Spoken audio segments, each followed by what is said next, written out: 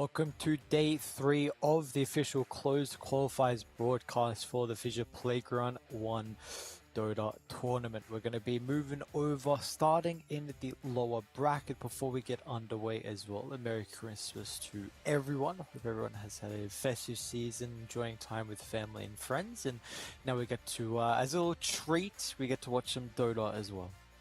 Nice way to end the day, at least here. It's about to hit 11 p.m. down here in Australia, so Christmas Day pretty much fully done.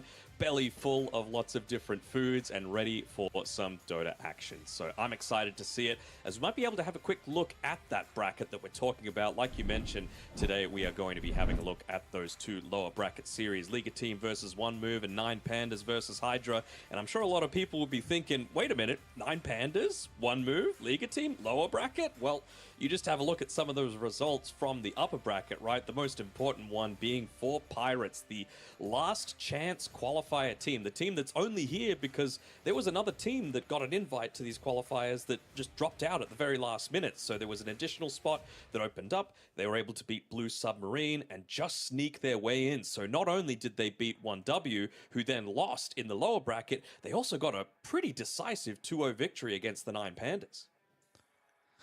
Yes, that they did indeed. So it's a team that is making a pretty crazy run. We'll see how they're going to be able to continue that run in the upper bracket versus Chimera. Of course, that is tomorrow though, so we won't need to see where the results are going to be for that one.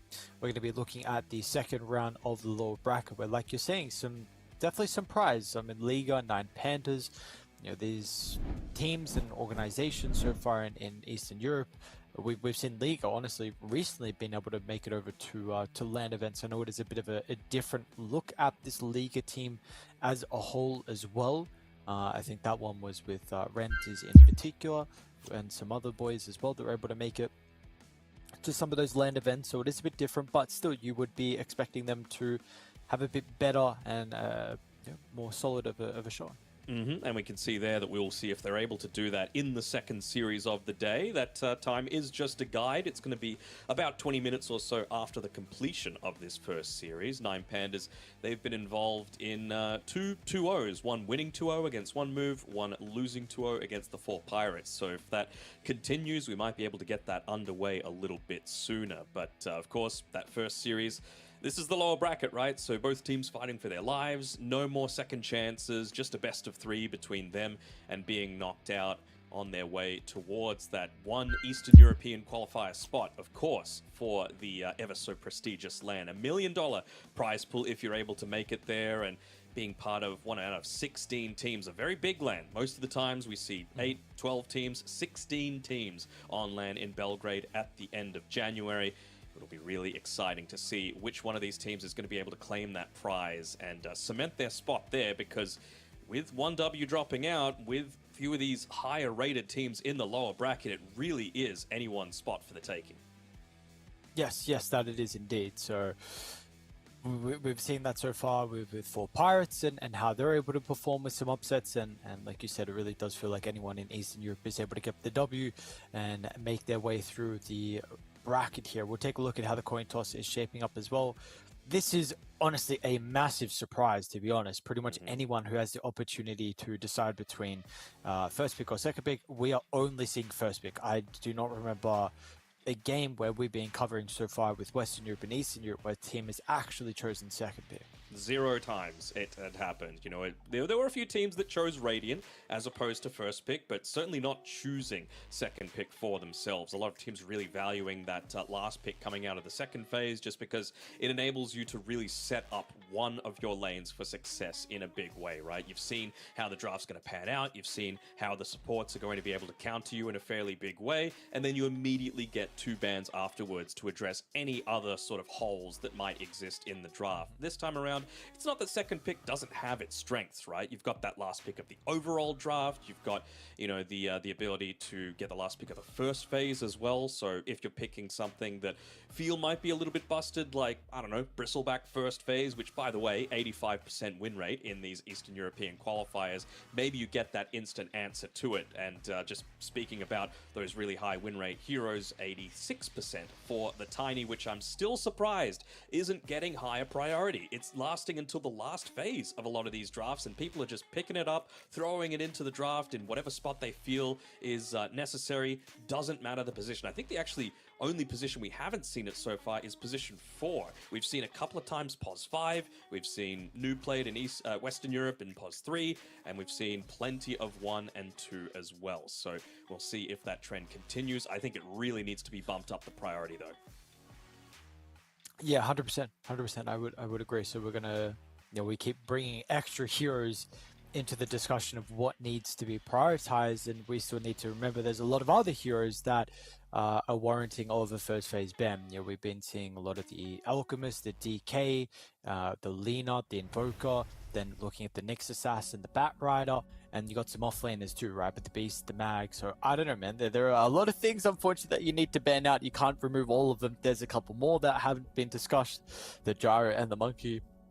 Monkey King's been picked 3 times, 0% win rate though, and Alchemist hasn't been picked a single time. A little surprised that teams are still looking to prioritize the Magnus as much as they are. We've seen it 8 times, just 2 wins though out of that 8. Maybe just really valuing the flex potential for it to be able to, just chuck it into any lane possible. But honestly, I feel like, again, I'm just going to go back to the Tiny pool. Just pick it, right? You can throw it into any lane, and it feels like you're not anywhere near as cooldown reliant as the Magnus is. Of course, RP, very useful tool, but when you compare it to Avatos combo, what is it, 10 to 15 second downtime? Really doesn't feel that bad at all. You can just keep on the map. You can itemize to make sure that it's always available. Feels pretty good to me, but so does the Muerta. Really, it is pretty much just a pos 4, but it's incredibly solid at what it does. Yes, that is indeed. So it feels like overall this year's win rate is probably lower than I would be expecting, but I do think it provides a lot of value to a lineup and a draft as a whole. We are going to see the Bat Rider as a response from Hydra, so there is a pick to close out the first phase. We've been saying, and everyone's been seeing, one of the better supports can feel nice versus the Muerta as well. At least there's just no shenanigans of like the Pierce the Veil to make you fully immune. Yeah, pretty much. You're always going to be able to kill the Muerta no matter what stage of the game. Most of the time when you're playing around the Blink Dagger, at least from like that 15 to 20 minutes onwards, even if you're able to drop down the Calling, even if you're able to pop the Pierce the Veil, Bat Rider doesn't care, right? You're always just going to be able to get in onto that Muerta and look to take her out. Maybe she's not going to be the highest priority for you to actually be focusing down, but if you're just looking for a few of those quick early kills while your cores are still trying to, get into that next item for them, a possibility. I'm wondering, both of these heroes actually have a 50% win rate. I wanted to check in on Lich. Yeah, 8 games, 75%. And maybe against these 2 heroes, it's not necessarily giga value, just because it is a ton of magic damage that you're dealing with. But we've seen a lot of teams preemptively just look to pick up the Lich because the physical damage has to be coming. Tiny's got a little bit, of course, the magic coming through as well. Bristleback still yet to be picked or banned at this stage, so you'd have to imagine that that's something that's certainly up for consideration. I'd probably be very happy to throw it onto 9 Pandas, considering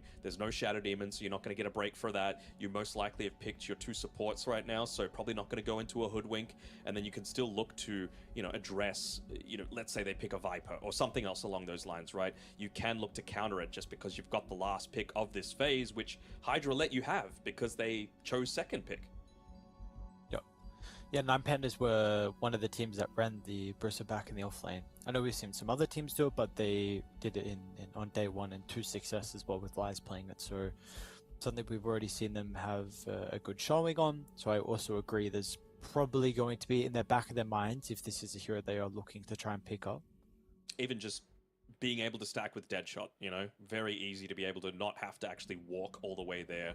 You can just, stack from afar, really not have too much downtime away from the lane.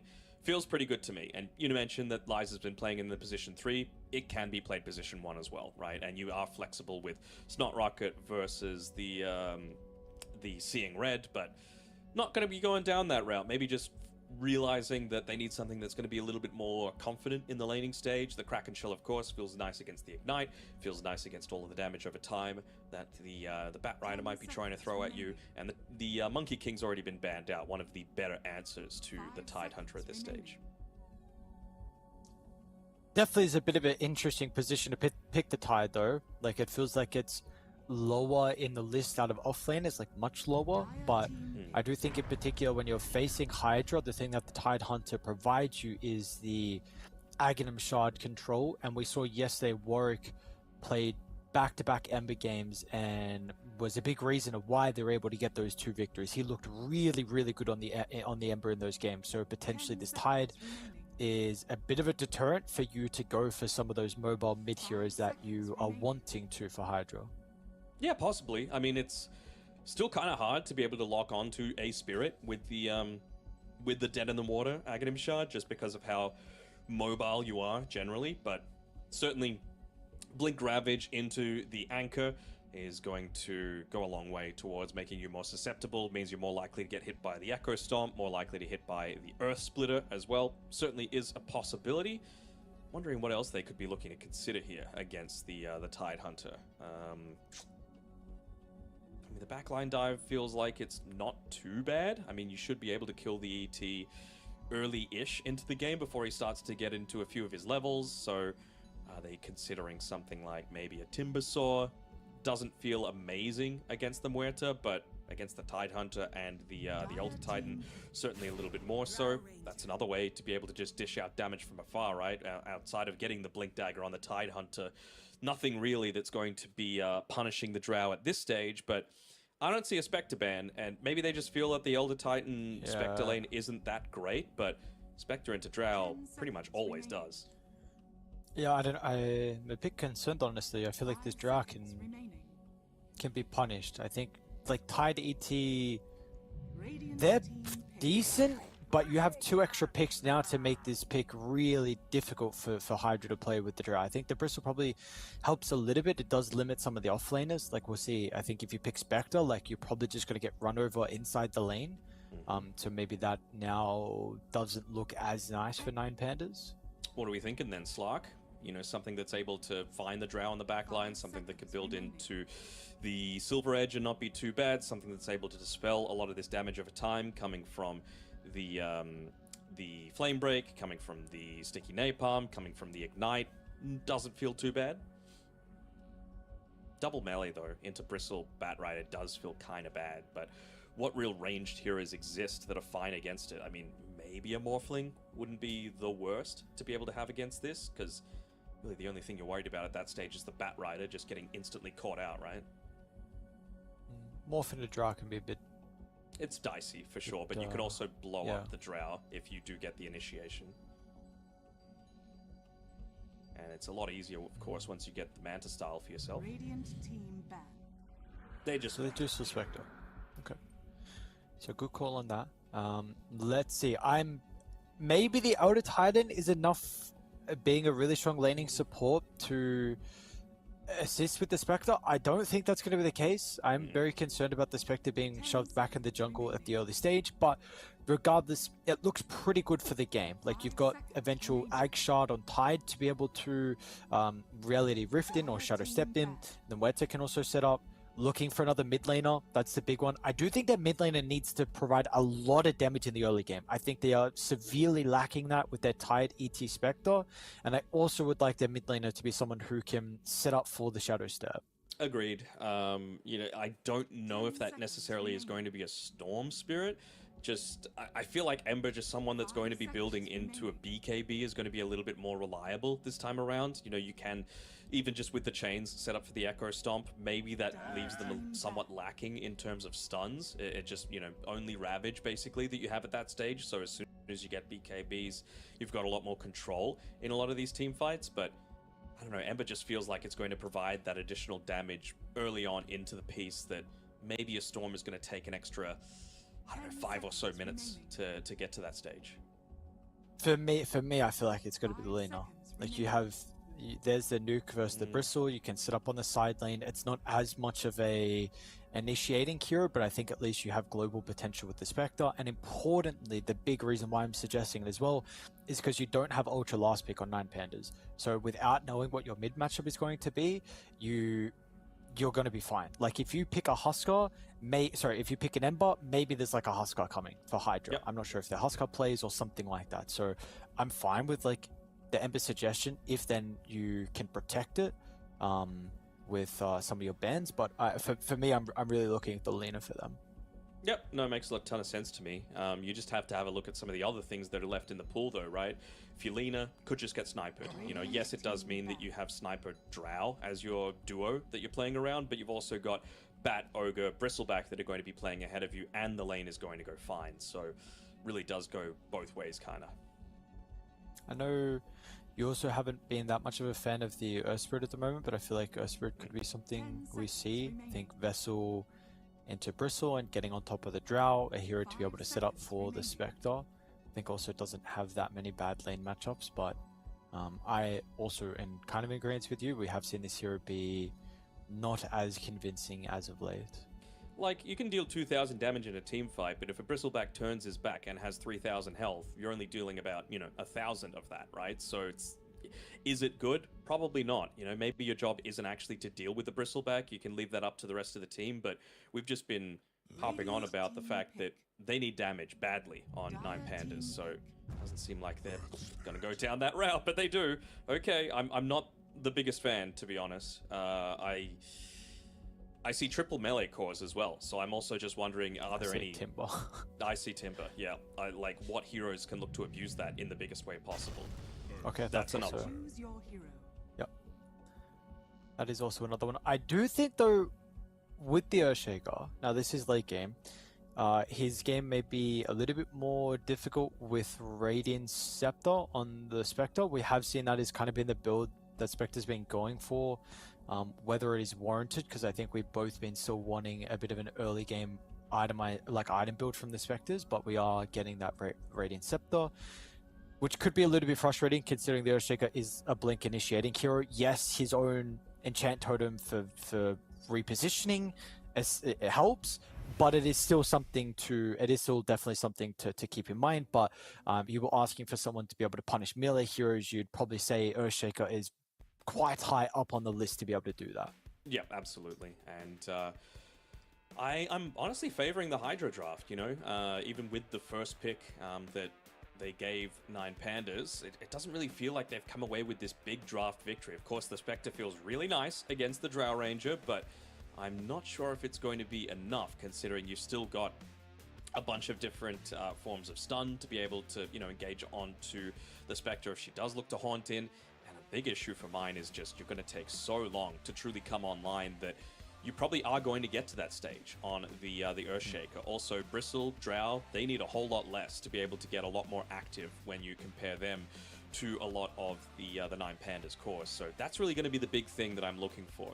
20 minutes in, are Hydra going to be able to make the most of their heroes and their timings that they've got? Or is it 9 Pandas that are going to be able to stall it out long enough that they're not going to get punished too hard for a little bit of this extra greediness? We'll have to wait and see. The supports certainly aren't going to make it easy for 9 Pandas as well. You just have to look at the Hydra team. They're the ones that have the Batrider. They're the ones that are going to be cutting the lanes. They're the ones that are going to be diving in onto the Spectre, even just into that mid lane, right? We can see plenty of rotations looking to come through there. Yep. I think I am in agreement, and I think the main reason why is because I think Spectre's not going to have a good lane into the Bristle, and I have not been honestly impressed with Eastern Europe Spectre, where they have been not going for the early game item build to play with the Shadow Step and having much more involvement early and going a bit more greedy route with the Radiance. And I don't think you can go that this game with the bad lane that I'm expecting him to have, and because I also want him just to combine with the Earth Spirit and the Tide and the Muerta and try and hunt down heroes like the Drow consistently this game. So that is a potential reason why I think I'm going to be favoring them slightly, but we'll see. I think regardless, we're in store for a pretty good game. I don't think it's going to be a blowout. I don't think it's going to be a blowout either. I mean, the big thing for mine, though, is the Shaker's going to have a pretty damn good time into the Earth Spirit, right? That's the other area of concern.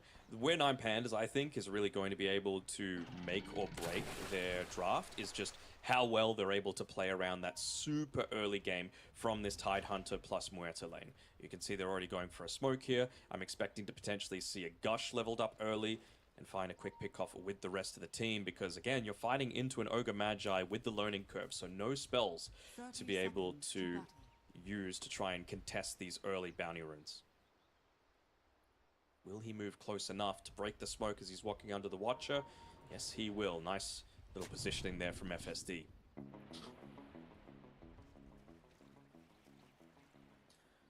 We'll see then if that allows Hydra to move bottom with some of their other heroes. They were setting up a little bit passively between the Batrider and the Bristle, but they're going to be able to get that bounty rune by the looks of it. We're going to have a 3-for-1? Yeah, we're going to have a 3-for-1. Nine Pandas at least able to get a slight rune advantage. I think another thing for me in this game is that I really would like Earth Spirit to go Vessel this game. I think that will maybe make me a little bit more confident with their draft. I don't believe a Blade Mail is required for him this game. Although with that being said, the bonus armor is quite nice against the 3 cores that Hydra have. But I feel I think the Vessel can provide a lot of value in the early stage versus the Bristle and the Earthshaker. Again, it's really just going to be dependent on when do you hit that timing, whether it just be with the full Vessel or even just the Urn, right? It needs to be looking to try and play around Yuta as much as possible on his Spectre, play around that Shadow Step once Spectre has the ultimate, and, you know, if you're not able to do that, then certainly things become a whole lot more challenging. Like, where are you actually going to be able to confirm kills? And honestly, which heroes are even killable in the early game? It really just feels like the Batrider and the Drow are the main targets that you're going to be looking to go for, just because everyone else is pretty damn tanky. Yeah, that they are indeed. Definitely a big attribute that you have with the Hydra here is just the raw health and the difficult time of being able to bring them down. I know this is something that you mentioned last time we got the Tidehunter in our game. You were already starting to look at the supports and see if there was going to be one that could buy the Ag Shard early on. Do you see that as an opportunity here for Nine Pandas between the ET or the Muerta to help out for maybe the Tide getting the Tormy? Not in particular, and I'm not sure if they even want to leave things up to chance, you know, like it's not a guarantee that that's going to be the sort of situation. As speaking of Muerta, she's actually the one that's getting dived on a little bit here. With a level 2 with the learning curve, that is going to be an easy first blood coming from Hydra. So I mentioned one of the real win conditions for them would be having a really good start in this lane before that level 2 is available. They haven't done that. Drow Ranger ahead as a result of the first blood. Lane, sure, not in the greatest spot for them right now, but they made sure to get the D ward off for the small camp, so if he wants, FSD is going to be able to back up and get that lane pull off. Just be looking to wait for the 2-minute 45 mark to be able to do that, or maybe even after, if they just feel like they would be more benefited by this lane pushing in and securing the Lotus Rune for themselves. Lotus Rune? I don't know what I'm talking about. They work, I guess. Lotus Runes, Lotus Pulls, Lotus Healing stuff. So you can come up with some slang words. Sure. Lodi. Tormy, Lodi. He's going the Radiance on the Spectre, by the way. At least that's what he's got queued up at this time. It's the power treads into the Bassi, into the Radiance. It's good, this game, don't get me wrong, but you need to be doing something early on, right? Like, where is the damage going to come from? Can you make enough space? Ethereal already dropping a little bit low on this Earth doing quite a good job already with Earth Spirit in the super early game. Honestly, not expecting. I feel like the Earthshaker, the big advantage of this hero is just your offensive lift, ability to dominate lanes. Already coming through to potentially enable that dive, actually continuing it moving forward. Might want to just keep walking towards the tower, making sure that Erase, if he was looking to try and get any additional right clicks on, the tower was going to be able to turn onto him. Won't be the case, and Ethereal actually gets the courier snipe as well. Doesn't look like he'll be able to get the same sort of thing coming around the other way with the Earth Spirits, so plenty of tangos available for Ethereal now.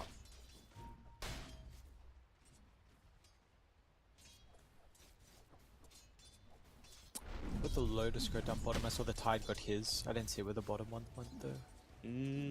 Have a quick look. Went though? Okay, another kill for them. 34 and me compared with FSD. Double Wraith Rend here for the Drow Ranger, so a lot of stats to look to play the lane. Oh, and FSD was even able to build up a stack of that small camp as well, so this lane is pretty heavily won on top, and that is not what you're wanting. You're not wanting the Drow to get off to a good start. You're not wanting the Drow to get a few of these extra items like the raindrops that she's got coming out to her, just in preparation for A, the harass coming through from Lies, but also just anticipating potential movements. Yeah, Race. Wow, big nuke down.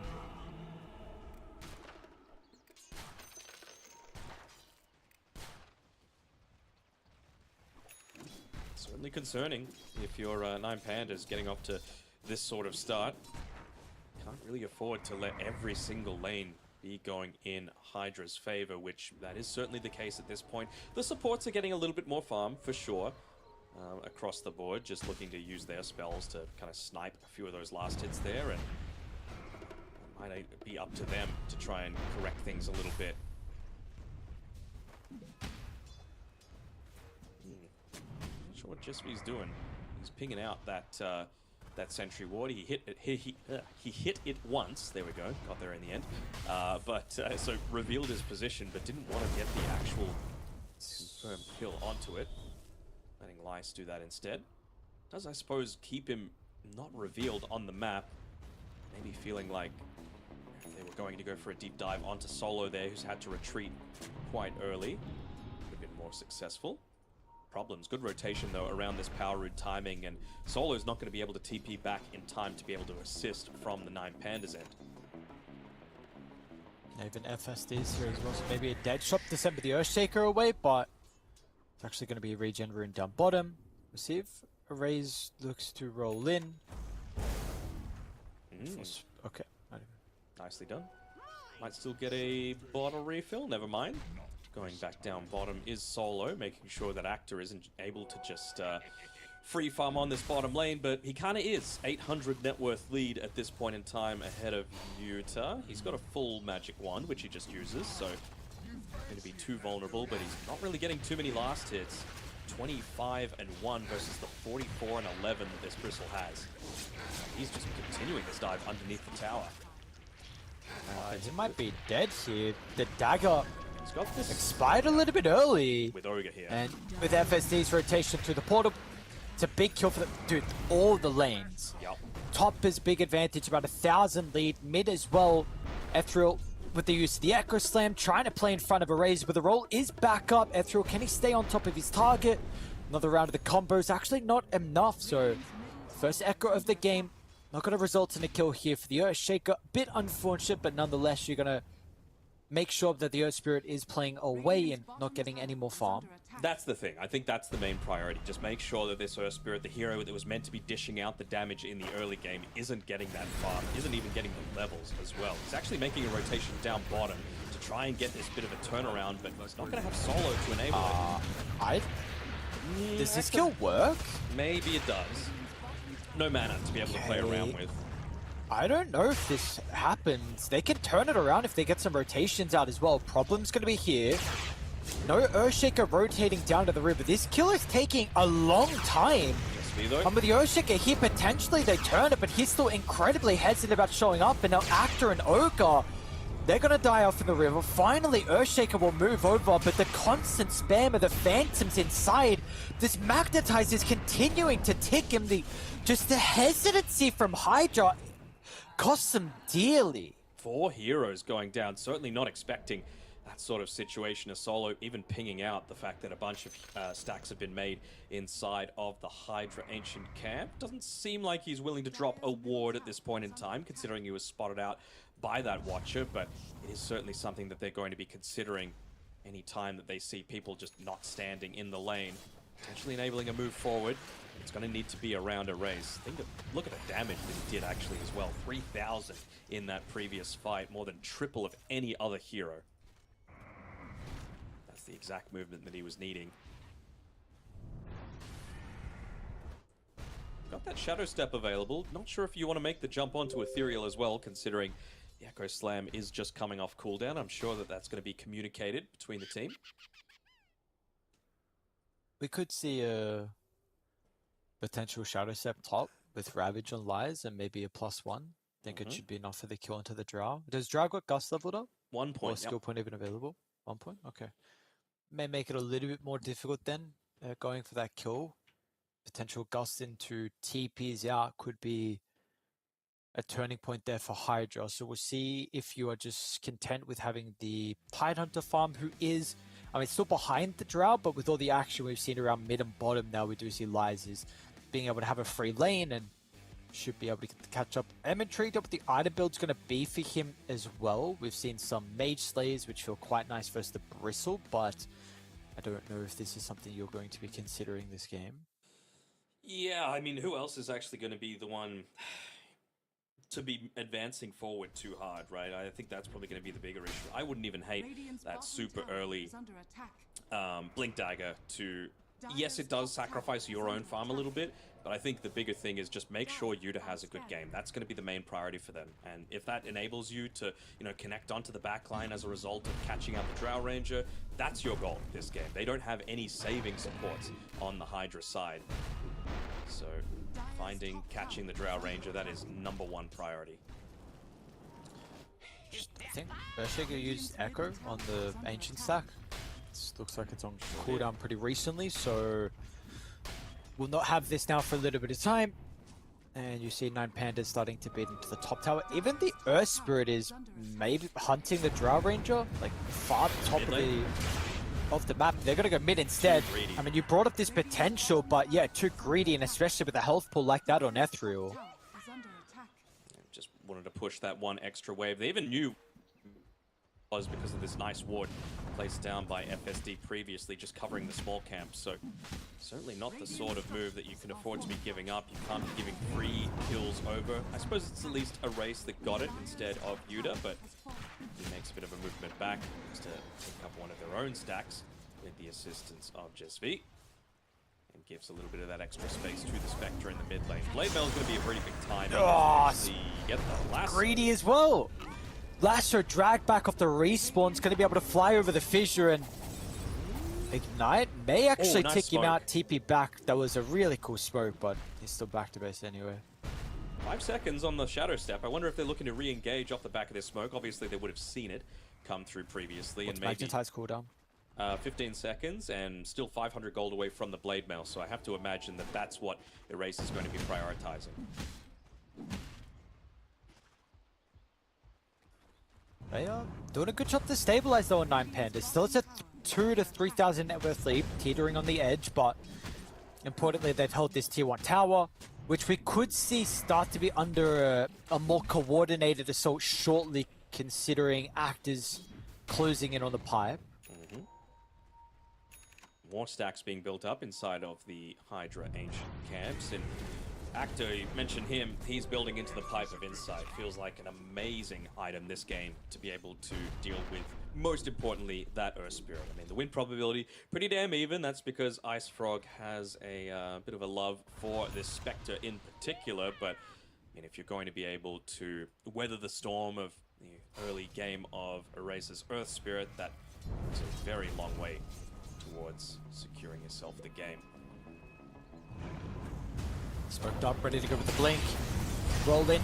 Ethereal's rune. at least going to be able to get the shield rune, so can't activate it here for the Earth Spirit to protect him. They're still going to try and take the fight. Ravage, maybe? Ravage as well, collecting on the outskirts. It's going to be able to zone away the Drow Ranger. Meanwhile, Ethereal actually went in, still protected with the shield rune. Not much that he has to fear. They're going to be able to keep up to Jesvi.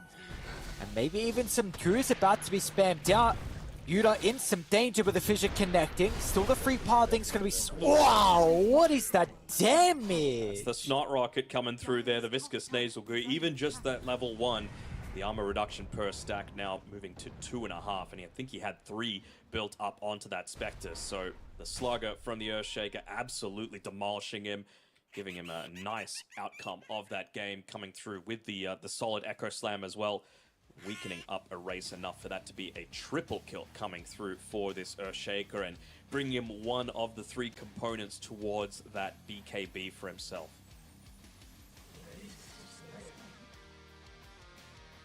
Things gone pretty much as expected though. Yes. That they are indeed, and also importantly, we've been speaking a lot about the cores this game, but now it's at this stage of the game where we can see the map start to open up a little bit with some of the towers claimed and some of the heroes being stronger to invade into the jungle, which means the Bat Rider in particular can get a little bit more farm across the map on some of the side lanes and some of those unwanted camps. And we know this is a hero that late game can really provide a lot of value. So we'll see what the item build's going to be for him, if it's going to be anything different, but definitely feels like him as a support could be really impactful.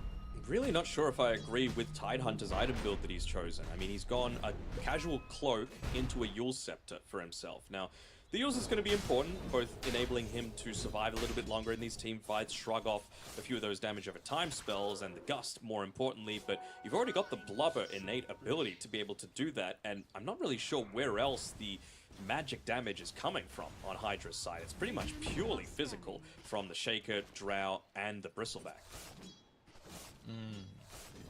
Now they've got the pipe on that Bristle that we've been talking about. So this is a damn early game to be playing around. And, well, Magnetize is up, Blade Mail is up on Erase. The next time he looks to engage, I'm sure the call is, look, I've got this big team fight item. Let's just make sure that we're fighting around a lot of these areas that I could just look to TP to and, you know, get that big turnaround that we're going to need, because yes, the Magnetize, as we saw, can do a ton of damage in a lot of these team fights, but it is gradual damage, so Actor should be able to get there in time. Yeah.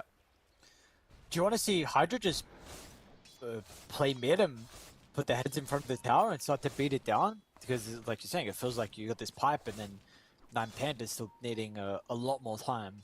It's a possibility for sure, but I think they just want to prioritize that one extra item considering the early start that they've had to this game. Yes, the pipe feels very nice, but it feels like more of a counter engagement tool at this point in time. They would much rather just get into that Aghanim Shard for him, which he's probably going to pick up at about the 16 or so minute mark on the Bristleback, plus have the level 12. So plenty of utility coming out there. Drow's going to have the Hurricane Pike by that time. Earthshaker will be pretty damn close to his BKB as well. Not the sure communication. about that. Yuta was in, but the Earth Spirit was not.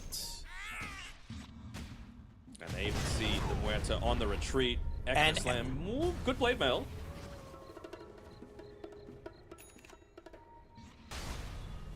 He's still hasted up and charging down. Okay. TP up inside the lane. Don't get a glimpse of him. Through. He's okay. I mean, Ethereal's super happy with that outcome, right? Like, you didn't have to pop the pipe. Yeah, sure, you used the Echo Slam, but you've still got about 1,300 gold away from the BKB for yourself. You get a free kill, you slow down the Spectre's timing even further. Still doesn't have any components towards that Radiance. A good 900 gold away from just the Sacred Relic on its own. And looks like they want to push around this 15-minute mark with the Siege Creep as well. And look at the damage that you're able to output into this tower with a super buff and bloodlusted Earthshaker. Yeah. Scary stage of the game. 5,000-6,000 net worth lead now. Power runes as well. Solo. Look at a yoink top, but we'll unfortunately have to leave the area, which is, I believe I saw an AD rune, so potentially we could be looking at a big team fight victory as a result of this, or an objective to be claimed off the map as well. As if he's not hitting hard enough already. 34me needs to be a little bit careful with Lies looking to play around, and now after the Yule Scepter he's going into that Blink Aghanim Shard, but it might be too late. Raised with the last sword of the damage from the Actor, and they will continue to play in front of the Earth Spirit, who is struggling. You know, he's not that, I mean, he's still behind in net worth. We can see what the hero is going to be able to do, hopefully, at some stage, but the BKBs and the pipe are really going to prevent this, and you needed a better early game from this hero. Even just the itemization from the Earth Spirit, right? He's going into a BKB. Once again, does Drow care about BKB? Not really. Does Bristleback care about BKB? Not really. Earthshaker, I suppose, does a little bit, but with how hard he's hitting, and especially with that Snot Rocket coming through, that is not going to be something that he's all that overly concerned about. Radiant's middle tower is under attack. Even just cutting lanes right now, feeling that overly confident with their position in this game are Hydra, forcing some more defensive moves. The Astral Spirit with the Santa hat as well, I like that little touch, is going to be able to scout out some of the positions from Hydra, but it really just feels like they're playing on the back foot, and they're going to be there for quite some time. 700 gold away from the full Radiance being completed by Yuta, which will feel nice. Might be around the time he hits gold on. That's a bit of a quick kill. Maybe Echo Slam was a bit unnecessary, but it's about making your statement. It's a statement. Yes, yes. The captain of Hydra and captain of Nine Pandas and everyone else. He also just wanted to make sure he could get another Santa hat. I respect it. You gotta make sure you're yoinking him away. As bot lane, maybe that lack of Echo Slam. Maybe baiting the Spectre. I mean, the only issue is you don't have the Earth Spirit here. And he's just lost a bunch of gold. Again, this is death number 4 for the Spectre, so further and further away from being able to pick up that Talisman of Evasion. Should be able to expend at least a glyph on this bottom side of the map, and again, as long as Bristleback is relatively nearby, that's not good. You're going to have the Pipe of Insight as well to be able to protect the team as they look to try and take a bunch of these towers.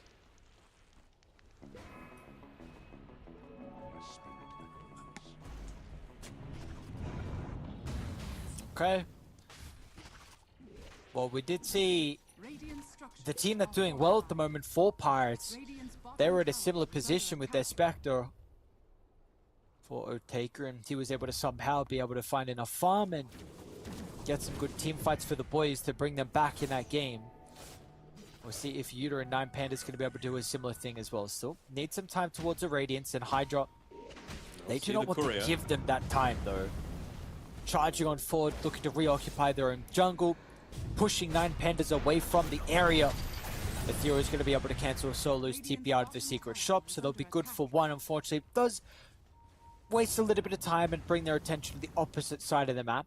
Roche is going to be there for another 30 seconds, so maybe they would like to be down bottom once again. Yeah, I mean, do they immediately go there? Do they look to try and push in that tier 1 tower top?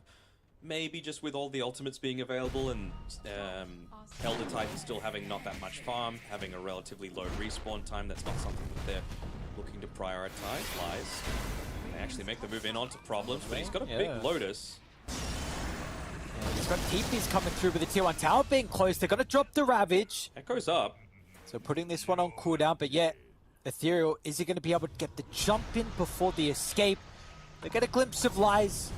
Fissure should blink away. He's okay. There's that Radiance though from Yuta, and level 12 as well, so a lot more damage output now coming. He is about 4,000 gold behind pretty much everyone on the Hydra side, so he's going to need to just continuously play away from his team and try and pick up that extra farm whenever he can, rushing as quickly as he can into that Manta style as well, just to enable the illusion split push too. But I wonder how much Hydra, especially with this Aegis, are going to care about the Spectre at all. Like, do you just look to shove down the lanes because there's no glyph for the next 3 minutes, and they've got some pretty decent vision inside of the Radiant jungle as well. So is it just a matter of playing with this siege creep, the 20-minute one, to be able to push in and start to maybe not hit onto the high ground, but get pretty damn close to it, force Nine Pandas to play even more defensively than they already have? I feel like you definitely could consider it, but it may take a while for you to siege the high ground, where it could be worth just getting more of the outer towers instead. Yep. I think the main priority is nice cut of the lane there by Problems. Force them to use a bad glyph, I think, is going to be the main thing for them, right? If you use glyph on tier 2, suddenly tier 3 is open, and it's not like they have this amazing ability to punish you as you're going up onto the high ground, as long as their formation is good, right? You can look to potentially set yourself up for a huge Echo Stomp, but it feels like Hydra's positioning in a lot of these engagements is relatively solid, not just completely clumping up together. Still realizing no Ravage for another 30 seconds, so wants to stop them from just hitting into this. I mean, this would probably be the most clinical tower cleanup I've ever seen in Dota, honestly. If they're just able to move from bottom to mid to top, take 4 towers in the space of just about 2 minutes.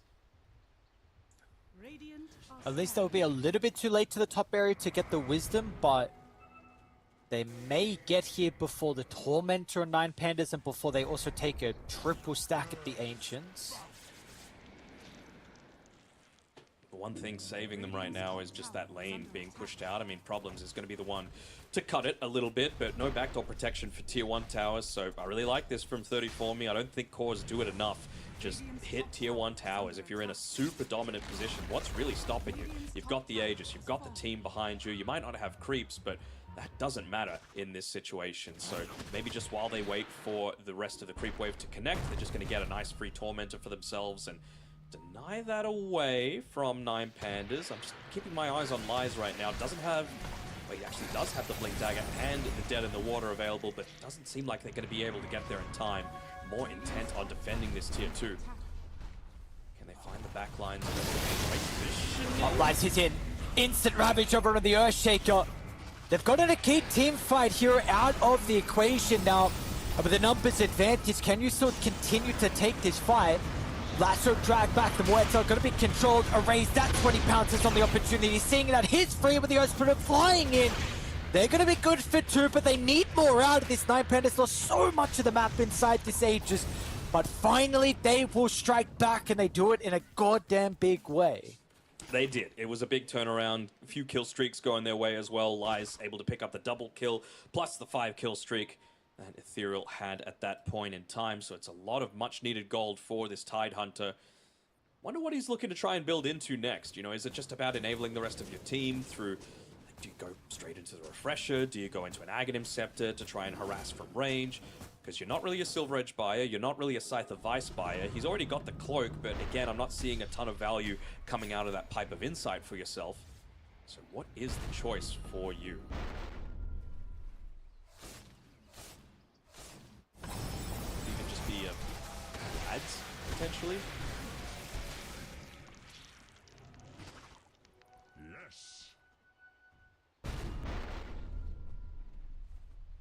They feel like they need to respond to the here and now. Yuta as well, it feels like only a couple of minutes ago he was level 13, already level 16 off the back of that team fight, and we mentioned the importance of being able to build up into that Manta style, get some of this Radiance illusion split push going, and he's only about 800 gold away from being able to do that. Again, he doesn't really need to ever reveal on the lane, so it's going to be up to Hydra to try and scout with just 35 seconds left on that Aegis, despite the fact that Pandas didn't have the Ravage for, of course, the 140 seconds after that team fight. They made sure to prioritize just pushing in that top lane, making sure that they can't look to just try and re-engage on that top side of the map. So they got a little bit out of this Aegis for sure, but not that complete map dominance that they would have been hoping for. Migrant Observer sees Yuta. Last second glimpse of him as he's trying to finish up the camp. Can't be doing that. That's combination between the two. Can't be playing that close to the potential areas where Hydra are grouping up and Erase. He's also getting focused down by Actor a little bit in this bottom side, holding on to the rolling boulder for now, and he will be able to get away.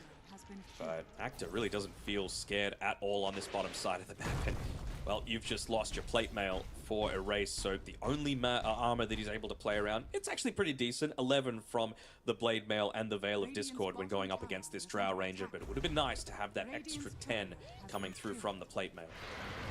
Yep. Being an item that could be pivotal for this defense if we do see the push from Hydra at the T2 tower. I think if they do go for the objective once again from Hydra, I'd like to see the Earthshaker not playing on top of the tower. I think here's the way you disrupt the initiation from 9 Pandas. We saw previously they were able to jump and blow him up 4-0 because what is really going to stop them if they go for that jump in? Like a lasso is not going to be good enough, a gust isn't going to be good enough. You need that AoE from the Earthshaker. So I'd like to see him play a little bit more in the back and I guess offer the Bristle backup as someone who they are forced to go on. Possibly, yeah, certainly. You know, doesn't have any stuns to be able to play around on the Bristle. Maybe just waiting for him to get into that completed Sanjin Yasha before he puts himself up on the front line. I also wonder how scared they are of just giving away the Gem of True Sight that Actor's holding on to at this point in time.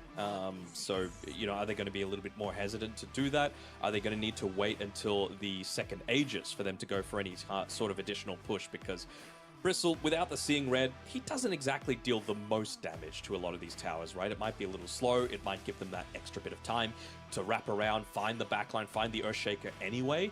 So maybe you're just waiting for the Drow Ranger to get into that Aegis so she can still be the one assisting with the siege. And if you're making this big initiation off the back of the Ravage and the Haunt, sorry, the Shadow Step coming in, you've still got that secondary life to be able to play around with. Only about 200 gold away from that completed SNY though for the Bristleback, and he should have level 18 at that point in time as well. So plenty of survivability, plenty of stats, plenty of movement speed in a lot of these engagements. How do we feel about the status of this game overall though? Do we feel like this is like too far out of reach for them to find a way back in on 9 Pandas? I mean, the Spectre still is the best answer for the Drow Ranger, right? It's just you need to feel a little bit more confident to actually join into a lot of these team fights. You need to take attention away from yourself, and again, the hero that you need to be controlling is this Earthshaker. That is where the damage is going to be coming back the other way. So as long as they're able to get the initiation onto Ethereal, plus get some additional vision onto the Drow Ranger, I actually favor 9 Pandas in a lot of these engagements, even though they're 13, 14k behind. Radiant's top tower is under attack. Well, we're gonna have to see. Execution is the name of the game for 9 Pandas. They have any Vision as well. They've got a glimmer on FSD, so they might be looking to carry Dust on either the Spectre or the Earth Spirit, maybe even Tidehunter. Actually, he's got the gem, so when he goes in, they will be able to catch out and prevent any saves coming through from there. I mentioned that because Drow Ranger's going into the Silver Edge. They spied out Yuta. The Doing Spectre's over here, gonna be buddy? in some trouble. Ethereal. There's the burst damage here. Slugger Found more. nukes him down, and now problems over towards JSV they go as well. Benuenta will be caught up. He's going to try and make him waste a little bit of time with the Pierce the Veil, but the kill will come through nonetheless. It's an ambitious TP with the Fissure ready to go. And another kill for Ethereal. Smacks him halfway across the entire map as well as a result of that. They're pinging out Lies as well, going through the Twin Gate to potentially try and get this, although Bat Rider probably one of the worst heroes at being able to attempt to convert that. Double supports, are you going to be able to get this kill? I don't think you're anywhere close. Maybe just trying to bait a reaction coming out from the rest of the team. Having to be a little careful though. He didn't get blink off. He tried to run Maybe in the no, river guys. to be further away from the Ignite connecting to get that blink, but Shadow Step in Wise 3. gets out of the Fissure stun, and the Earth split up. Might need to Ravage, but it's too late anyway. And now hang on, Erase is here. What's going on? Erase is I'm not gonna save here. your buddy, teammate Syndrome. Way too greedy, trying to get the most out of anything in that team fight. And I don't think that's a rage DC, but it's one that they will need to try and regroup themselves after this, because it's an 18k net worth lead. It's a Drow Ranger that's gotten a little bit too far out of control, and your two methods for being able to not only get on top of her, but stun her as well, are in the grave for the next 40 and 60 seconds, and nothing really that they can do about that. No buyback. Both of them bought out prior to that previous fight. Shiva's Guard completed on the Earth Spirit, and Shiva's Guard on the Tidehunter as well. So even the communication isn't necessarily there. They're doubling up on a few of these item choices. And unfortunately, if you're doubling up on item choices, how's the communication going to be for a high ground defense, which may come through? I guess maybe the thing for them is that Roshan is also spawning in a couple of seconds, so maybe Hydra would to go for the easy play. You could just put Drow on the front lines though, right? No Earth Spirit, no Earthshaker. What are you afraid of? You know, Spectre's not enough to kill you on her own. Maybe the Bristleback and Shaker will back off after the Tidehunter's alive just because of what happened previously, but you're still going to at least get a tier 3 tower. Oh. Nice little stun. Tower has fallen. Yep. Back off. Look to move down towards the bottom side of the map. Roshan's going down there in about 10 seconds. Push out the lane. Get control of the high ground. Maybe even have time to secure that Wisdom Rune for yourself, which would bring both of the supports, I believe, to level 15. So Nice little power spike coming there from reduced Flaming Lasso cooldown, or Wait, the Actor? I don't know if they could actually kill him if they dropped everything, but the rest of Hydra were not playing behind the Bristol. and he's still going to continue to put himself out there in the lane, maybe just feeling like they haven't engaged quickly enough as he breaks the smoke, actually. Well, running to the bat has been a bit of an issue for them inside these team fights, and Yuta getting the quick pick off is going to assist. They want to try and turn to the Rissaback next, with the Earthsplitter getting laid down as well. The damage doesn't come through, going to be cautious about the Earthshaker, because he is locked onto the Spectre on the backline. Blows him up, and now he's going to look for another easy kill as well. No Magnetize They have left. been able to reposition over the left, and we do see this Magnetize is starting to bring them quite low on Hydra, so they're going to be forced to reset, wait for that to expire off them, and then maybe they can look to go for the prize of Roche. Good God, Spectre got deleted in that fight. That was how much damage coming through from the Echo Slam, Aftershock, and the attack damage with the Enchant Totem. I believe it was about 1,600 just in a single hit onto the Spectre, who has 1,800 health. So, yeah, good luck with that. Going into the Silver Edge as well, so not making her life any easier. Once again, Actor putting himself on the front lines, realizing how unkillable he is, and now they're going to go into that Roche pit with all of their minus armor, with all of their vision, with a Spectre that can look to join in, but again, without the Ravage, without the Magnetize, where is the initiation really coming from? Dire's middle tower is under attack. Yes, unfortunately, it is not coming. Radiant are scanning. It is not, and your base is about to be under siege pretty shortly, and another hero is about to die as well. Problems in Ethereal this game have been really goddamn good. Like, really, really good. Impressed with how they're performing. Oh, absolutely. I suppose one of the benefits to having that last overall pick, right? They were very happy with this Earthshaker to be able to round out their draft, as there's that push up onto the high ground. They should know that there's no Ravage, and I'm not sure if you're going to expend the buyback on the Muerta without this item being available, just to be safe. Making sure to drop down the Roshan's banner just to be able to protect the creep wave. Lies right now just wants to, nice Yules, to be able to dodge out that Silver Edge hit. Drag the creeps far enough away from the tower, so at least they'll be able to potentially enable backdoor protection, but they lasted long enough that they're really not that concerned. 5 seconds on Ravage. Good position from Actor. Radiant's bottom Pushing him further inside the base, making it difficult to find that angle for the blink in. I see they've got vision. Ethereal is waiting, dude. He is itching for a big Echo Slam to close out this game. It's been incredible so far with the last pick, Earthshaker.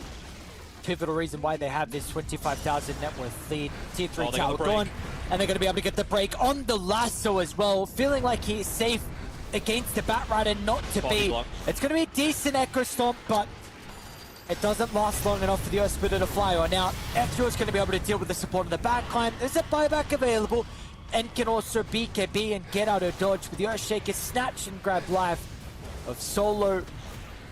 And now their base is not a safe hold at all. A haven you would usually expect for teams is Actor not the diving the case fountain. anymore. Actor kicked in, ain't gonna matter for him. This will be mega creeps in just a matter of about 10 seconds. Once again, 34 me. Love the fact that he's playing on the front lines. They might be able to pick him off. He's got the Aegis though. Maybe. Okay, Kick's gonna be able to deal with the first life. Wedge is going to lay down some of the spells as well. Potential dead shot timing, it's going to be off the mark. They have been able to land on the Shaker. Ethereal, Shadow Step in and out. Yuta sidesteps a Fissure. Now Ethereal on the high ground. Yuta's going to be able to get the kill and also make sure he's not stuck with the dagger movement. Oh, great. Whoa, my Where's your God, armor? what is the damage? Erase is still in some danger though. They need to get on the drown. The tentacles will catch up to him, follow him down to the low ground, but the last one's going to be there. All or nothing to protect the drown. Tries to get some separation, but it's not going to be enough. Actor still standing strong. This Brussel back. Not only do they have a problem with him, but it seems like some other cores as well. Lies Shadow Step was will up. cancel the Batrider's TP by the secret shop, and Shadow Step's going to be back in as well. But Actor, again, this dude seems untouchable. The only big issue for him is going to be the lack of mana that we're going to see shortly. But I do not think they're going to be able to get the kill with these two heroes. So Actor will just be able to run away, taunting them. And rewarded with some tips as well from his teammates. He's going to need a little bit of mana, but he could just finish up this AC, and he does. Sending it all the way back to base as he TPs home. Just gets a little bit of mana refill coming through there. And, I mean, you're already down, not megas, just the range creep left, but... Yeah, range racks, excuse me, left, but it was a lot of buybacks expended as well. Yuta coming back there in the team fight. Jess V as well, solo, using his... Really, it's a 30k net worth lead, 35 minutes in. It's a really high hill to have to come back from, and we mentioned the possibility of maybe going for a Vlad's, giving that little bit of extra damage and lifesteal coming through from the 9 Pandas side. Instead, they doubled up on the Shivas like we were saying, and it's going to be FSD that's actually the one to be able to get the Vlad's first and foremost. Just 100 gold away, enabling even more of this stand and fight style that's been working so well for them so far.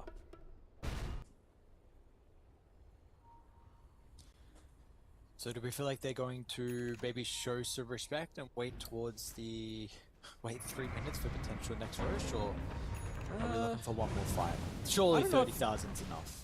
I don't know if they need to wait for that. Maybe they'll wait for 900 gold just for the Drow to get Ag Shard, and then use that to be able to siege from the low ground, not need to commit anything, because you do have a couple of Sentry Wards placed up here, so maybe that's something that they're just a little worried about moving forward, getting picked off as you're trying to siege into the base.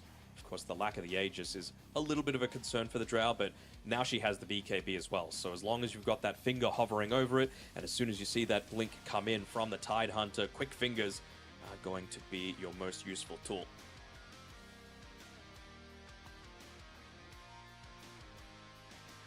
Got 1 G for the raise. Might see 2 in about a minute's time. Yeah. Yeah, it's definitely that position, unfortunately, for 9 Pandas, so... Yuta's Not amazing positioning vision. is also... They don't have much vision on Hydra. That is the one downside for them right now. So if you're looking to walk up into this area, it's going to be blind. Again, though, that 30k net worth lead, right? It's like, do you even care? Gets the D-ward off.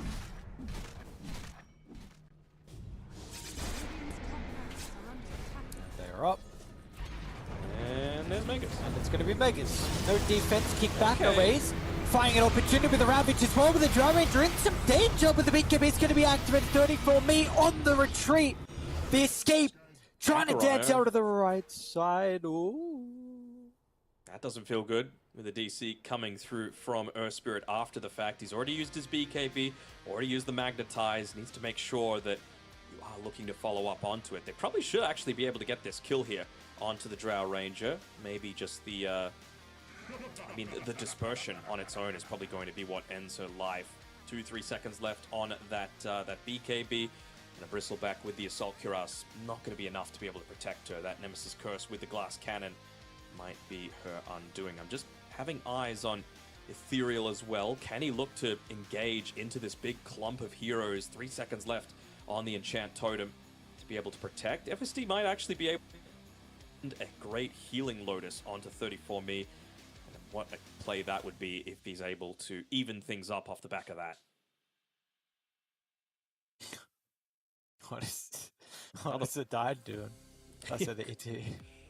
He's winding up the stapler, you know? Wants to be able to get that big smack. Stealing with the Sentry. Alright, there's the G. My eyes are on FSD and the Earthshaker. Oh, okay, we're back in. Spectre. Are they gonna get 34 me? He fed him the Lotus. Oh man. All or nothing, last fight, tries to get the drought. It's nothing. They will at the last second, but it's going to cost you the game one here for Hydra, and they're going to take it. Good performance for the boys on Dial. Very good performance. I think we're even underselling them a little bit, right? This is not something that we're expecting from them as a team coming into this series, just because of the reputation coming through from 9 Pandas in particular. Solo, most importantly, but you have to say this was a pretty convincing draft win, and That's a big claim to make, especially considering, 9 Pandas. We saw yesterday they have Metrum as their coach, so giving a lot of that extra experience through from his run on Entity as his most notable contributions to the Dota scene. And yeah, this is a really solid way to be able to start things off. Again, going the unorthodox route, choosing second pick for themselves, wanting to give themselves that last overall pick of the draft, maybe having a lot of extra confidence in their hero pool being wide enough to be able to make the best out of any situation. It's really impressive to see as well, considering we've got to keep in mind, like Hydra versus Liga, there was a 25-minute loss and a 16-minute loss. So we saw yesterday versus Namiga, they did similar things to them, where they won in 27 minutes and 39 for Hydra. And we're seeing in this game as well, them look pretty goddamn good versus 9 Pandas. So maybe they just needed to get absolutely destroyed by Liga to now know what they had to change up heading into the lower bracket run.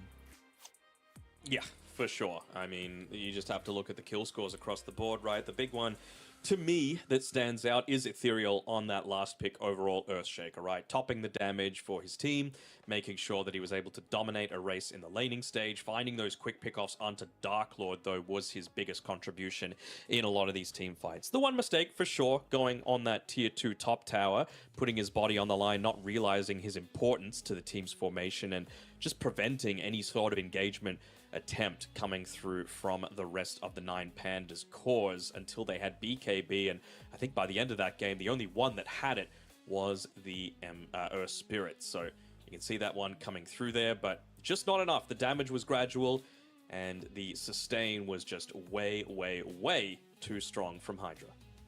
Yes, yes, it was indeed. Ethereal, 24 kill involvement from him, so very impressive with the last pick, Earthshaker. We're going to have to see if he's going to be able to have another good showing heading into this upcoming game. This Earthshaker here is definitely one that seems like maybe it's a little bit undervalued at the moment, or just needs the perfect game. But he picked it up last and did an incredible job with it. So good showing from him. Really good showing from the rest of the Hydra boys as well. We'll see if they can continue with this momentum. Of course, that is the ultimate thing. Like, you have a really good game one, but can you continue with that? Can you, use what you learned as well inside this victory to be able to get a 2-0 and then knock another team out of the run to make it over to the first Fissure Playground tournament? So we're going to have to wait and see. It is just game one. When we come back from a break, we're going to have game two between Hydra and the boys on 9 Pandas.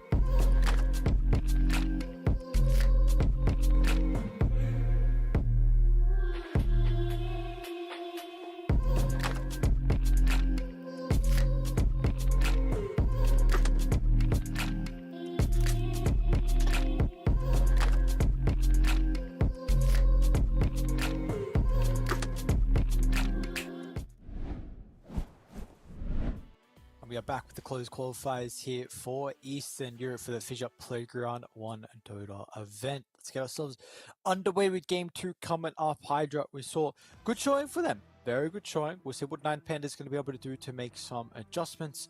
If we look towards, let's focus a little bit more on gameplay instead of draft, in fact. Do we feel like, or should we even be speaking about gameplay? Because I know you said like you preferred the draft from Hydra. You said maybe it was a bit of an out draft as well. Do we still think there were some things that they could change up here heading into the next game, gameplay wise, or should we really just not even go that far and just look at the draft? We talking Hydra or are we talking 9pandas? Because Hydra, I think, did pretty much 95% of things correctly, right? The one mistake was probably getting a little bit too antsy with trying to get up onto that high ground, but other than that, they played their lanes well, they played their rotations well, they made sure to play around the Echo Slam on the Earthshaker to be able to find the Spectre, and it was just really good synergy coming from all of that physical damage into the Spectre in particular. Going back the other way, we saw a lot of mistakes from 9pandas, right? Doubling up on the Shiva's Guard, going for a casual cloak when there was very minimal magic damage coming through from the Tidehunter, Spectre going this really passive item that wasn't going to enable them to get active early on into the game and punish the Drow, who got off to a good start. So it was a lot of things that could have changed around. For the draft, I just want to see, again, more reliable forms of lockdown. Yes, you did have a few nice little engagements come through there from Erase, where he was able to, get that triple kill in the engagement at around the 10-15 minute mark, but beyond that, it was just, again, so gradual that as soon as the pipe came through from the Bristleback, it didn't really felt like he had that much impact on this Earth Spirit. Yeah, so we'll see also where the priority is as well, right? With Hydra choosing second pick last game, I don't know, maybe 9panda's like, oh, what does second pick do? So pretty much seen every team has been going for first pick. So we'll see once again if that is going to be the case or not. Think I'll be spoiler alert, 9pandas have chosen first pick. So clearly they're still going to be the ones valuing that. It's going to be Radiant for Hydra coming through. So yeah, I think pretty similar across the board, maybe even just giving them the more favorable side and the pick order that Hydra were wanting anyway. I still just think, I don't know how many times we need to say it, Lockie. It's Bristleback Tiny. More of these two heroes. Like, they're just so good, so hard to kill, so much damage, so much farming potential, good spread, at least with a Tiny, of magic and physical damage and repositioning, and you just hitting these early, big item timings that it feels like is too much of a power spike for a lot of these different heroes to be able to overcome. Yep. Yeah, I 100% agree. We're speaking about cores. I 100% agree about them, and I don't know, I'm continuing to feel like this Batrider pick is not... I think it's going to be banned. I think it has to be banned, or you need to draft a better way around it. And if you are looking to draft it around the Batrider and having at least... For a Bristle. A way to minimize what the Batrider is able to do. What do we think? What are some suggestions that maybe teams should go down like this avenue a little bit more to minimize the Batrider's power? Are we talking about Batrider or Bristleback though? That's what Batrider. Still Batrider. I mean, did that feel like the dominant hero that game? It felt good, don't get me wrong, but it wasn't the difference maker in my eyes in that game. Like, the initiation is good for sure. What have we seen to be able to respond to it, right? We've seen the Nyx Assassin, we've seen Shadow Demons, we've seen... honestly, I think the Tidehunter's not the worst hero to be able to play into it, right? You get that quick lockdown when he tries to initiate onto someone you yourself can't get engaged onto because of the Blubber innate. I think that was fine. It was just the supporting cast around it felt a lot less solid. I really didn't see what the Elder Titan provided this draft, and then you just compare that to 9panda's draft from yesterday, where they were able to... Yesterday? I think it was yesterday, or maybe the day before, where they were able to pair the Elder Titan with the Tiny. There you see the natural order start to come into effect, and you see that magic amplification coming through, whereas this time around, what is it actually doing? You buff up the Magnetize a little bit, but that's really it. There wasn't a lot of extra benefits coming through from it there, and you gave yourself a double melee lane where Spectre was by far the last hero in terms of cores and net worth, and it was into this Batrider as well, which is not easy. Yeah, not easy at all. So let's see, maybe there's going to be some changes for the boys on Nine Pandas, like you said, because we did see yesterday they look pretty good. So we'll, if they can put themselves in a position. So yesterday was versus 4 Pirates. Apologies. When we casted them versus 1 move is what I mean. Is when they looked impressive. So maybe this is something they can go back to. We did see in that victory was 1 move. We got the gyrocopter as well in the first phase. And this series, or at least game 1, it was banned out in the first phase. So maybe they won't get their hands, unfortunately, on that hero that looked good for them. Yeah, I mean, it's another one of those relatively solid heroes that you're able to play around. You do well enough in the lane. I think Spectre, unless you pick like, I'm not a fan of the Crystal Maiden, and neither are you, but I think at least in that lane, you're able to secure a little bit more of Spectre's farm versus an Elder Titan. You know, I just want, if I see Spectre, I want a really strong laner. None of this passive stuff. No Wyverns, no Warlocks, no Elder Titans, all this stuff that is decent at, like, you know, once these early few engagements start to break out, but early on, really not so much. And I'm kind of stunned that we haven't seen almost any Enchantress come through. It's still a strong hero in my eyes. You know, it's gotten nerfs over time, but just the amount of information that you're able to provide, the strength in lane, the late game scaling, and the tower push potential of a position 5, it's pretty much unrivaled across the board. Yeah, I honestly don't know what's going on with that here. I think we've only seen it once, to be honest, and I don't even remember if it was able to get the victory in that game. So we will see. Also, in regards to the Spectre, I don't really want to see it from Eastern Europe, to be honest. I don't feel like this region has a good understanding of how to play the Spectre. I think the carries play much more different than Western Europe in particular. Western Europe is much faster. The carries super happy to get involved early. Miracle is a big definitely one of those carries that will. I know a lot of others are as well, but we see rotations to the power runes in 8-10 minutes, contesting all these fights around the mid lanes to help secure those runes. And then, you know, in Eastern Europe, we're not really seeing that. We're not really seeing that, unfortunately. So I would like to. I don't think I want to see the Spectre with this Radiance. That's the big thing for me. I want to see hero. I don't know, because it doesn't. I just don't think the hero should be played like that at the moment with the slow Radiance build. Yep, I think Dota is too fast-paced for you to be able to go down that route. It's nice to have that fallback potential of late-game Spectre, but certainly when teams are looking to try and run at you like Hydra just did against Nine Pandas, that's always going to be a danger. We're actually going to throw it to a really quick break right now because we've got just a little bit of issues with players able to get into the lobby, but hopefully we won't be away for long. So stick around, we'll be right back.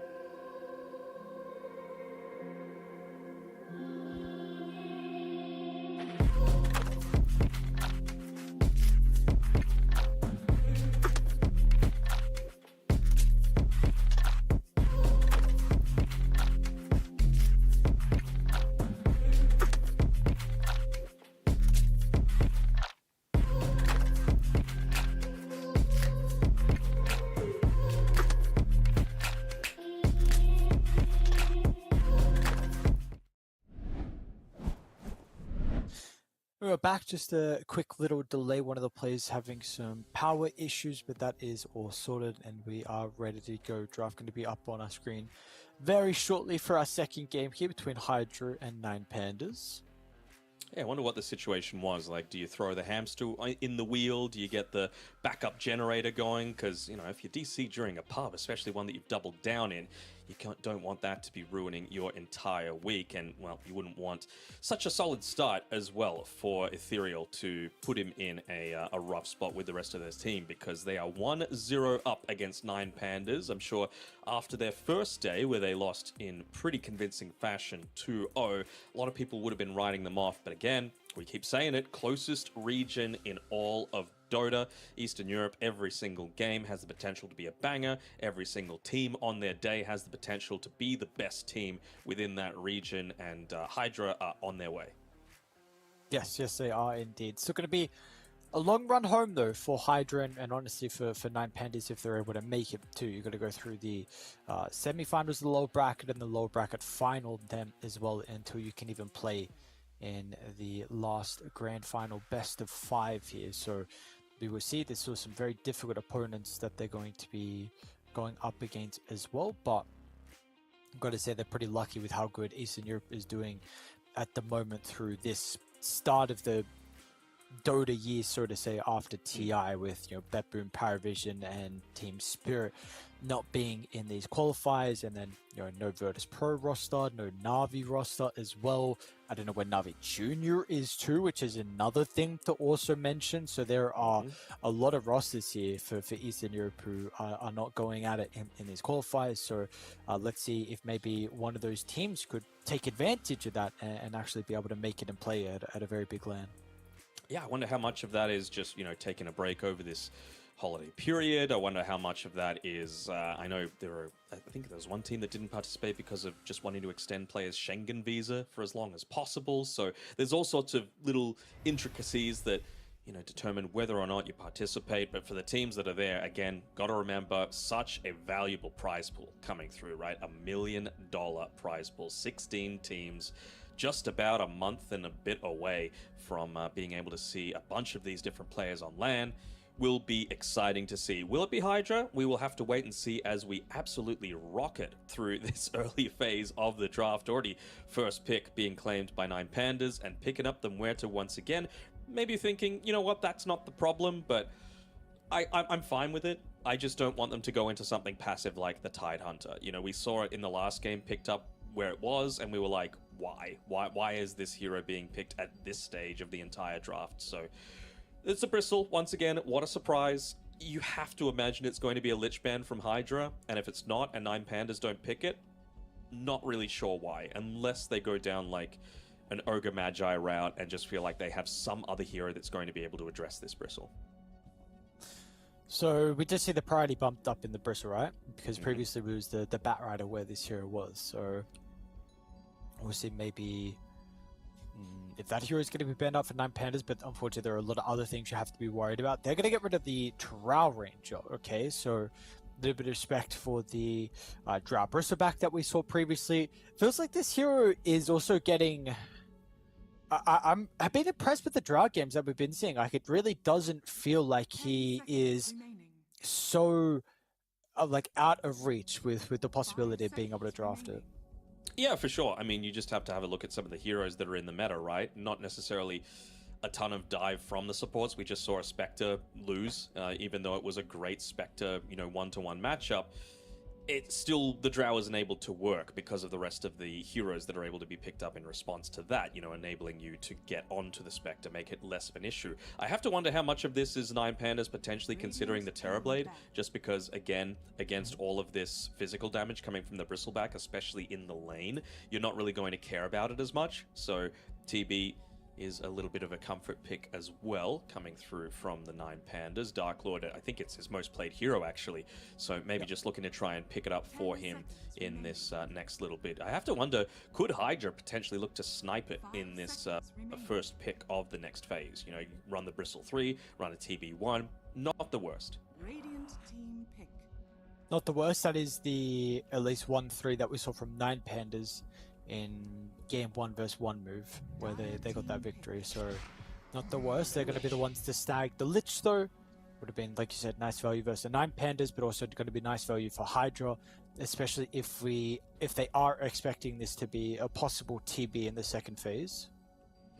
Feels very nice indeed, just to be able to, again, you're a hero that pretty much only does physical damage, so Lich gonna feel great every single time. You don't have that backline dive, you know, with the...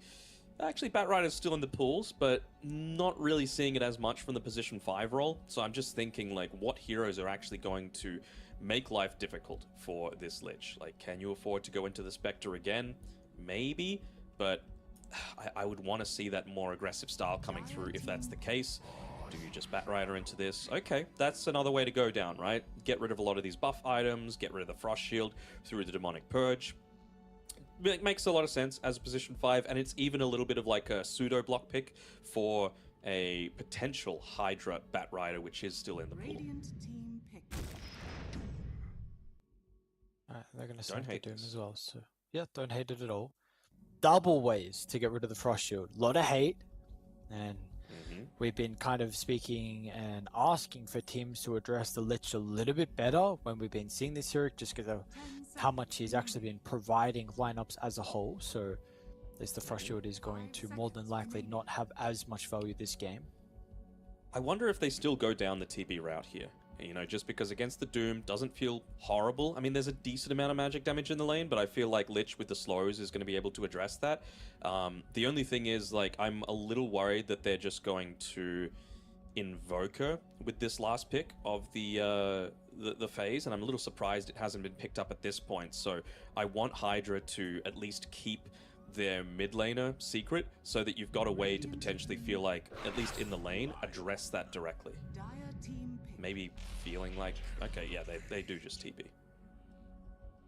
So 1-3 flex still coming into the pool, ways to be able to get rid of those illusions as well. A nice way to be able to get a bit more of that burst damage, but we're not really seeing too much in the form of initiation from Hydra, so I'd say that needs to be the big thing that's ticked off with this next pick, as it's a Morphling instead. Okay. It is backline dive, I suppose. Yeah, potential. I don't mind Morphling versus Lich as well because of the burst with the Kanda. Not having to, at least you have some way to go through the Frost Shield, which is going to feel quite nice. You know, the play versus the Terrorblade, you know, good replicate target as well. I was wanting some like mid lane diving hero to get on the Lich and the Lion, considering they're very backline focused, and honestly Hydra, you've got decent ways to protect him with the Terrorblade and the Bristleback being able to anchor fights, but they would not particularly stop someone like a Storm Spirit. Still can, I think, look to address it in that way. You know, go over the backline dive with the last pick overall. Both teams need it though, right? Like, Lion, pretty good actually against the Morphling as long as you've got that Blink Dagger to be able to make plays with, but you need that follow-up damage to come, because I don't think Lich is going to be able to do enough early on that it's going to be as big of an issue, and then once Morphling gets into the Aghanim Shard, you've got a way to be able to respond to it, right? You can just start morphing into the strength off the back of the stun, so that's something that I am just considering, and again, just more burst that's going to be able to come through before you can get the strength morph off, or the disruption coming through from the Shadow Demon as well. So whatever hero it is that they pick, I wouldn't hate seeing a Storm Spirit come through from Hydra. It does provide that backline dive that I'm hoping for. It does provide that quick damage burst. They don't have that quick instant lockdown for him, and you've also got the mana drain to be able to replenish him, so just enabling him to be a bit more active around the map. Yep. Also going to be looking at this tiny hero, where this one goes. I think this is something that 9 Pandas, if they can get their hands on. I mean, Hydra too, honestly, anyone, really. The fact that 9 Pandas are going to have the first pick here in the last phase, so that is something we will have to keep in the back of our minds.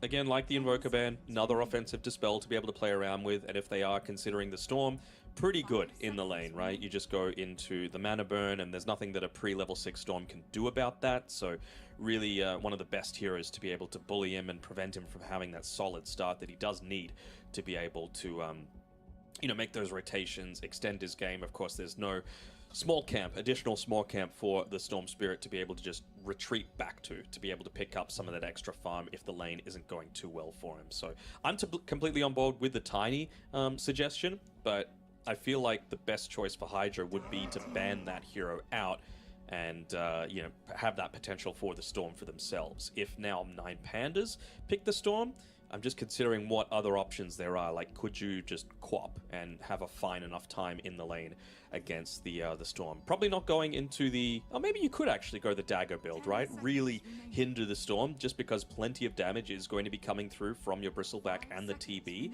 that you're not really as concerned about that, and it's really just about protecting your own backlines. Are we seeing any possibility for a laner, or do we feel like both sides do not need the... Like, do need still that backline jump, stunning, initiating here instead of kind of the burst that the laner provides? I think if there was a team to have it, it would be Hydra, just if they feel like they can really dominate the lane as a result of it. They've got the last pick overall, and if 9 Pandas don't have that backline dive, you can probably get away with having Lion, Lich, Lina, the triple L's coming through, which will probably give him a W, just because, you know, what's going to stop you? You know, you need to wait for a Doom to have Blink Dagger, you need to wait for Morphling to get active, and early on, Morphling can be, you know, quite squishy if you're not getting into a lot of that early farm.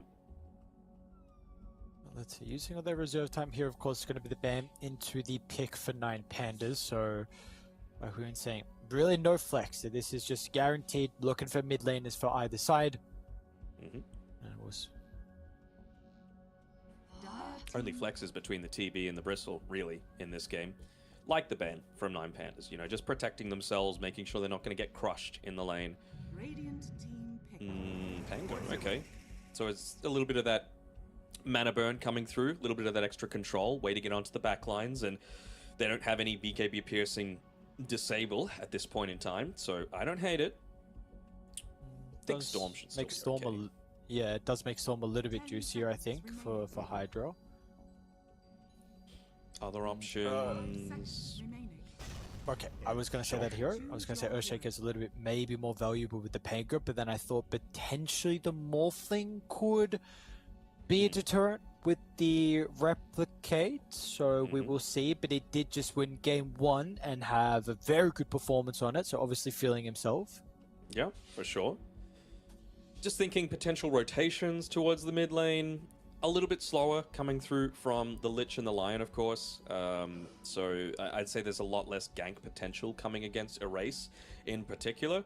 I feel like I'm interested to see what facet he's choosing to go for, whether it is the double jump to just try and dominate the lane, if it's going to be something cheeky like the Earthshaker trying to interrupt that with a Fissure while he's mid-air so you don't actually get value out of the shield crash, or would the Thunderbolt have been a better option just to be able to control, you know, the Lich and the Lion and even the Shaker in a lot of these team fights, right? So you'd have to imagine that they probably want... Who wants the longer lasting team fights?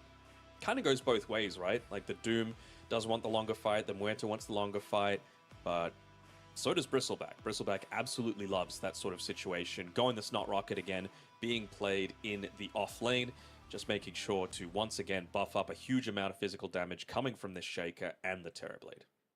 Yep. Yes, indeed. So let's see. You said last game you were favoring the draft from Hydra. Do we feel like this is another game where they have a draft advantage? I like it, but it's not as strong of a like as last game. You know, last game I honestly thought based on the draft it was about 80-20 in Hydra's favor. This feels more like a 60-40 to mine. Maybe even a bit closer, 55-45.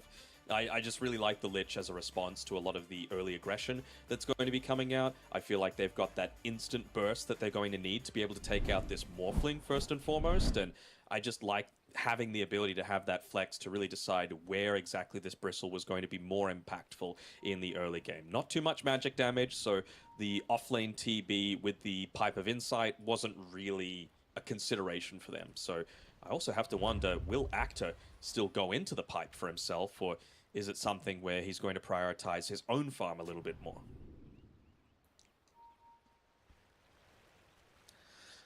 Let us see as we get ourselves underway. Smoke off the boys on 9 Pandas. A aggressive invasion into the jungle of Hydra, who are standing at the safety of their tier 1 tower. We'll see if they're going to be able to get themselves first blood here to... I see Ethereal. Hold on. Ooh. Can he make Might the be buy gun? danger. No, we can't. Ravage. Nice dead shot timing as well. Earthspike's gonna clip onto multiple heroes, but still with a blood grenade, double blood grenade. Why not use a third? He's not gonna tick out by the looks of it. Oh, not good.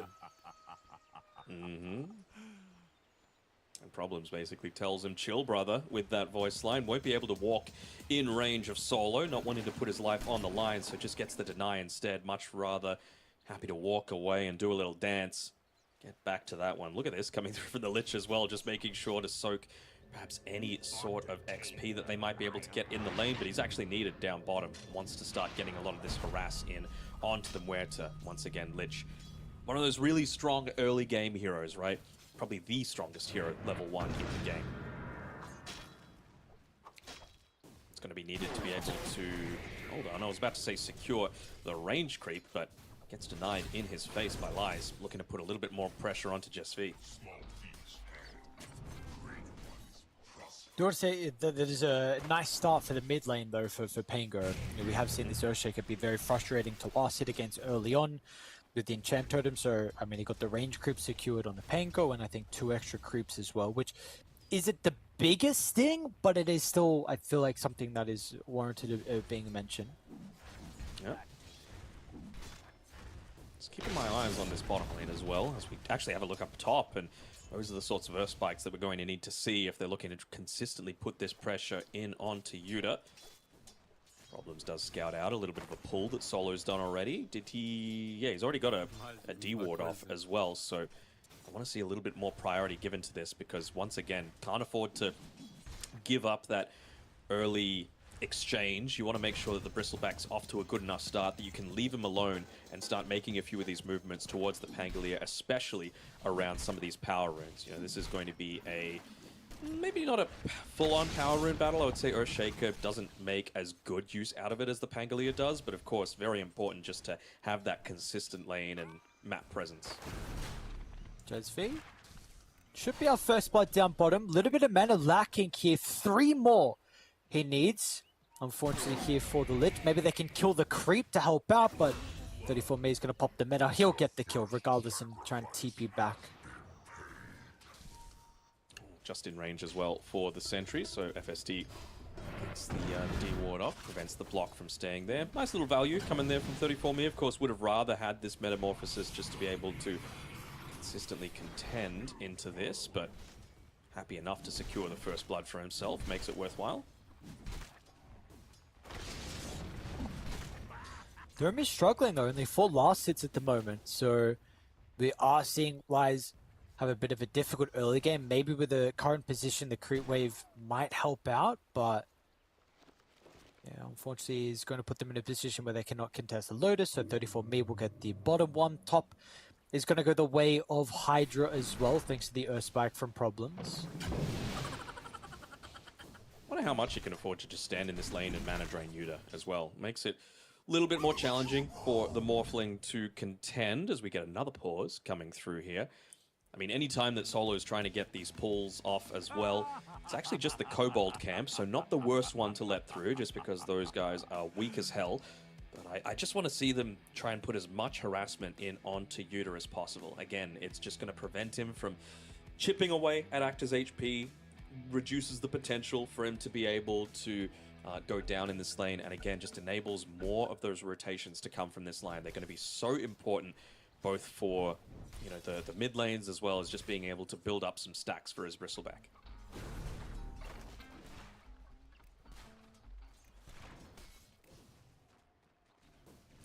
That they will be indeed. We'll see how many stacks they can get for him.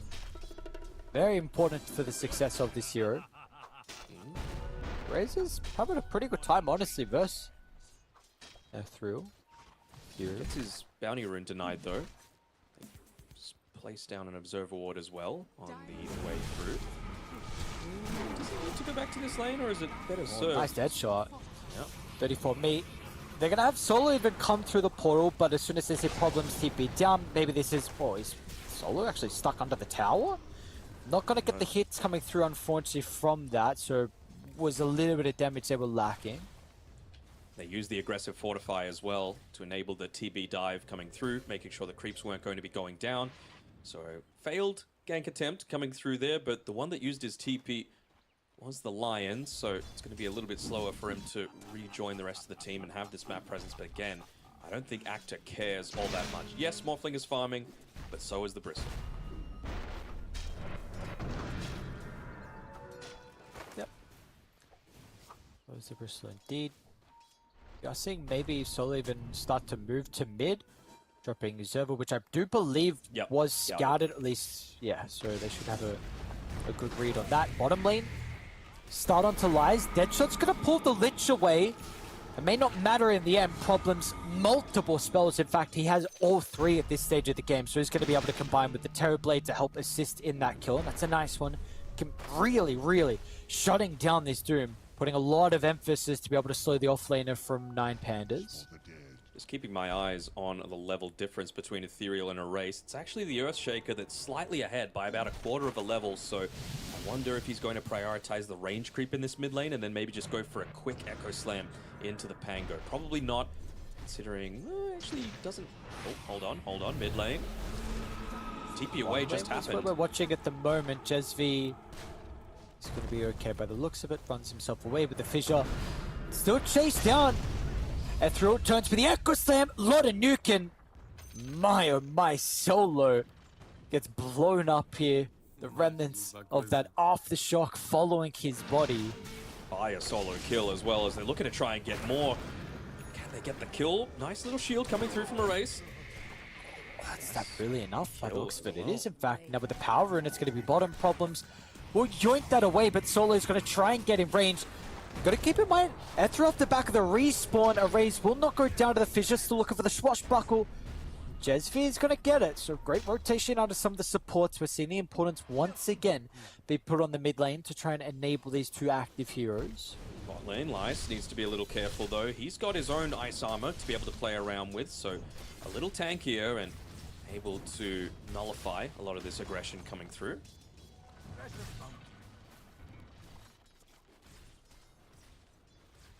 Making sure to hold plenty of those magic wand charges. I'm assuming that he's going to be using plenty of them just once the Doom hits level 5.5 or so. Just wanting to make sure that you get that HP value before the Doom is being dropped. And maybe they're going to go for another kill onto Lies, just speaking of him previously, right? Metamorphosis is up in 20 seconds, so maybe they don't go for this as stun secured. Now what happens? Solo takes the watcher, tries to run away, but you're about to have a bristleback charging you down. Get the slot rockets going. No, he does not. Alright, so this is going to be a kill. They see the no TP and a freebie from them, so Solo still having a bit of a difficult time in the levels. At least Problems is now up to 4. Eyes are still on this bottom lane though. Just Lies with full HP. You're not as worried about, you know, having to contest up into this. So his moves by FSD aren't terrible, as they actually sees Jesvi as he's walking up onto the high ground. Might be able to get a D ward as a result of that. But once again, power runes up. 6 people playing around this mid lane. Across that mid lane. Not enough damage. So maybe anticipating it to do a little bit more damage than what it actually truly did. And now what a great location to bounce back off the walls. And he can use that last little remnant of Rolling Thunder to claim the Arcane Rune. And he's actually starting to move to top as well. So a quick play coming through from the Pangolin. Now this is a much more difficult kill for them. Not with all They're going to do their best to get in front of Actor. But like you said, not with all 3. Banishment, they'll surround him. Actor still, spam is coming through, but no TPs. We saw if there was last game what happened if he got some assistance, but this game he's going to be left to his own devices, and that is a big kill for the boys on 9 Pandas to be able to find. We are going to see the instant move though from Hydra down bottom, but Oshik hasn't showed just yet. Has not, and I'm not really sure what he's going to accomplish down here either, right? Again, Doom, full HP, has the ice armor to be able to play around with, has the ability to just cut waves. Essentially, at this stage of the game, he knows if in this 1v2 situation that he's far better served just to secure his own farm and make sure that the supports are enabled to continue these rotations and these stacks. Jesvi just built up another 2 inside of the Ancient Camp area. You would have to assume that those are going to go to Erase once he picks up that diffusal blade.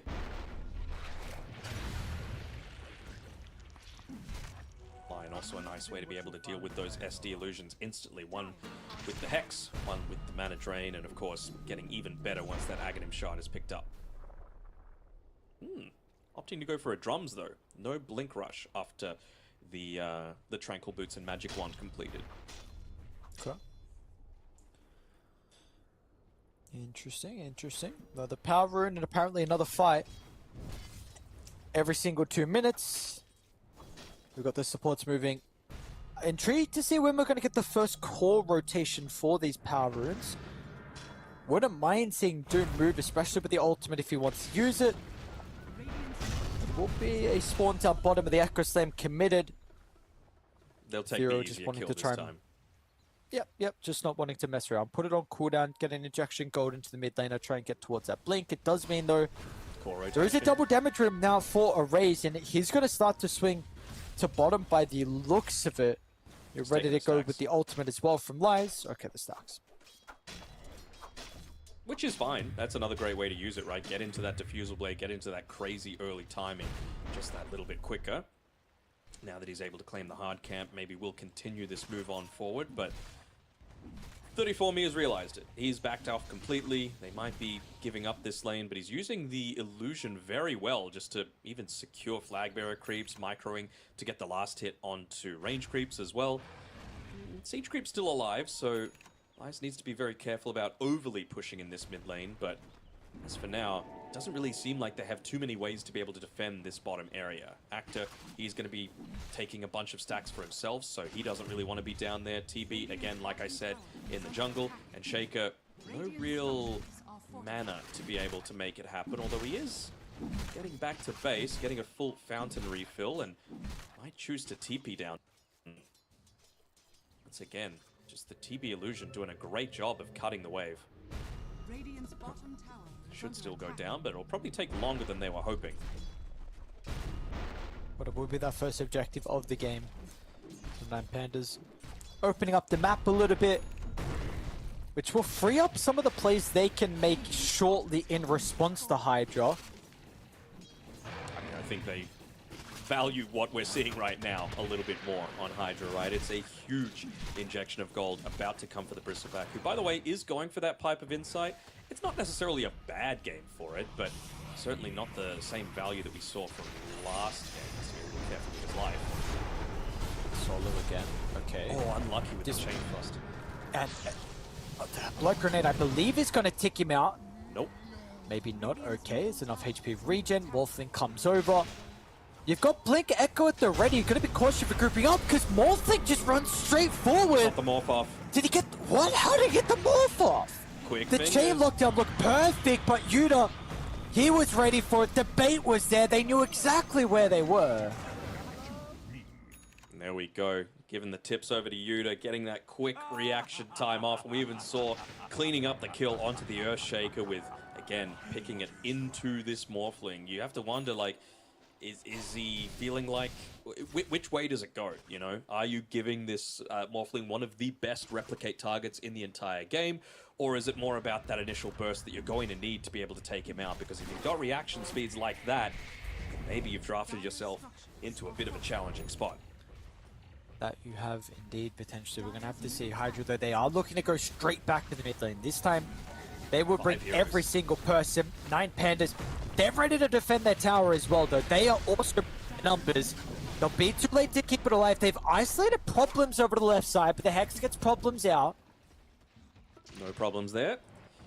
And I mean, if you are rotating 5 heroes and not getting any value out of it from Nine Pandas, doesn't feel that bad, you know? Really, most of this net worth lead is just the difference between the Morphling and the Bristleback, about 1,500, and then the supports have probably about 1,500 across the board more.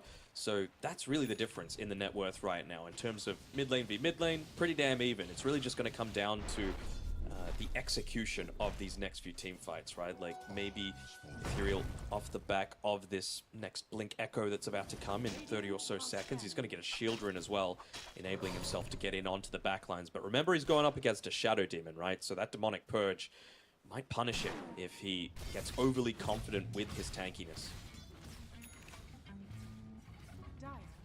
Needs that respect. Needs that respect without a doubt. Top lane. It is still fine. We do have a smoke though, so Hydra, were they looking to try and put their attention on? Seems like up top, what they feel Morphling has gotten completely out of control, and I would agree entirely. Positioning from Solo, pretty good. Just putting his body in the way of this Morphling. Not even dropping down a ward to be able to enable it. Maybe expecting that there might be TPs coming to defend up top, but that will not be the case. They've got a good internal clock on this Echo Slam. You see Just V in mid, and they might just be, like you were saying before, happy to put it on cooldown. Freebie. And it's a kill spree. Okay, even better. Top lane, Solo. Looking for the setup so the Doom's going to be able to TP in. First one of the game here from Lies. Don't need the Morphling. Some of that percent damage is going to be important here to help secure with the kill. Radiant, they are coming over to protect him, and no, it's not going to be enough. Just ban this hero, man. Get it out. Like, that is way too much. He's got the Ring of Tarask as well. He's got a magic wand to be able to play with. He just backs up, and he's going to farm some more stacks. He doesn't even need to go all the way back to base. So a big rotation and a big cooldown used by 9Pandas results in nothing. Got to get the tower now. Got to force a fight. I feel like 9Pandas probably like, okay, I don't think it's the worst thing though if they lose their safe lane tower. If they lose a really important core on the map, then maybe you're feeling a little bit worse with that, but I don't even know if they were wanting to defend this tower anyway. Top inside the room for Josv. Okay, gets the piece the veil off. Fissure's not going to block him as well. I was thinking they might just go for the freebie onto Solo. Maybe just feeling like he had walked a little bit too close towards that high ground ward. Speaking of Solo, he's here. That shield rune can be purged off, remember, but the blink. Oh, nice blink. Hasn't actually put a single point into the shadow poison, so I guess he had the shield rune, right? So he would have been able to blink away anyway, but he's going to need to at least put that 1 point in there to be able to... No shadow poison? 0 points. What? Maxing out the disseminate. You need 1 point, otherwise they're just going to be able to blink out every time. Yeah, it still does damage inside of the disruption. Even surprised just for stacking. But anyway, okay. Top tower will go down. I've got a pretty decent high ground ward. Very defensive though. Just placed They've got the read though that Hydra are wanting to try and continue to invade and occupy 9Pandas jungle.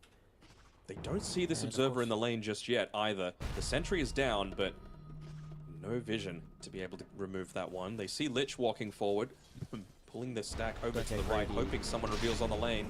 Stack looks nice, but sometimes it can bait yourselves. Array's going to be able to roll it, they'll be able to Echo Slam over to the south as well. Ethereal catches both supports, and now you even got the Terror Blade as well. 34 meat, looking to try and swing over to the middle lane. Is he going to be able to find the angle for it? Those problems catches him under the tree line with the burst. Vice is gone. Doesn't even get to charge up the ultimate. Arrays will be fine, or will he? Ethereal tries to get him before the swashbuckle over to the high ground.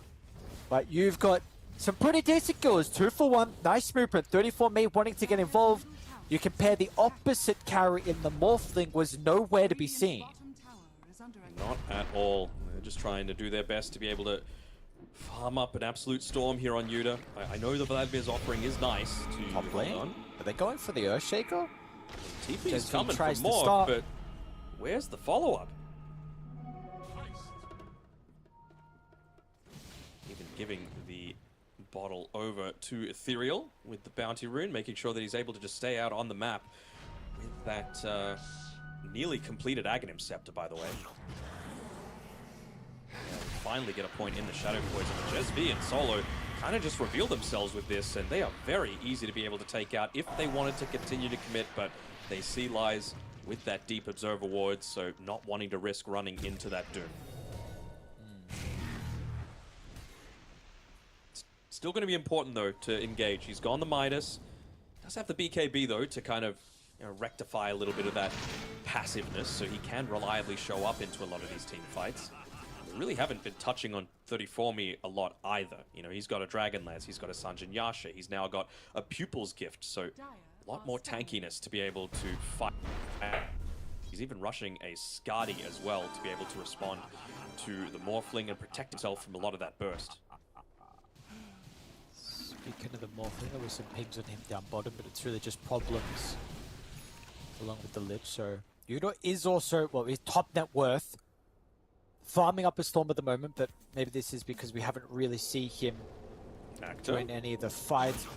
Actor's got to run past 2 supports. I don't know if he got a glimpse of them as they were trying to make their way through the portal and potentially trying to set up a play or anticipating a play to be made down bottom. Actually still haven't seen this observer ward here. The creeps probably will in the lane with the sentry ward coverage. He's not even wanting to walk on forward solo to be able to deal with it. Here's Actor. I'm still not over that name. What a name for a player, you know. Paid Actor coming through here, but clearly not. He's been playing solid these last few series that we've been watching him. Yeah, he looks good. Looks very comfortable in the Bristleback. I think they play well around him on this hero as well. Can they He's roach? put himself in a decent position. With the Vlads, maybe they're considering it. Scary fight, main hero that though. you need is indeed, and well, it's even scarier with this smoke coming through from Hydra. Again, Echo up, level 14, Aghanim Scepter. Fully capable of being able to dish out a ton of damage, and there's a smoke coming through the other way, so who will run into who? It's daytime, so plenty of vision on the lanes. So what is the read from that? They're actually starting to back off and leaving the tree line, which was not a bad position for them to pop the smoke. No vision down currently. Is Ethereal moving on forward. We'll show with the lane now with the smoke expiring. Jesvi has a ward. Hold on, they're just going into the pit without any sort of high ground vision of their own. Oh, this could be risky. Nice positioning. Could be very risky. Smoke's gonna pop. Life tries to run forward, but they could slam out. Morphling responds it through with his attribute shift. No, he is isolated. They've been able to deal with the mid laner of Hydra. You've also doomed up the Bristleback, so it's going to be all on the Terrorblade to turn this team fight. Let's see if he's going to have the damage, though. 34me playing on the low ground, and there's that replicate. Morphling easily able to dispatch of some of the members. He's still going to be cautious with the Earthspec flying through for the left side, but the damage, it's just not there from 34me. He's going to do whatever he can. Tries to turn with the Sunder, but that is not enough. A full set of resources, and he cannot kill anyone. They tried to buy back to win out on the team fight, but 9 Pandas. What an incredible skirmish for them at the front of Roche. I want to look at a replay of that one because that... Hold on, has to be a little careful on Yuta walking too close to melee range, otherwise he was going to get stopped and killed by Roche, and with the Vlad they'll be able to claim it. The big difference there was the lack of vision around this twin gate. Neither team had it. If they did, this would have been an instant blink echo onto 3, but Morphling, when his smoke popped, was able to get that attribute shift started and really just dish out the damage that they needed to be able to turn things back the other way. So really just a lack of information was the difference there. Yeah, I don't know if they saw the Morphling item build, but he's had Ag Shard for a while. So unless they didn't see, or maybe the Earthshaker thought he could blow him up, but a bit of a mistake almost if you're looking to try and go on the Morphling first, knowing he's always going to get the attribute shift off, and then we see as a result, you know, the rest of the team wasn't able to also jump in with him. They were stuck on the low ground for the positioning, and this is ages now on Morph. He's going to be able to get the Tormentor as well, giving the shard over to Solo. Not a bad shard. No, definitely not, especially against a Snot Rocket Bristleback, you know. Might have Pango or the Doom feeling incapable of just fighting into a middle of a lot of these engagements, so with that Demonic Cleanse on him, continuously removing all of the minus armor, you're not really as worried about the TB, you're not as worried about the Shaker or the Bristleback as well. So all 3 cores kind of addressed just with one ability. It goes to show the importance of being able to find the backlines as well, right? Especially now that, like you said, they will absolutely know that Morphling is... That's a lot of damage from the raise. Wow. How much of that was the Promulgate, I wonder? The Disseminate coming through from Solo. Radiant's top tower is under attack. Decent amount, but also 1800 damage coming from Pangolier. Is under attack. Not a bad amount as well. Back to... That was a big fight for also the Pango, because he was, I think, think at one stage lowest net worth out of the Hold on. cause, but now he's really bumped himself up. What the hell just happened? How was he able to get away from that? What happened? I didn't see. He got adaptive. Hold on. Percent. Okay, speaking about the pain glitch, nice dead shot. It's not going to matter in the end, though. He got adaptive striked on the Lich and was still able to just Solo? get away. Jump over. But they can waste some time. Solo's still going to go down, though. So they bleed 2 kills. Okay. Is meta used, which puts it on cooldown. We'll see if they're going to be able to respawn and start to walk down some of the lanes. It also gives some gold to the Terrorblade to complete the Skadi. I would like a damage item from him next. It felt like that full fight down bottom on by Roche, we saw he was able to right click for a long time, but just the damage wasn't there. It was good usage of the Glimmer Capes as well as the drums, just to be able to kite around a little bit more effectively. And again, the lifesteal coming through from the Vlads, just to give that little bit extra back.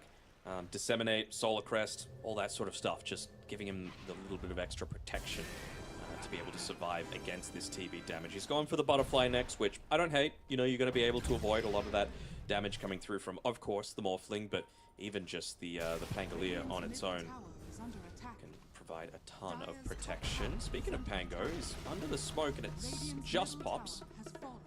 Ethereal looks like he'll be able to get away, and he's almost completed up that BKB for himself as well. Will be important because they're on the hunt for him. Jesvi and Lies gone very deep, and I think they realize that they're kind of going on just a duo mission when they're going to need a little bit more. Now, we got that Kanda, we got a Specialist's Array. Both supports on Hydra have Gossamer Cape though, so they're able to survive that tiny bit longer to potentially make this turnaround happen against a Morphling that is justifiable in feeling like he could just go pretty much full agi into a lot of these team fights because of how farmed he is and with that Aegis. So maybe you can find that quick burst.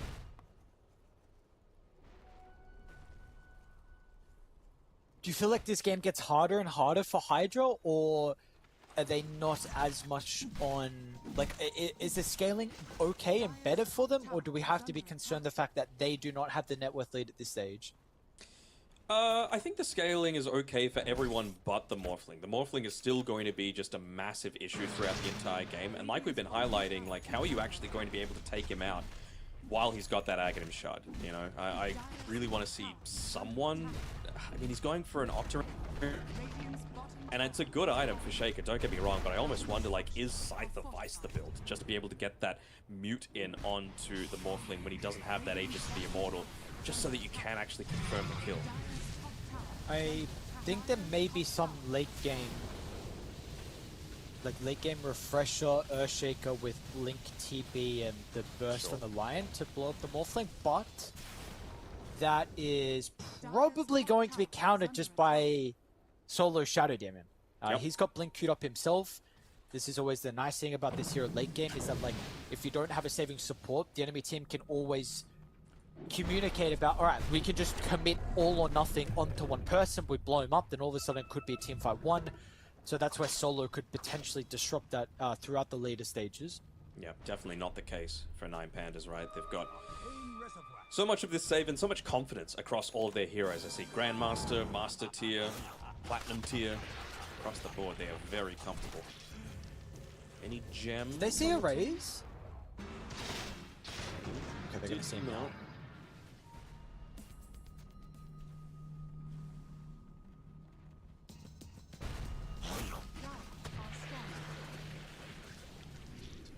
Aegis been out for a little bit now, but off the back of it, they've got him a 6,000 net worth lead, decent amount of objectives, and they are not really leaving Hydra's jungle. Continuing to play aggressively onto the enemy's side of the map, it is giving great ward a lot more time for them to be able to find farm. Morphling's being able to get further and further away, and like you said, that ward right under it. Scouts out the smoke. Inside the lane, okay, Lies is fine by the looks of it. He's just going to be able to block him off. Do they want to go for the Doom though? 2,600 health. There's Judas Replicant coming into play. Over to the right side, a quick and easy kill. No hesitation. They'll just blow him up with the finger. Now look to jump in his bolt. BKB's going to be there for Lies the turner of the Doom. Where did the Moth? Where did it go with the Earthshaker? Judas damage along with the race. They just blow up the mid laner, but still they're going to be cautious. The Terrorblade, this could be the fight for him to show up and go huge. The Earth's back into the sky. That is what they have been waiting for. 34 me, finally flexing his net worth and showcasing that he is still a hero that they need to respect. Within 1 second, they did 3,500 damage to the Earthshaker off the back of it was the Enchant Totem plus the Adaptive Strike coming through from the Morphling, as well as a full Swashbuckle from Pangolier. Oh, what a big kill to be able to claim. There you go. 34 me as well. Yeah, that'll do it. So I wonder if he's looking to try and... I mean, maybe he would be feeling like, damn, I should have kept a Gossamer Cape for myself as well, because that is a lot of unavoidable damage coming through, and it's not like an Earthshaker is going to be building into a butterfly or anything along those lines. Wait, I've never seen that before. Why was there a statue where the Earthshaker died? Is it still there? Nope. Okay, hold that thought. Problems. Hexed up. Speaking of the Earthshaker off the back of the respawn, they're onto a raise. Warlock's going to make it a little bit more chaotic for them, but he will still go down. How deep can they go, though, with Morphling coming up? They might want to just get another quick freebie, but Pierce the Veil being popped, so not as much damage to be able to go into this TB now. He's level 20, so has even longer duration on these illusions. Can Lies be here? He needs to be very careful. Echo's up in 3. Maybe just waiting for the Morphling to reveal somewhere on the map, and they're pinging him out right now, but he's pretty tanky. Any wards? No wards. Just a lot of information being given on that top side of the map with the creep wave pushing in so heavily. And a really long Roshan respawn, so it's gonna be bottom, but only for about a minute and a half. So you have to wonder if 9Pandas are going to do their best to try and delay that as much as possible, just to A, give themselves a little bit of an easier time right now, but also this feels like the sort of game that could be going towards that third Roshan and getting a freebie refresher for, I mean, they would love it on the Doom. Yeah, for everyone. Like, honestly, everyone would really like that. Both sides have a hero who will be licking their lips if they get the ability to pop up multiple spells inside the fight. We do see, though, because no one knows exactly when Roche is going to be up, that they all have to be starting to set a formation around this bottom side of the map. Once again, no ward covering that high ground, or this area that is currently being smoked. Nice, smoke's going to pop. They get a glimpse of the Doom. Trying to charge forward and get that ultimate off. He is really aggressive. Instant hex problems. Protects his Earthshaker. Solo's going to be there as well, but the Echo Slam lay it down. It's not enough. There was no more fall, but now they're onto the Terrorblade as well. It's 34 me. Tries to disengage over to the south. A great fight from 9Pandas. It's an even better Lotus, though.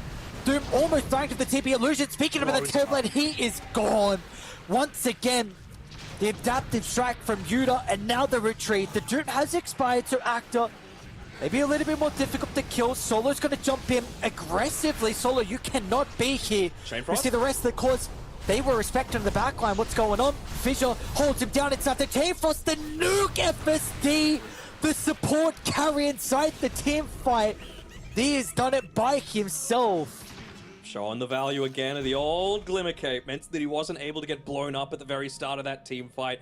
Massive value coming out from the Chain Frost and even from beyond the grave. That extended duration of the Conjure image means that... They got Pango. They do. Oh, what? The Psychic Headband meant that he wasn't able to get to the low ground. It kind of disrupted a little bit of the Swashbuckle, and everyone else flies in the area.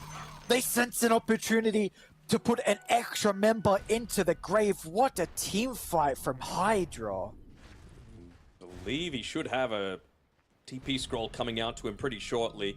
Yes, they can put some damage into this tier 2 tower, probably claim it for themselves, but as soon as that TB is up, I would be making a beeline down towards that bottom side of the map, trying to take that Aegis away, make sure that the Roshan is, again, going to be spawning on your side of the map and controlling the map even further. Maybe expecting to be able to catch someone as they look to try and get back into this. Yeah, look at the really quick reaction speed coming from Problems.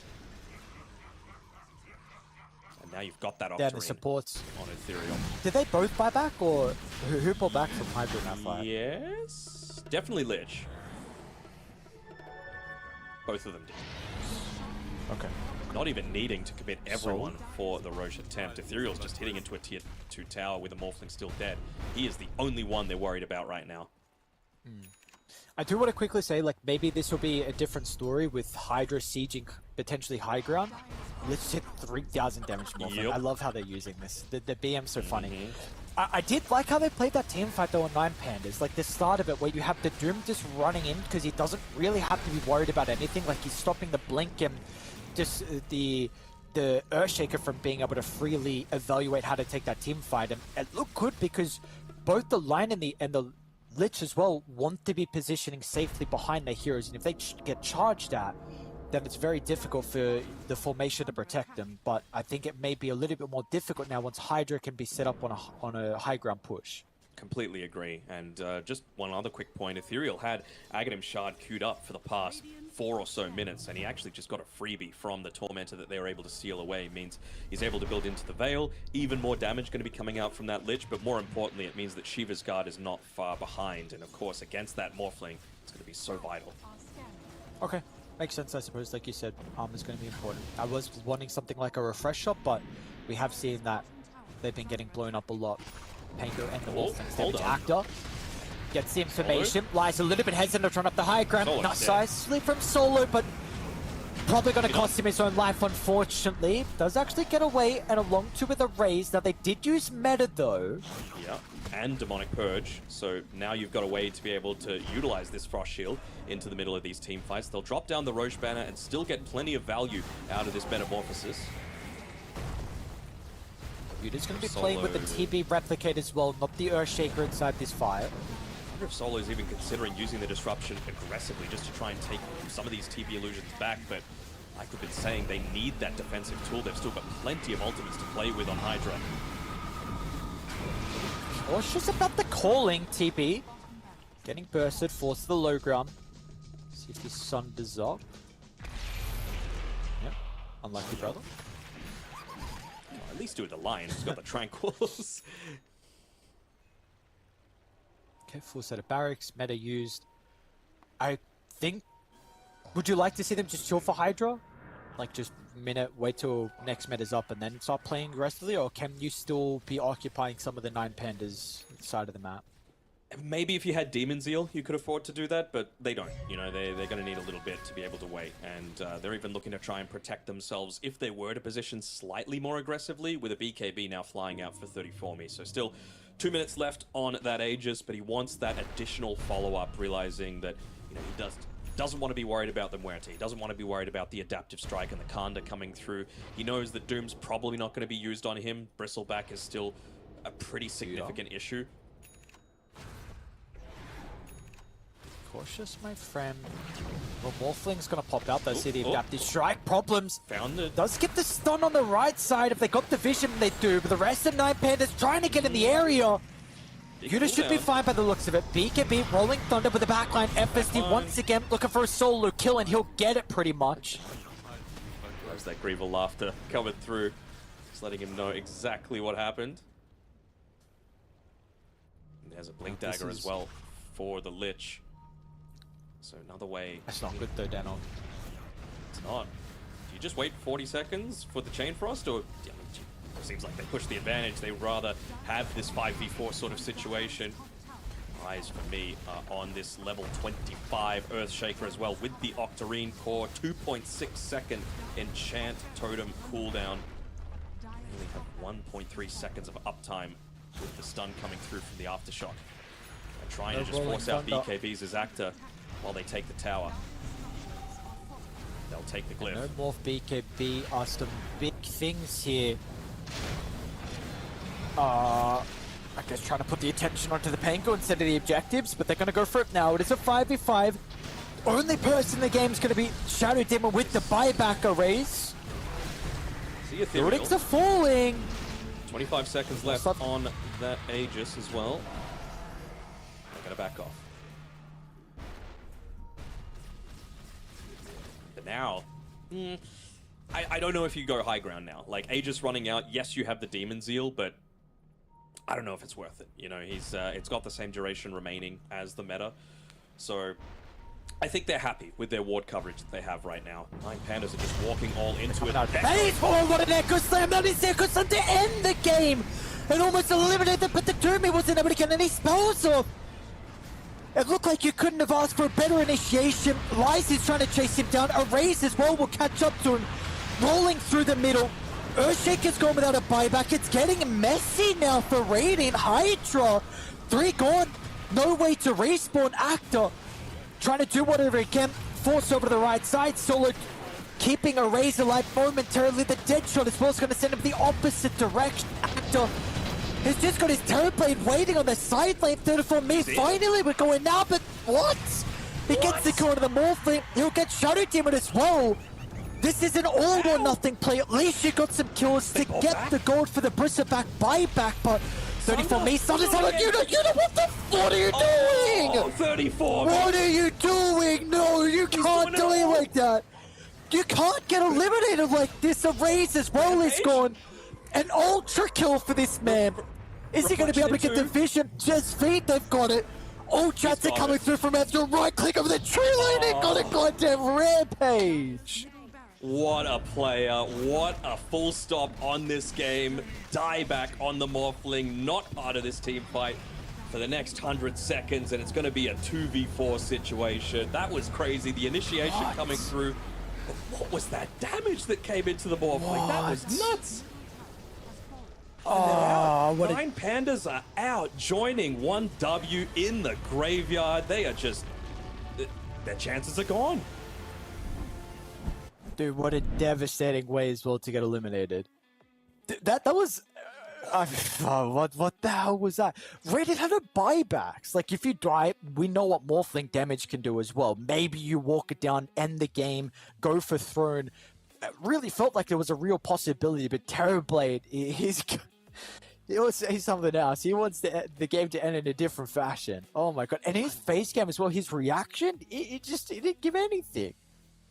Oh, it's just cold as ice. That's all it is. Ice in his veins coming through. And we talk about some of those TB counters, right? And a lot of the times it's A, being able to avoid damage, B, a lot of that magic damage coming through, but C, picking these heroes that have that steroid that they need to be able to dish out that damage in a big way. I wouldn't be surprised if the one dishing out the most damage to Dark Lord in those last 2 lives of his was Dark Lord, just off of the back of the reflection. 34 me, of course, with the Skadi and the Metamorphosis form, still able to do plenty, but really showing why this is still a hero to be feared, keeping it flex until that very last stage of the draft and getting a clean 2-0 victory. 3 2-0s, well, 1-0-2 and 2 2-0s now for Hydra as we have a look at the man, the myth, the legend himself, really just dominating that game.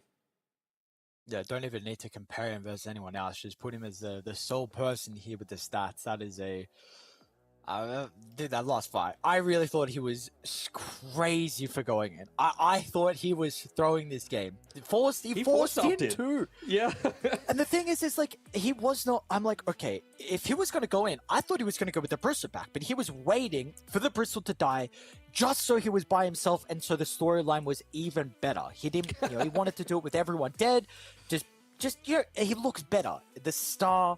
the storyline, it's better if everyone else is dead and he gets a 1v5, a rampage, and that's why. The director I understand now. I understand. Himself. Yes. I mean, who have we seen now? We've seen Arteezy 1v5, we've seen Miracle 1v5. You can add 34 me to it as well. It's just the qualifiers, so we can pump the brakes a little bit, but if he's able to keep continuing putting on those performances, especially if he's able to do it at a LAN, which now they are a top 4 chance to be able to qualify to off the back of that win, that would be a really hype way to be able to end this one out. And I mean, you just have to look at some of the teams that remain in these qualifiers, right? 4 Pirates, Chimera Esports, Liga Team, 1Move, and Hydra. Realistically, it's only 1Move and maybe to the lesser extent Liga Team that have made a splash at a few of these tournaments in the past. So we're going to get some of that fresh blood coming in to join the invited teams as well. I'm excited to see how it's all going to pan out. Any closing words, Aries, before we get into the next series? Just Eastern Europe Dota never disappoints. What a crazy way for us to finish. And hopefully the next series is going to be just exciting as well. So we've got one more here in the lower bracket, League Up taking on One Move. We'll see who will move forward to play on the second final day here for the closed qualifiers for the Fissure Playground 1 Dota event. But with us being said, that is it for our first series. We've got a break. When we come back, we'll see you guys with brand new teams. We'll see you soon.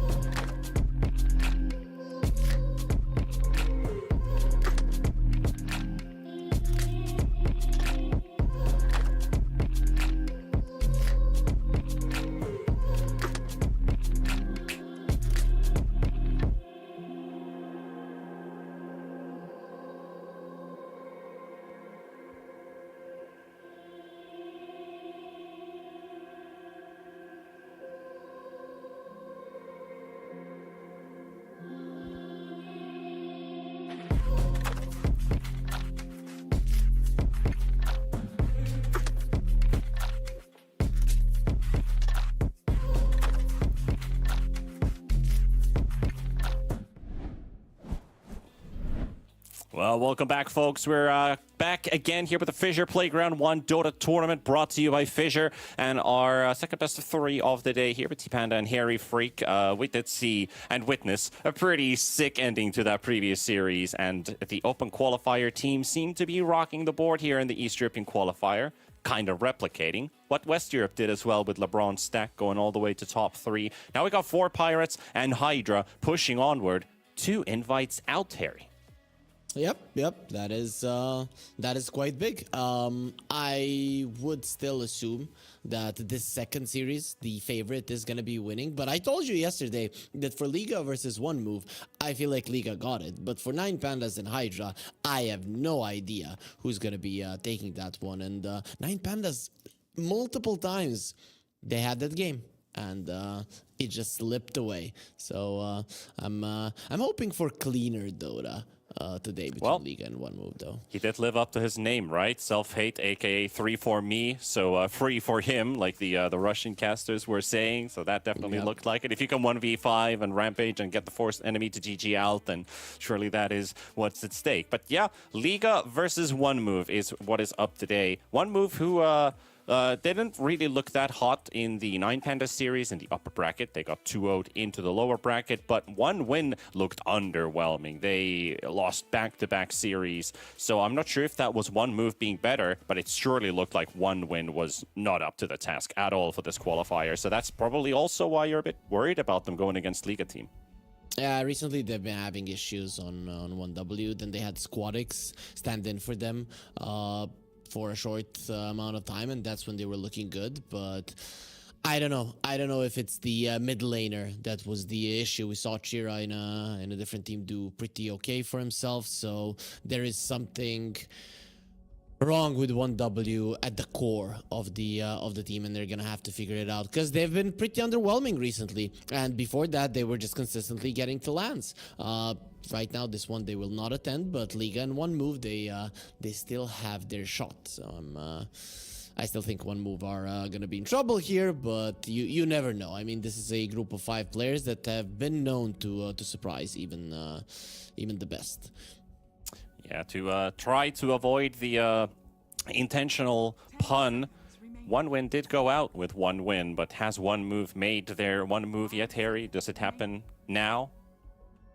Well, they have made 1 move forward, right? Because they did get dropped to the lower bracket instantly, and then 1 move forward. So yeah, I'd say that it's pretty much self-explanatory. Everything is going according to script. Liga are going to be going through, and they get their hands on a Gyro, which is a hero that we rarely get to see a lot of the times. He's just out. But they are a league team, not a playoff team, so maybe there is something to that as well. But we'll have to find out. We've got the Gyrocopter to start off the draft.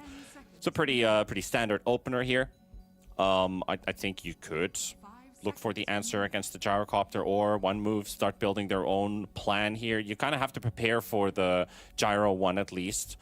So at least 2 or 3 carry options are probably not the wisest ones to pick up here for One Move. And if they do want to open up with a carry, better be a flex as well.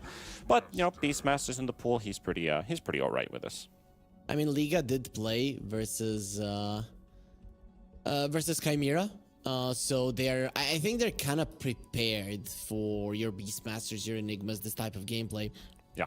Though the game where they almost won versus Chimera, they were the ones that were running something similar. Also, a bit of a interesting fact, the PC that I'm using right now, it used to be in the Level Up Bootcamp, and there's still some Russian programs on it.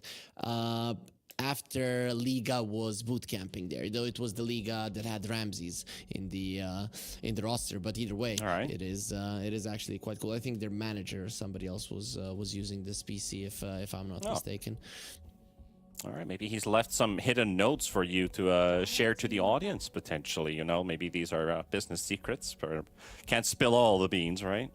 I think they do delete everything, but I saw it was the them that was the last, because I think that Microsoft Word and stuff like that, the full office is on Russian, so that's there are always these hidden secret Easter eggs, right? Like people do things that not all of the audience knows about. Easter eggs have become super popular in the gaming industry. Yep.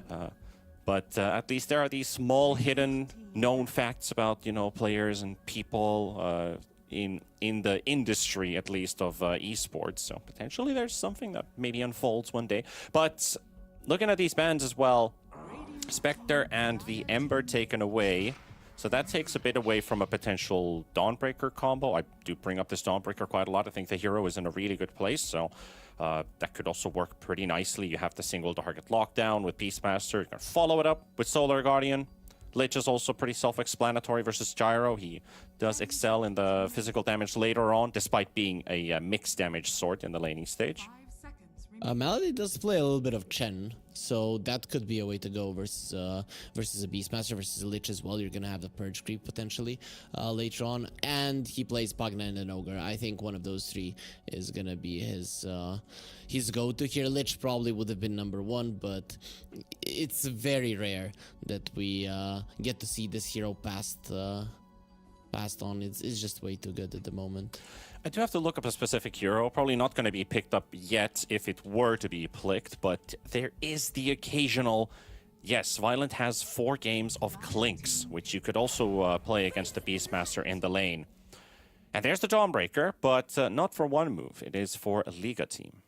And Queasy does play a lot of Nyx Assassins, so maybe they're just gonna pick it here as a deny pick, because when you have a Beastmaster, you have somebody who's gonna be taking down towers, and Nyx on the other side wouldn't be half bad. You want some scouting potential, and no, they're not gonna deny pick it.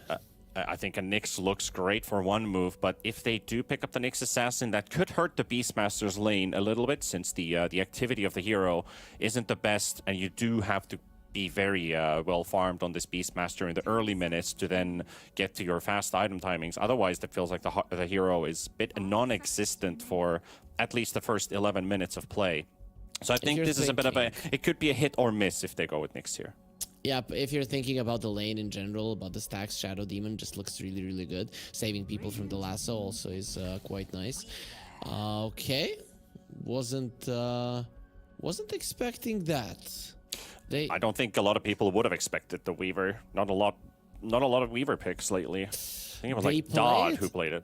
They played it as a support, right? Versus 1W. But yeah. I thought that was a one-time thing.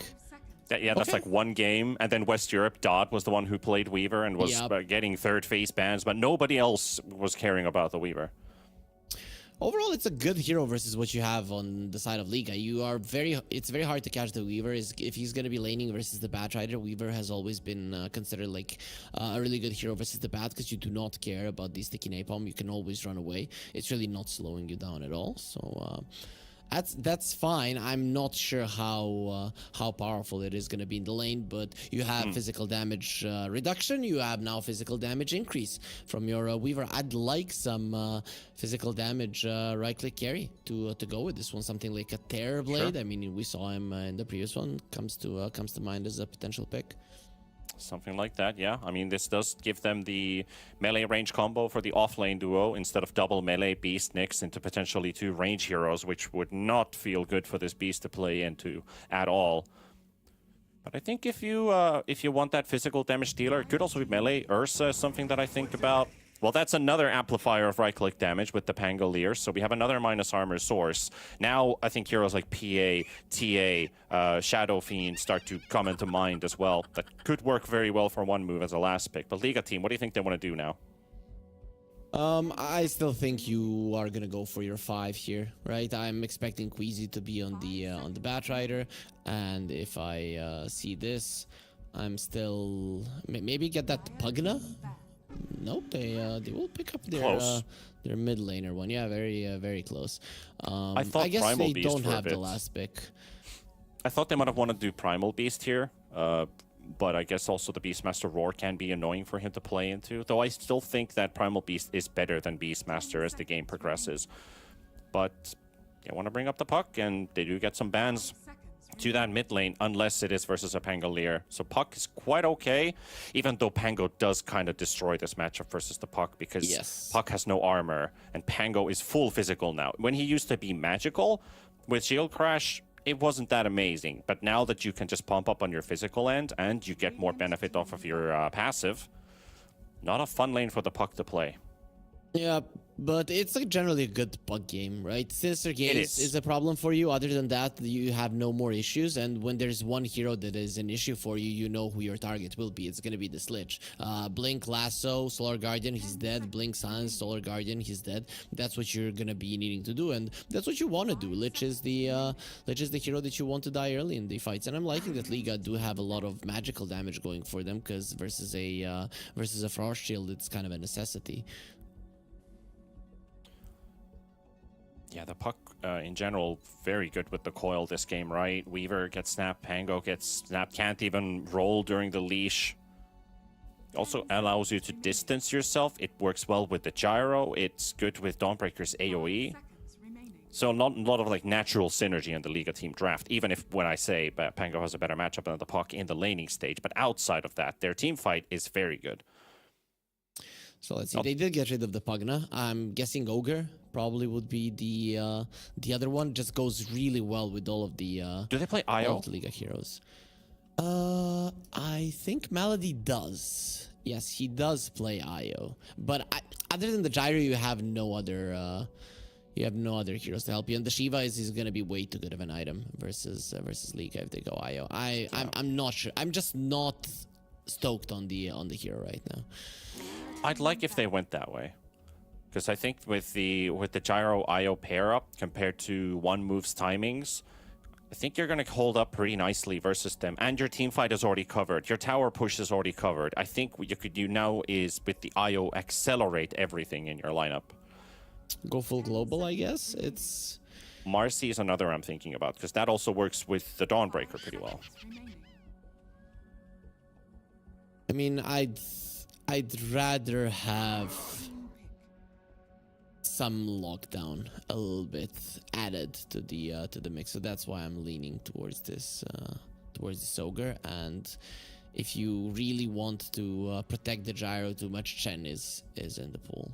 So, but who knows? Who knows? Yeah, Io is a possibility. I just in this meta I've seen so many carries struggle with the Io because a lot of the supports can farm. Io is not one of them, and he has no other pairings. He cannot go with the puck. It's just not good. Let's see. Io Marcy is what I have in mind. We'll see what comes out. And then one move also still has a response in the carry position if they don't want to lock in the Weaver as a pause one. Liga team, what do you want to do? 15 seconds on the clock. Oh, they're gonna have to make their decision right now. Maybe they've already made their decision or just thinking about it. Ogre is just the one that you would expect the most, the easiest one, and there's the Terrorblade as well. Yep, pretty basic responses to both sides. I still like the Terrorblade, right? There is a lot of magical damage on the other side, but I think one move do have a lineup that is gonna be generating enough hate, enough of potential reactionary movements from Liga that it can work. And now the only question is, can they do it? Can they make it happen? Will this Pango and the Weaver be able to constantly poke, force the puck to TP, force the Solar Guardians to allow the Terrorblade to fight? And that's basically what's going to be deciding the game. Do you think this? I don't think this. In my eyes, I don't see this Terrorblade as a famine hero. But I don't want to bring this point that my friend brought up. TB feels like a feast or famine hero. How do you feel like it in this particular game? Are you going to feast with the Terrorblade, or are you going to get starved down? I like the quote because it definitely shows in this game. It depends. It depends on how your team is going to be forcing out those TPs and those rotations of Liga. If the Terrorblade has enough info about what the cooldowns are on the other side, about where the enemies are at, this Terrorblade is going to be crushing the game. If he doesn't, he is going to be in a lot of trouble. So that's pretty much how it will go. My way or the highway. See if that is the case for game number one. But an interesting setup for sure. Putting maybe one move in a bit of a position of pressure. But the same thing for Liga team, right? Because they did look pretty okay in that game two versus Chimera. but weren't able to close that one out. So that maybe haunts them slightly. They were playing that Beastmaster, Alina, TA, Ember lineup that almost worked out, but didn't quite. Now you're facing a different level of opponents, and you have to get your composure and your consistency on point here, which I think they should be able to do. They are coming in as the favorites, as kind of already discussed early on. And it's maybe a bit hard for me to say which one of these two teams is going to be marching forward, because I really need to see the laning stage of both of these two teams. We haven't covered one move. Those have been mostly by our other caster pair, so I've only been watching some of their games here and there. It's been a pretty tight-packed qualifier. A Liga team, we've seen what they can do and what they can't do. I think one move, they, like a lot of tier 2 teams, they lack consistency, right? That's where Liga definitely trumped them. And there is one thing about this game, is that one move's draft is much harder to play. That's why I'm in the Liga corner at the moment. But it's in terms of ceilings of the draft, one move definitely could take it. That's 4 slows on Queasy, by the way. And he's starting to, you know, feeling a bit queasy with all of that pressure being mounted by the Pango, the Lich, and the TB, but he'll walk away down to half HP, so he's going to start burning up some of his tangos as that laning stage now finally kicks off. Bounties 3 for 1 in this case for one move. Pango went for the Thunderbolt. Interesting, right? We've been seeing almost exclusively double jump, because Thunderbolt, I can't even see the difference of a Thunderbolt and of a normal rolling thunder. That's how much it was nerfed. So I'm curious to see how Warwick decides to play this. Yeah, it went from OP to meh in a very small nerf in a way, but that nerf was just enough. Yep, for sure. It when you read it, it sounds like, oh, it's not that big of a deal. You see it in action, it's a huge one. Rain is really playing with his life. He sure is. He wants to stay around the creeps as well for that extra mana, but this Lich is going to go down. That's first blood. We'll be able to slap him down just like that. Very weird. I mean, he did get the Batrider low, force him to use the salve, but I'm starting to think that he wanted to die there. I mean, this was a bat that started the lane with half HP, right? And he's the one who still continues to live in this lane. That feels a bit weird. The bat has decent regen. You get to the tower, you eat a tango, and you're gonna be fine. Sure. Whoa, might not be fine. That's a bit deep for you, sir. He has to try and turn around and get a bit of extra hits in, but it's not going to be enough. Alperka tanking a full creep wave and 2 heroes, and still seems to be able to walk away. Okay, this right click from Lich. No, not enough. And then a third one to throw in, which will clean him up. But man, this just shows how tanky this Dawnbreaker can be at the best. Like, that was 6 creeps, 5 or 6 creeps hitting him, 2 heroes, gets the kill on Woe, and almost gets away from the Lich. Yeah, the stats of the Dawnbreaker are kind of overtuned. 5 armor, 8 more than 800 HP. That is very hard to go through as a Lich with 60 damage. Well, less before he got his level. Yeah 3.4 strength gains, no joke. This lane is dangerous for Liga. This is why they went for the bat rather than the Nyx to cover for their Dawnbreaker, right? Because you just want the Dawn to do well, and with the bat getting heroes close to the Dawnbreaker to get the Starbreaker off, the Celestial Hammer, the damage output of this hero can be very scary. Lich is now level 3, so things are gonna be a bit easier for the Terrorblade. Yeah. Oh, they got the stun on Weaver in the top lane, and he's been hit by a blood grenade and the flak cannon, and one more tick, but the Lotus taken by Janter. He got it, and he heals himself TB's up. dying on bottom. Maledic is getting that kill, and TB is dead indeed. The chase is still going here. Maledy didn't get the Ignite to connect. Didn't actually get the cast off in time. So what a play from the Weaver to survive from that by picking up the Lotus. But misfortune for this Terrorblade. I mean, Dawnbreaker and Batrider showing some of that Tusk Dawn that we covered, like maybe, I think it was a year ago, 1.5 years ago, which was the staple of the strongest offlane duo out there at level 2. And they are really showing it's working again with this Batrider Dawn combo. Even now, we see it from time to time, but Tusk has fallen out of favor slightly. Still, it pops out from time to time, but that bottom lane going that well for Liga is an issue. Top lane, they're starting to pressure as well, Liga, as they're getting more levels, so the Gyro should come out ahead of the Beastmaster as well. Oh, get outplayed. He's gonna get both of the water runes on the puck. Yeah, it was nicely danced around by Mirage. Starting out the Pango from getting a bottle refill. Somebody's gonna have to do a tactical death now, right? Maybe Rhine on the Lich dies so he can TP in to fill the bottle for the Pango. Maybe not, right? He is relatively healthy at the moment, so he might be fine, and it's still a Pango versus the puck. You should be able to stay in the lane quite nice. You have 7 armor on this hero. Puck thrives on going up against low armor heroes because he constantly pokes them. Pango is not like that. Pango is fine. Yep, and he's well ahead in CS2. Not the video game. There's a fight in top though, fighting under the T1 tower. Malady to drop, the Beast surviving thanks to the shield, but will be eventually taken down by you.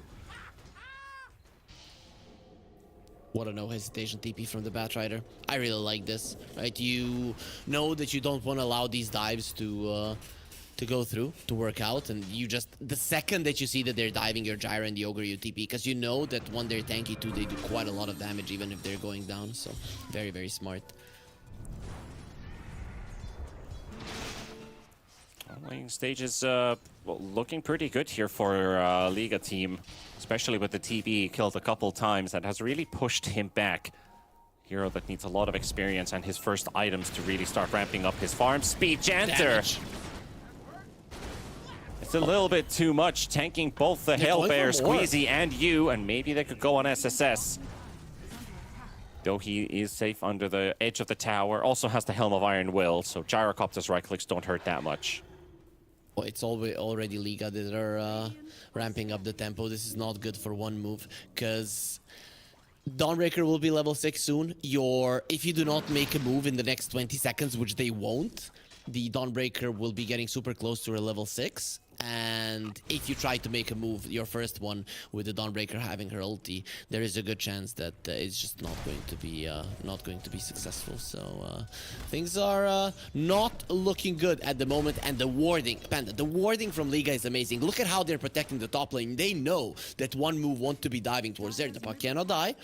The only lane that they can pressure is the Gyro lane, and that is covered by 3 wards.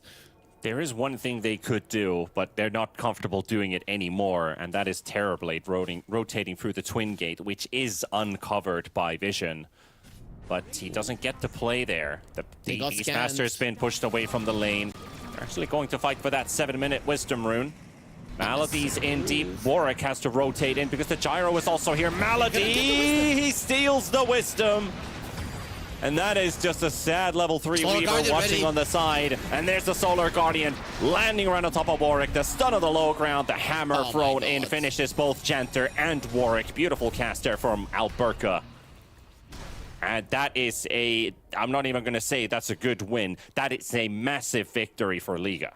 Yeah, that was even unnecessary from the Liga side because you're going for it with the Solar Guardian. It still wasn't ready, right? You got the levels while that fight was happening. So you're putting yourself in a position where you can die and there's not going to be a response from the puck. There's not going to be a response from the Solar Guardian. But one mover just way too slow. They didn't have enough heroes there. Pango was in position, but you mentioned the Terrorblade TP. I think WoW is gonna need to get involved earlier in terms of pushing towers, in terms of defending towers, in terms of getting those kills, because his team right now is lacking damage. They are lacking damage, and I think I agree with you. They need to get this Terrorblade involved. What I was saying about the Twin Gate rotation would have been the only actual avenue to rotate in. But the fact stands that both lanes have not gone well. Well, Pango has done an alright job, but him dying hurts a lot because Beast is like going for the Dominator build. And already with this rocky of a laning stage, still no level 6 on this hero. Close to it though, but with the Wisdoms lost, those Liga team supports, they look like they might hit their 6s before him. I mean, Ogre is already 6. The Bat Rider Exactly. very close as well. Things are really bad for one move at the moment. I mean, their plan stays the same. Try to force out rotations, but the thing is that right now you are you're not a threat, right? And when you are not a threat to the enemy team, forcing out rotations, forcing out spells is kind of hard. Nobody's gonna react. They know you've got nothing to threaten them with. They have some massive stacks, though, and I think Warwick is the one that's going to be cleaning them all up. They have triangle, triple stacked. Warwick currently is farming inside his own jungle. Another triple/quad stack double here. So he's got a lot of money to be picked up here. He is trying to rush his Diffusal Blade before picking up potential TP boots, power treads. Mana boosts, even if the situation requires that they need Guardian Greaves or an extra heal. Maybe for Woe to get Sunder off, as he's being actually pressured here by Queasy. Yep, so League are the ones that are trying to get a response from one move. If they do manage to do it, it's a disaster. But Warwick, I like that he's rushing the Diffusal Blade. You need it. You need a tempo game-changing item in this game. If you go like Power Treads, it would delay that item so much that you might get to a point where you're not killing people. You don't know if that's gonna happen, but you're better off just going all in. Well, Break of Dawn just showed these massive stacks, and Gyrocopter Ogre is coming in to steal them. There's 3 heroes already here, but they're gonna need somebody more, and they always have that Dawnbreaker. Flak Cannon already going to work. Getting to steal some of those creeps. At least Warwick is able to swashbuckle a couple creeps back, but here comes Mirage. They spot that Ancient stack, then that is Lich is trying to protect it. I don't know how you protect it. There's a Solar Guardian ready, one move. They do have the Lich ulti, right? That is their one saving grace and potential to do enough damage. There's the commit for the stack now, with the Firefly. Janter trying to play it safe from a distance, dropping in the Crab Orchestra. A lot of minus armor. Missed swashbuckle from Warwick. 10-second cooldown again, and here they just charge in. The silence comes out. The Lich ulti is on the Ogre. He will wear off it, so that Chain Frost does nothing. The roars and the gyro. Here comes the Dawnbreaker ulti as well on top of the Beastmaster into the lasso. Janter dead. SSS dead. Stack stolen. Damage dealt. And Liga team, I would say one move more, are in shambles. Yeah, we talked about the terribly rotating, but he used the Metamorphosis earlier, so really he didn't have anything to contribute to this fight. And I really like how Mirage finds an opening to silence both of the supports. Malady, the second that he sees the Chain Frost, isolates himself, waits out the 2 seconds of the Living Rig from the Frostbound, and then just returns into the fray. Liga just did everything right there. They were very slow to approach that stack as to not get caught off guard, and then they knew exactly when they needed to commit for it. Yep, they continue to do everything right here on the side of Liga. It's going to be quite hard to slow down that tempo with this TB, so I do feel like Liga team is just going to take over the map quite freely. They're trying to jump the Bat Rider. He freshly just picked up a teleport of the Courier and gets back home. And they saw the Diffusal Blade, so that's not going to be a surprise at all. He saw just how much damage he took from the Swashbuckle, understands it's the Diffusal Blade, and now Liga might be a little bit more cautious in terms of going forward. That is an 80% win probability. 12 minutes in, we almost never see that, Panda. 4 heroes moving towards top with a 2-man smoke. Warwick, Rhina. Liga are aware. Yep, they seem to know. It is one of those situations where you have to dive. Dive, force out the rotation, go back. Puck doesn't really have... Oh, he found the regen rune. He didn't have mana. They forced out the roll. Malady went for a deep scout, and Warwick instantly recognizes that this is probably not the place to go in, and he rolls away. That's just a Pango ulti down for waste. Down to waste. Probably because of the Diffusal info, too. Yeah, that's a kill on the Weaver, then. And the tower. Right, so one move they went in, they forced out some rotation, but really nothing too much. The Solar Guardian is still there. Puck walked towards the top lane, you lost the tower. This is the reality right now, just because you're this far behind. But they're doing what their lineup is supposed to do, just way too weak.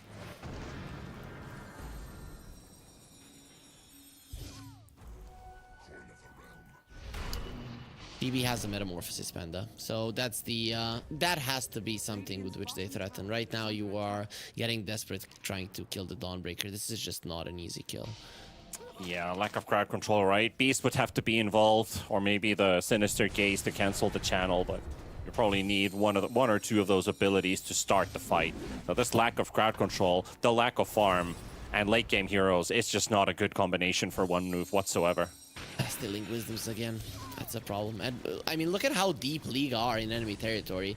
The Dawnbreaker is always gonna know if she's being hunted, right? So you are much better off if you're one move trying to force out the Solar Guardian on the other side of the map, and then make some moves, killing her while the top lane is pushed in that far. Is I think it's not gonna happen. Alberca is gonna have to mess up. They have the Lich in position. Just no Beastmaster around, so that's the only piece of lockdown that they have. So Alberca's not even the one who has to be in front. He's got the Ogre here. And actually, Puck sniping a Courier in the back. With the Metamorph used on the Terrorblade, that's going to be down in, I think, about 10 to 15 seconds. They are, again, not in a position to fight back. Liga are just responding to the moves of one move very very smoothly, right? You saw that things were going bad. The top lane, you can't shove them out. And then you tried to pressure the lane where there was a Dawnbreaker. But because you're so weak, because you're so slow to move towards that tower, Liga, they just send an Ogre, Puck moves a little bit around, and suddenly you are very much afraid. As you should be. Yeah.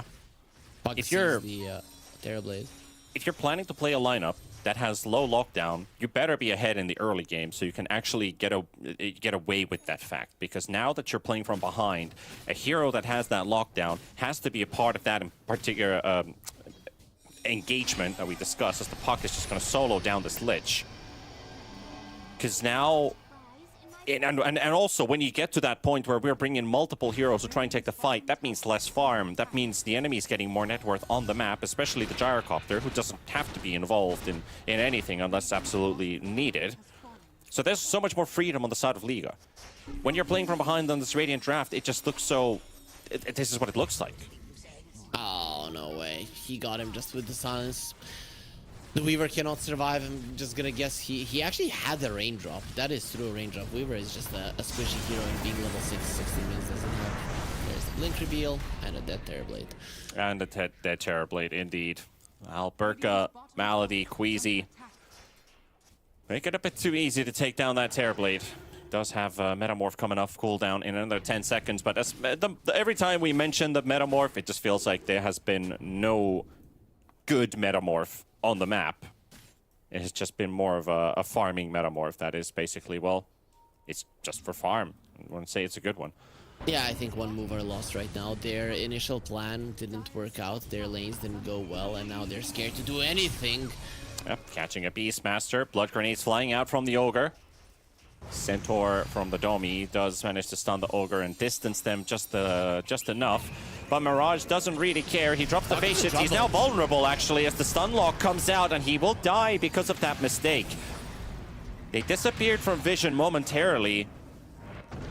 This could be a nice bonus. He face shifted so early, and he didn't actually have any backup, so that mistake cost him quite a lot. They could take this tower now. But there is TP's coming in, Gyro's coming out, Alberca's coming in. We're diving. Too much. They're going to be fighting right under. Woe has popped his Metamorph. There's the Sunder on Alberca. Alberca has a Blade Mail. BKB, he does not care. Warwick gets killed as well. They kill Rhina in the trees. It's a triple for the Gyro. And just like that, the first time you feel like, hey, we can finally make a move, feeling good about it. It takes 2 seconds and they're mass TPs. Yep, also that was a very nice flame break from Queasy. We might see another one. He stopped the shield crash of the Pango. That shield crash probably would have gotten Dawnbreaker low, and he would have had the shield. And this is just getting too sad for Janter. This is something that he does, plays this position for Weaver, but I think they have that the Puck has cured him of this idea that he should do it, because he is getting completely obliterated. Cured from his playstyle. It's like Yep. I mean, have you ever, played with Dota players who just consistently try to tell you that a hero is good, right? It's Oh yeah, I hear that from people who played one game on an item they tried out, and they say, "Oh, this item is so OP, man," and they'll continue to do it despite losing, and they'll blame something else on the mistake why they lost. Of course, you never blame yourself. Your item choices, your hero Absolutely, choices. your phylactery on PA is a genius of an item. That is actually a genius of an item. I never thought about it. I saw it in a 1 versus 1 with Thompson versus Kezu when they were playing at the Berlin Major at the OG house, and the mid 1v1 got to a point where it's like 12, 13 minutes in, and Kezu's holding it really nicely, and this mid PA Thompson's PA, he's like, well, the one way I can win this is probably by cheesing it. So he went phylactery, and he's throwing a dagger phylactery at Kezu's hero, and it's kind of like, well, what can I do? The damage is too much, and then he just killed him, and end of story. So there's some truth to it, sure. But when you start doing it every single game, even if the enemy has, like, what, BKBs, what's your phylactery going to do? Nothing. Then you're suddenly 15k MMR. If you're win trading while doing it as well. Win traders got banned. We don't have them anymore. Sure. Ask Danog how his pubs have been going. Yep, they're all gone. They're all gone. I mean, literally, ban wave came out. My first game was not a very fun one. Meanwhile, in the mid lane, Alberca's going to get jumped on, and they stack up their stuns to make sure they get a good kill for themselves. And with the Metamorph pop, they need to get this tower out of the way.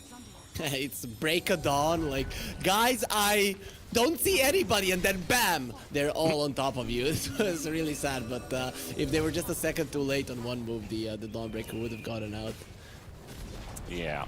It's a bit of a anti-break of dawn. Yep. There's the lasso play from Queasy, catching Beastmaster. There's still the coil on Mirage. His right-click damage is quite serious at this point, with that shard also picked up. So the puck right-clicking does quite a lot of work here. The coil snap instantly on the Beastmaster. TB is Metamorph for another 10 seconds. He does have the Demon Zeal, though, which would allow him to fight. Janter is getting a lot of vision. Liga dropping very low here. Woe still holding the front. Does get the Manta, dispels the silence, has the Sunder, and he will pop the Demon Zeal to get away.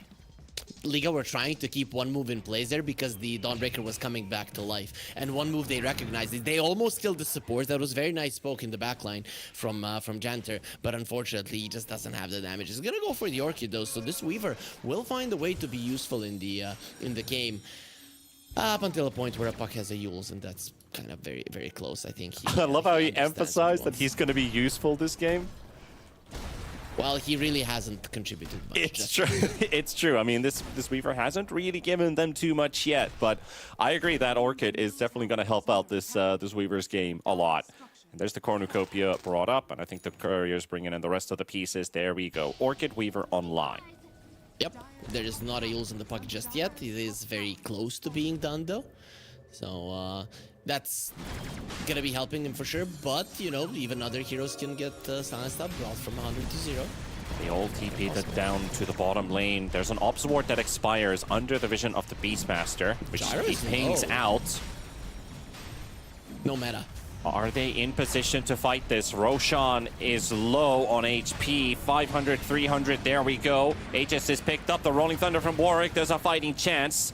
Grab Orchestra thrown in, the Gyrocopter backing away for the time being. Malady, he will go down on the Ogre. There's a nice ulti from Alberca. Doesn't really connect on any of the heroes, though. And the Chain of Frost is out as well. It's jumping into the easy camp, but it's not going to be enough anyway. Queasy and Warwick will both go down. Alberca backs away, has the Blade Mail. Woe's doing quite a lot of damage here. Gyrocopter decides to fight it. Can they kill the TV? Just a little bit more. Puck needs the orb. He needs the orb. He needs the orb. The Sunder on his ally. The Sunder on his ally will keep him alive. They'll get to fight this one out, but the Gyrocopter returning back to action. The Frost Shield is there. It will not keep the TB alive. That's 3 dead. That's going to be the 4th one of the SSS is down as well. And Janter has to move away from this. He might still try something with the Orchid, but I don't think there is going to be enough. Liga team, they managed to stand their ground. What a cool attempted play from the Puck to kill the Terrorblade with the Yules. It does 50 damage. He had 58 HP, but he had 7-1 charges, so it wasn't really close. Then he lands, Wand instantly goes for the Sunder and the Lich, and the Lich gets the Frost Shield out. So one move, they maximized their efficiency there in that fight. It just wasn't enough. But I like that they went for a fight. Fighting around the Roche Pit with a lot of those edges there made the Pango very useful, and we are seeing the strength of this physical damage lineup. It is not to be underestimated. Honestly, I think the Puck could have just killed the TB by timing the orb as the Yules was ending and just insta-drop the coil. That could have been enough to just kill the Terrorblade pre-Sunder, but it might have been like 50 HP TB remaining and he Sunders, and then it's all down to waste and somebody instantly dies. But he got the Sunder off of his ally Lich, which allowed him to get that second round in him. Yep, still, in the end, Liga, they might have lost the Aegis, but now they're 17k gold ahead. It is... I don't think it's an insurmountable lead. I mean, one move have shown that with this minus armor, they can win fights, and they still haven't lost a single tier 2, so this game is gonna last a little bit longer. Well, maybe net worth-wise, but if you look at the graphs, look at that XP difference. Remember when I mentioned that 20% is a lot? How about 38%? 16 levels advantage for Liga team. 16. That is problematic. I mean, even in net worth, the game does look like it's done. But if you look at the heroes and at the towers that are still standing, the map control that is possible to get, one move can win this. That was a very nicely timed time lapse. They are moving outside of their base despite the Aegis fight that we saw momentarily. Gyro walking in dangerous position! And that is you gone. He did not expect anyone to be in that area. Alberca wants to BKB and TP out. Pango will die to Mirage. Malady gets the final tick there, so Augur gets the credit. Janter will push Queasy away. Orchid is ready, but doesn't have another attack in him. The Gyro Courier does get killed by Janter as it flies out. Still makes it a 1-for-1. Even when Liga make a huge mistake and you get the opportunity of a lifetime, the difference in gold is that high that Liga just instantly makes a difference. But Puck, when he sees that there's no roar, he's free to do whatever the hell he wants. So this Gyro really isn't your... I don't even think he's your main concern. The Dawnbreaker and the Puck are.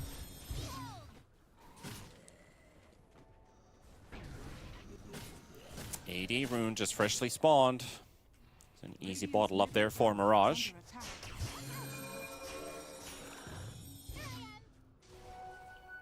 I know we have these standard Puck builds where they have initiation, then a defensive item, and then the damage item, so which is basically Witchblade Blink, and then if you need Yules, you build the Yules. But I want to see the Ags Mjolnir become meta again on this Puck, because it's such a late game thing to have. I guess it happens, but Parasma is just way too good of an item and deals way too much damage that the Mjolnir doesn't make sense at the moment. And when the Mjolnir is not that strong and you want to go for the Parasma Axe is okay, but it is not the same as it would be with the Mjolnir. So I think it's going to be some time until the meta changes that we're going to be seeing it earlier on. Later on, you get the nags from the Roche, stuff like that. Ultra late game, sure, but it's just not the go-to for the Pucks for a reason. Yeah, it's a bit of a greedy build for sure. But I think that's one of the Puck builds that I love to watch, is when you have a right-click Puck with the Shard, with the Ags, Mjolnir, you have MKB, and then a Daedalus. And you're basically just your ulti is super strong, sure, but then you can't play the Blink Puck where you always have a way in and out and just rely on your magical damage. Instead, you would be more physical dependent. But We are hunting. let's see if they can connect on someone here. Deep Wards placed down. You see that Top lane. T2 ward. Oh, they actually get the jump on Queasy. He'll take the Chain Frost away from his teammate. So Alberca solos Rhina. Just 2 spells used. Coil of the Mark. Okay, Janter lives. I would say that is really nice for one move. This is something that they would have wanted to do for the entirety of the game. Force out the Slord Guardian, get out, and losing only the Lich. It's like you've lost nothing, basically. Yeah, nothing of value was lost, right? That is how you core players see us supports. As non-valuable. Our lives don't matter to you, do you? But yeah, pretty much this Lich is the lowest net worth by far on the map, and his life really doesn't hold any value for one move at the moment.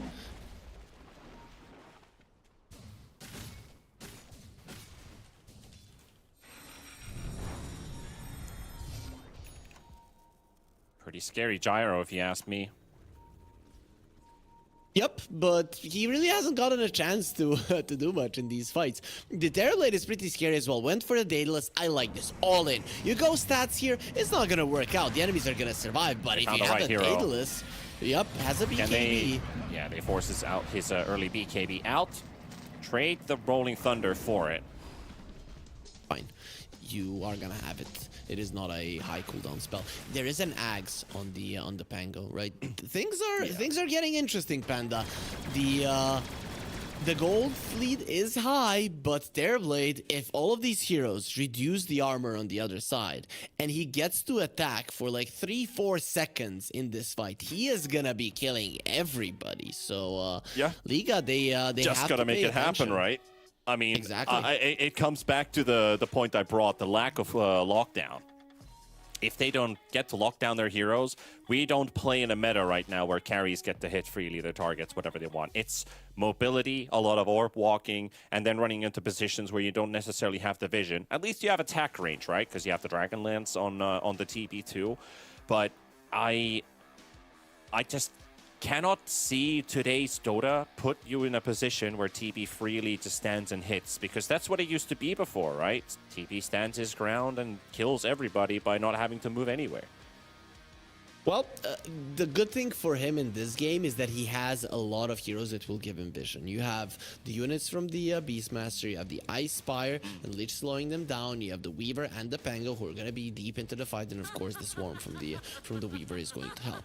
If all of those things are used properly and the Terrorblade finds an angle at which to enter the fight, he's not going to need to stand there for too long. If you just try to run versus him, you're turning towards the Terrorblade, thinking about going for him, he kills you in a second, you start running, everybody is already dead. So there is a world where this kind of works out for one move.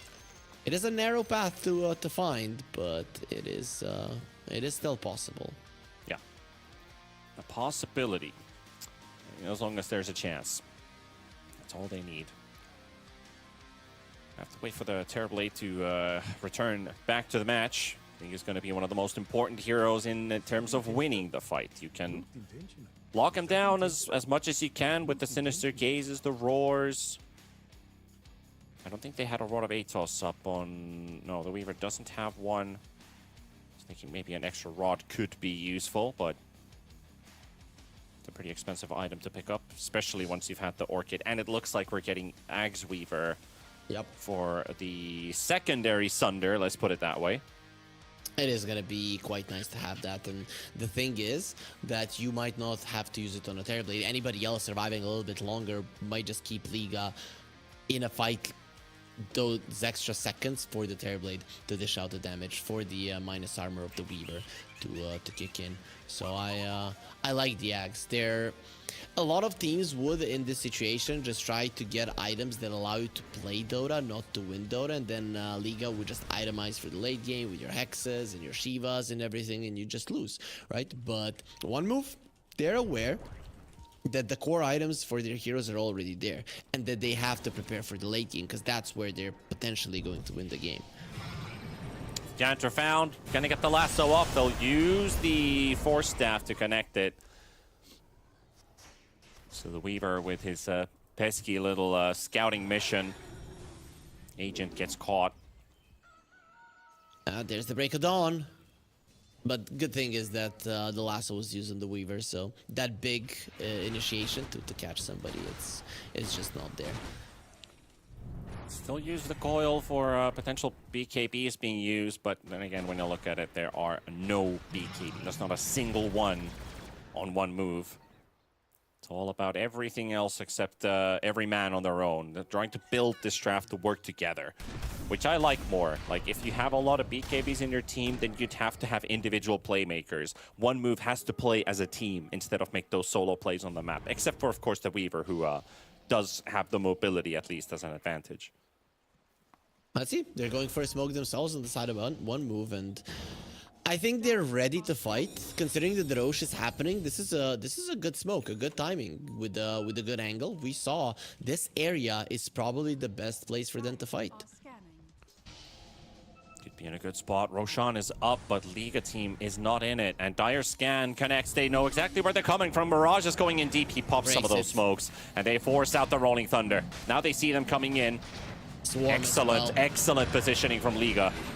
Mirage making it all possible with the scan. There's the lasso. Alperca with the heals from the Solar Guardian. Beastmaster roaring the Gyrocopter in his BKB, and he'll take no damage. Roshan, he's staring into the void there with the Spirit of Frostivus. He stole somebody's hat. That's all Roche wants to do in this fight. He's got a big pile of hats on himself. At the same time, one move getting deleted from the fight. So, who do you think's getting all those hats from Roche? I don't know, but Roche should have understood from the story that was in Dota what happens if you steal somebody's hats. A very gruesome death will be upon you, and yeah, the heart pulled out of his chest and all the gore that went into that comic as well. We're gonna see it live here. The second that the smoke was broken was the second that that fight was over. I'm kind of surprised that one move pushed it so much, especially Weaver using the Swarm. Swarm is, I think, your main spell. The Rolling Thunder and the Swarm are the way that you win fights. You use the Swarm to scout the Roche. There's nobody in there. It's over. The Terrorblade will never get a chance to fight, to attack, to see where the opponents are at.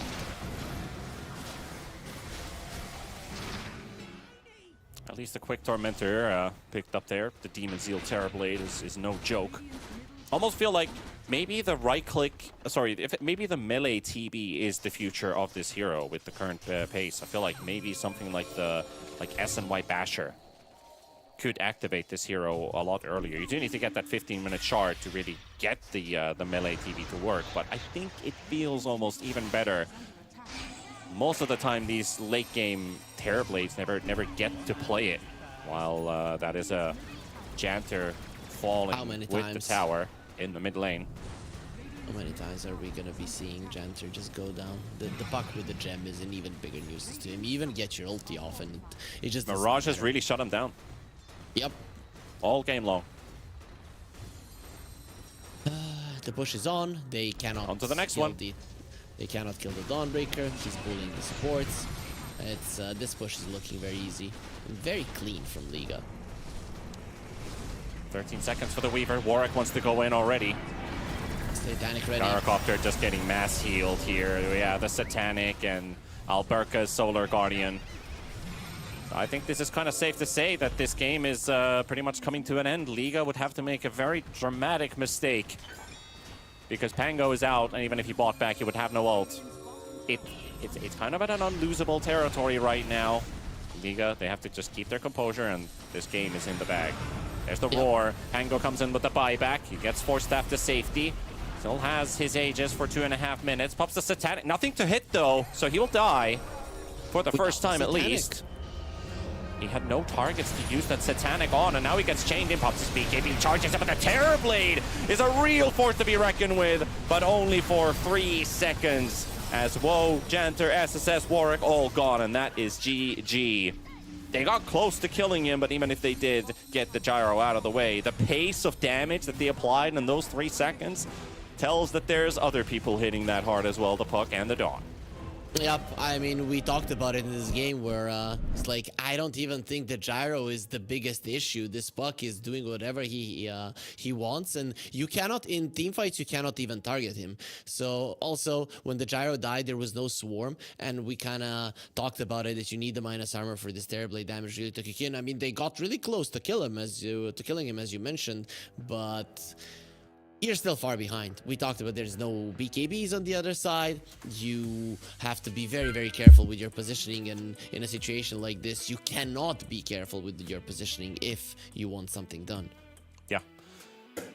Yeah, just simply playing from too far behind is really what the endfall or the downfall for One Move in game number 1. The lanes didn't go as they expected to. I think having the Beastmaster and the TB, they both kind of have to have a good start in the laning stage. Beastmaster, most importantly, he didn't get that good start for himself, so he was out of the picture. And Terrorblade did not take part in a single fight in the first 15 minutes. And I think there were moments where One Move maybe should have, I don't know, this is just me, but I feel like they should have doubled down and brought the Terrorblade with them, with the Metamorph when it was available.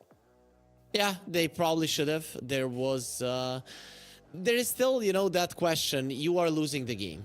If you bring the Terrorblade to a fight and he dies after he has been farming for 10-15 minutes, you are pretty much losing the game. You always have this in your mind as a carry player that play could lose you the game at 15 minutes in. So you try to delay it as much as possible, and you try to get the vibes of your team to understand just how badly the game is going. But the game was going pretty badly, so risking it right there and then, I wouldn't have minded it.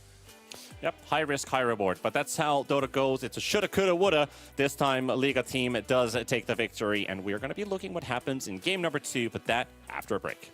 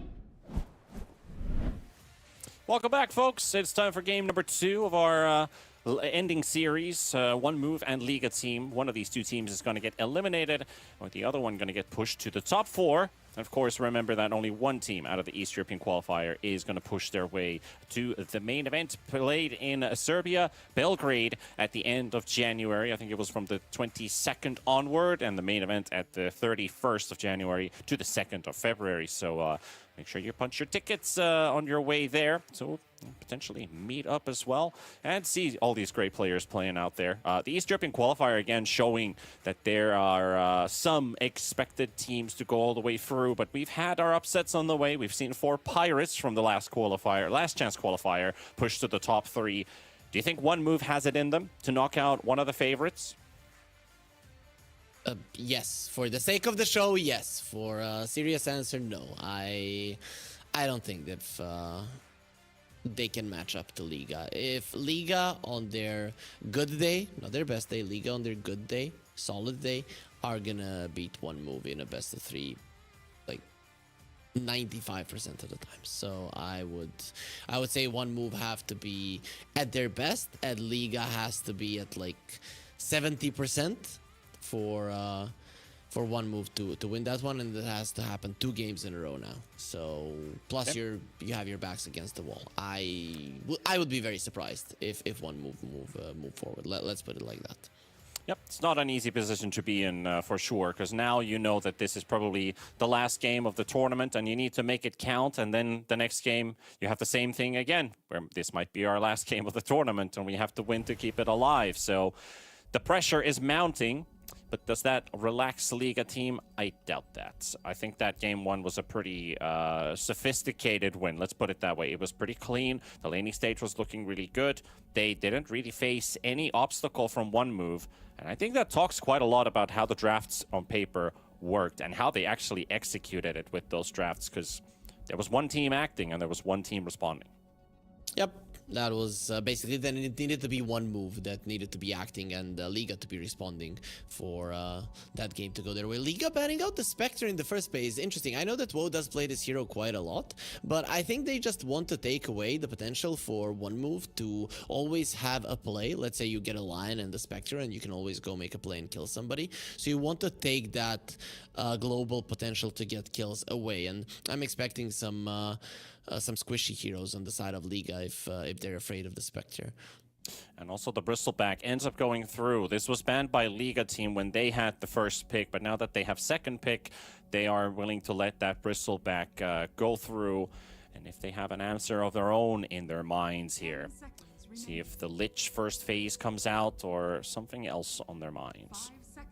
I'm still looking forward to the Alberca LC. I mean, we got to see an Axe. I've been longing for him as well, and we got to see it. Now we could see another one that turns the Bristleback towards them. But I agree with you. The Lich is probably the one. Gyro is still in the pool if you do want to go that route. And Beast.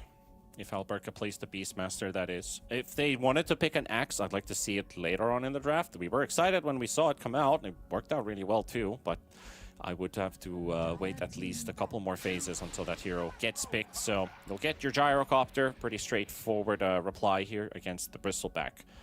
And now that the Spectre was banned in the first phase, the last game's second phase bans were Spectre, Ember, and Chen. Do we take the Lich away from Liga team? I would assume you get it out. So Dawnbreaker, sure, that's another counter initiation around the Gyro, but I know that Malady does play the Lich.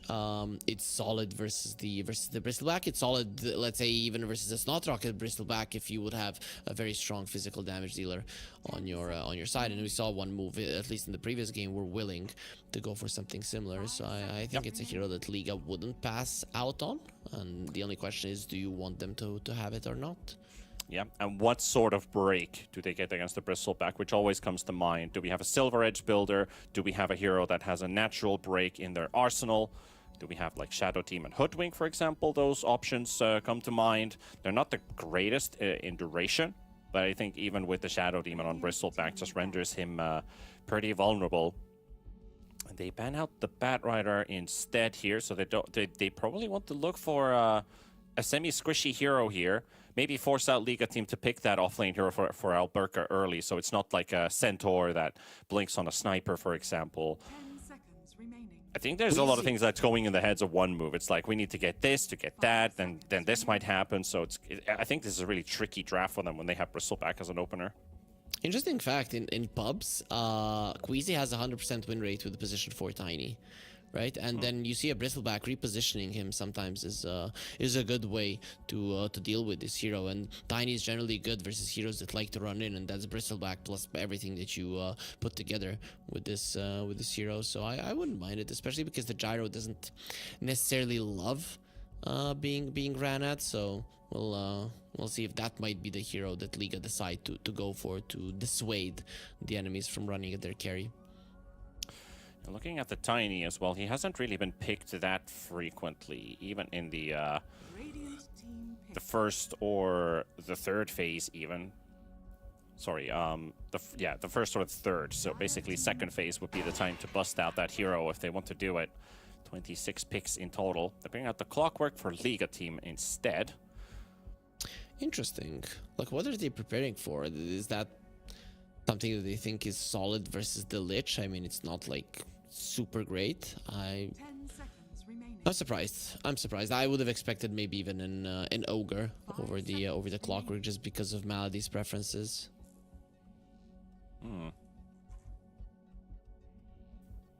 Maybe it's because they do play the Hoodwink as well on Queasy, so maybe the idea is to have something that's going to be combining well with the Clockwork versus the Bristle.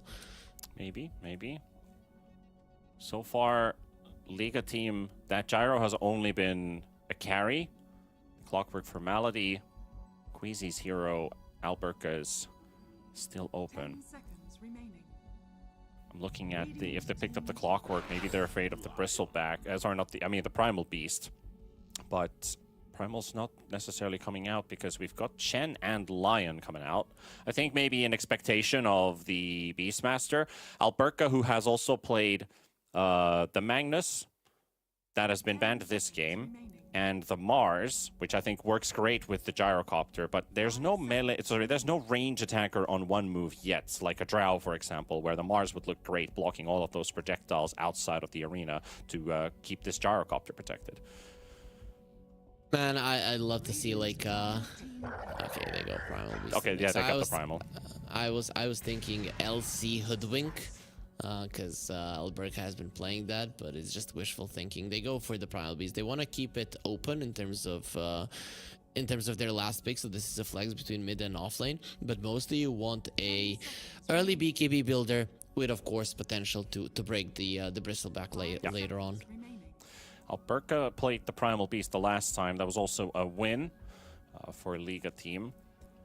So I'm guessing that was versus Hydra. Yes, that was game 2. The 16-minute stomp that they had. It's slightly different from their draft, right? Because they didn't get their hands on the Batrider, but they had Lich Razor. That was the Naga carry game where I said this is... I hate the Naga carry in its current state. But it provided them with a lot of split push. And now, instead of Naga, you have the Gyrocopter, you have the Primal. So what do we want for the mid, then, when you see Chen, Lion, Bristleback? There's no Lina, which otherwise would have looked like an excellent mid pick. His other heroes would be the Tiny, the Puck. Not really a Razor game yet, because you need to see what you're going up against. You have 24th pick, too. I guess one move could go for an Invoker here. I mean, you have 3 melee heroes. Gyro, who likes to get super close. If it's the Primal Beast in the mid lane, the Invoker deals relatively well with him. You naturally build into a 4-staff, so versus a Clockwork versus an Nyx Assassin, you're quite nice. Warwick I think Invoker, that yeah. could be... He's played could be Tango, smart. Ember, Earth Spirit. But there's They- the Tiny coming out. This is a core Tiny with the Chen and Lion already in there. Not the biggest of fans. The reason because of it, I like it with one move's lineup, sure. But if you look at Liga's team, they're all pretty hard to burst down. Let's put it that way. Clockwork, high HP. Nyx Assassin has the Spike Carapace. Primal Beast and the Gyro are cores that do tend to get pretty tanky themselves. It does go well with the one move lineup. You have the follow-up of the line. The map will be opened up because of the because the Chen Bristleback will be giving you vision, sure, but it is. I just don't know if you're gonna be able to get the kills. You need to snowball really, really heavily for this Tiny, at least in that regard. In those stages of the game, he needs to burst people down to work out. Yeah. I do also think we're looking at a carry Bristleback for WoW.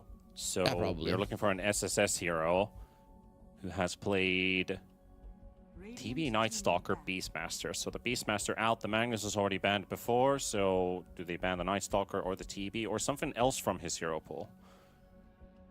I like the TB as a ban, just because you can switch it to the safe lane as well, and then you can see what you want to do. If, let's say, you would play a carry TB here, the Snot Rocket Bristleback would be amazing to have. And if you want to play an offlane Terrorblade, that would probably not work too well, but you're still gonna have the opportunity if you see that it's something that you would want to do. So yeah, I think that's a good ban. Yeah, I don't know if they have a stronger lane with TB Lion versus Gyro and Clockwork. I feel like the Lion maybe struggles a bit in that particular matchup, but at least with the high armor, Flat Cannon, he don't really care about it as a Terrorblade. The Reflection does a good amount of damage on the Gyrocopter. He's pretty soft. You could win that matchup with the Terrorblade offlane. They banned the Lycan instead, so that's outside of what he's played in the tournament so far. Yep, but it is more units, which is something that the Clockwork generally doesn't like, and they're not as squishy as Eidolons for the Gyro just to take down easily. Interesting. They ban out the Puck having the Tiny and the Lion, so I'm very surprised that they're that afraid. There's the Invoker. You get your Invoker. That's Carry Warwick Tiny. Invoker right there. Carry Tiny. Maybe an offlane Tiny, you never know, but I'd rather see a carry Tiny with the Snot Rocket Bristleback. Yeah, kind of like that. Bristle Lion, I feel like that's a good lane versus the Gyro Clock if they go Snot Rocket. I like this. I like one moves draft. 5 seconds remaining. Mirage does play some Earth Spirit. I would be fine with an Earth Spirit here. A Blade Mail hero does sound pretty good. Something you can constantly team fight. Pango is also a possibility. Razor on Tiny, do you think? You could send the Primal, but then you're sending the Primal Beast maybe to the mid lane. I'm not sure. I wouldn't want the Primal Beast versus a Invoker. That's.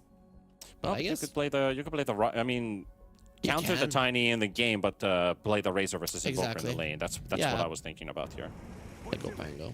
Yeah, I was more leaning towards melee hero in the mid lane that is not a primal beast, because that's generally what deals well with the Invoker, something that gets into his face. This is gonna be an early 4-staff Invoker for sure. I'm thinking, right, his first item, Witchblade, and then you just get a 4-staff. It's kind of a necessity in this one.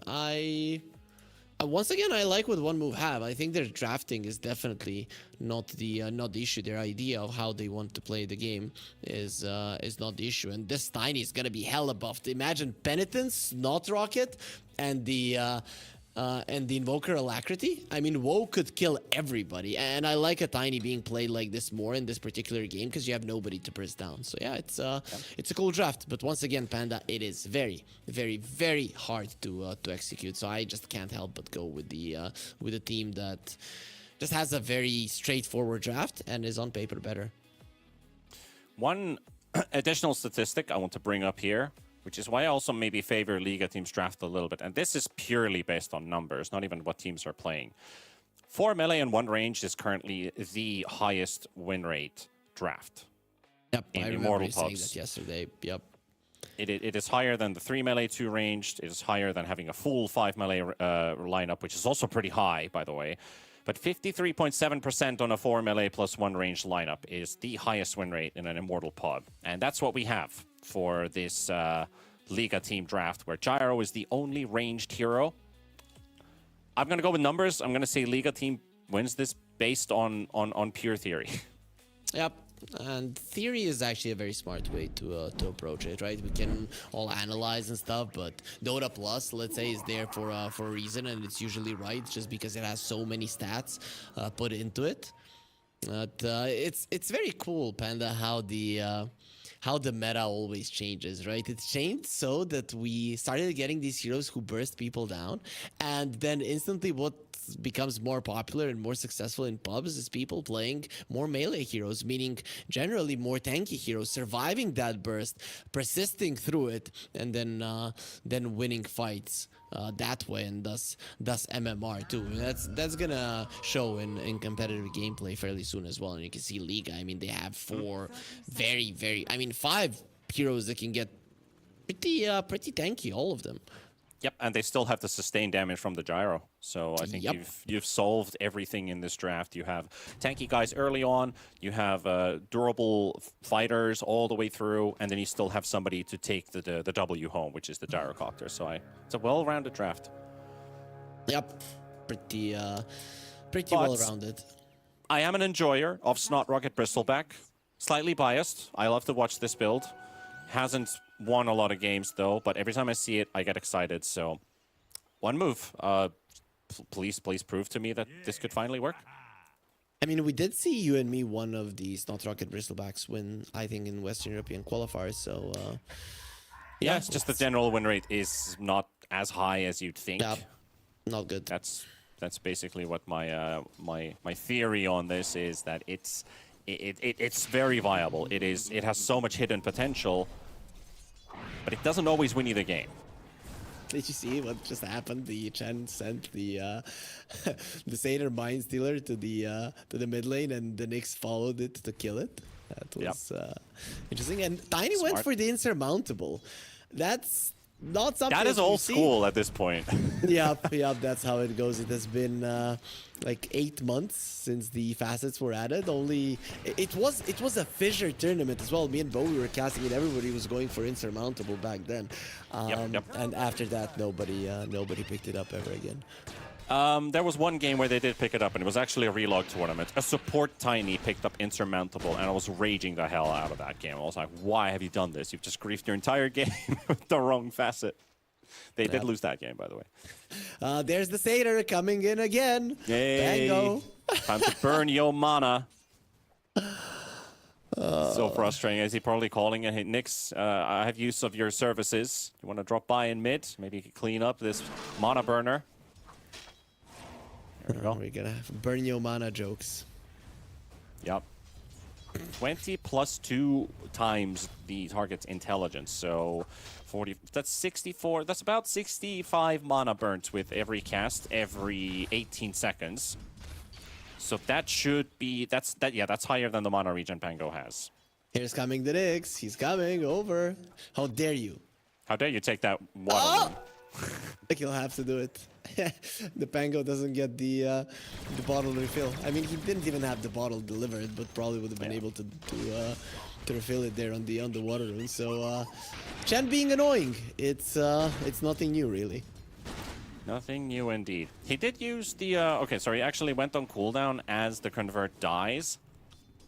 So it refreshes every time Chen himself respawns, so we'll have to wait a couple more seconds until he gets another one. Straight down to mid. There we go. It spawned again, and probably going to take the quick. And now, yeah. This is already on the hunt. This is so goofy, man. Like, you're playing the Nyx into the Chen, and I think this was picked for good reason to avoid that 2 versus 1 mid scenario from happening. And at 2v1 without even soaking XP. The Primal Beast has a lot of CS. I'm just gonna assume that some of those are from neutrals, but still 22 sounds a lot. So a very good start for him, and I'd say this is the most important hero for Liga in this game. After the Pango pick, maybe not so much because you do have the Rolling Thunder, but getting a BKB as early as possible on Alberca is gonna be a huge deal. You can get away with the Blade Mail, but once you have the BKB, that's when one move are gonna have their Invoker and their line just murdered every single time. I have a question though. So have you seen Tiny versus Gyro how many times? In a carry-to-carry matchup? Just in a game. Oh, Does Flak Cannon apply craggy exterior debuffs? It shouldn't. No, it shouldn't. If it did work that way, you'd have a 50% damage reduction. Yeah, constantly. In a matter of no time.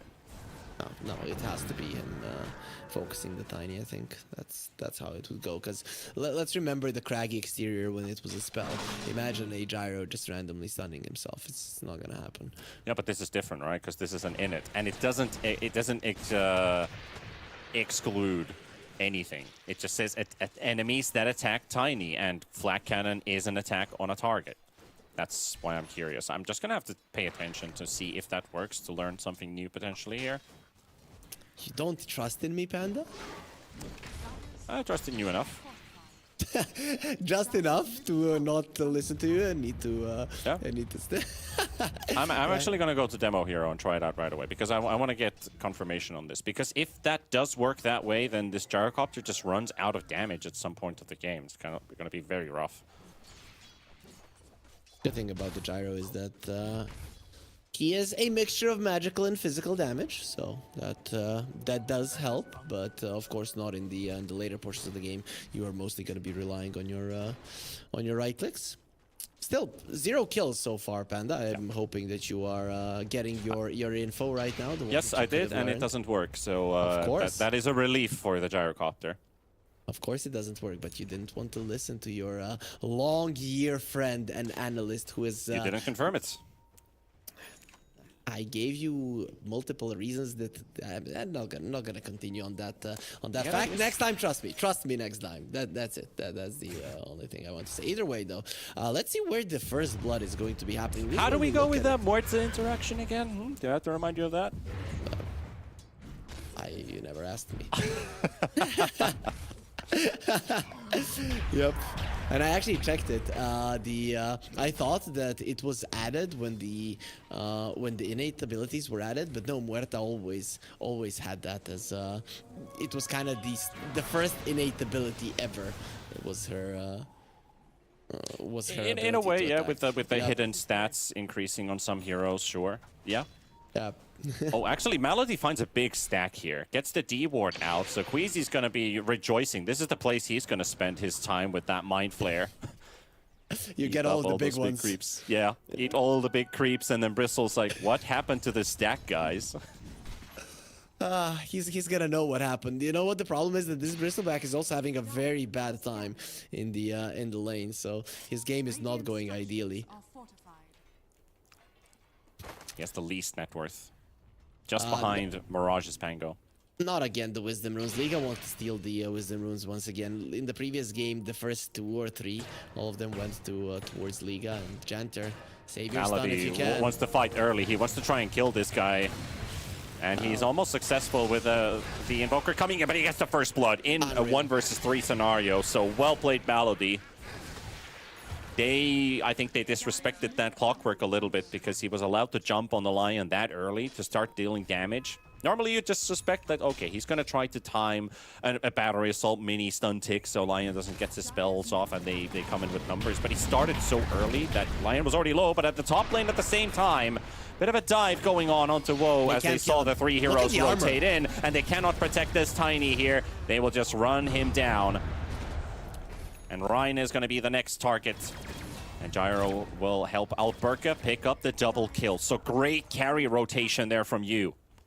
Yeah, they knew that there was no TP on the Invoker, right? And the Insurmountable started kicking in. The Divine Favor was also on the Tiny. He had more than 20 armor, and the right clicks weren't hurting him. But that's where the Rocket Barrage kicks in, and this is what we're talking about. The mixture of magical and physical damage of the Gyro is always going to be nice versus a Tiny. Radiant's courier has been killed. That does cost him his courier, though. He... While he makes that rotation, he's got Falcon Blade coming in, but he took the Twin Gate, so the courier took a random detour, and then he came back to the lane, and I'm pretty sure that the courier just ran down the mid lane or something. It just got killed, and he forgot about it completely in the haste of all of that action. Yeah, couriers are never gonna stop dying.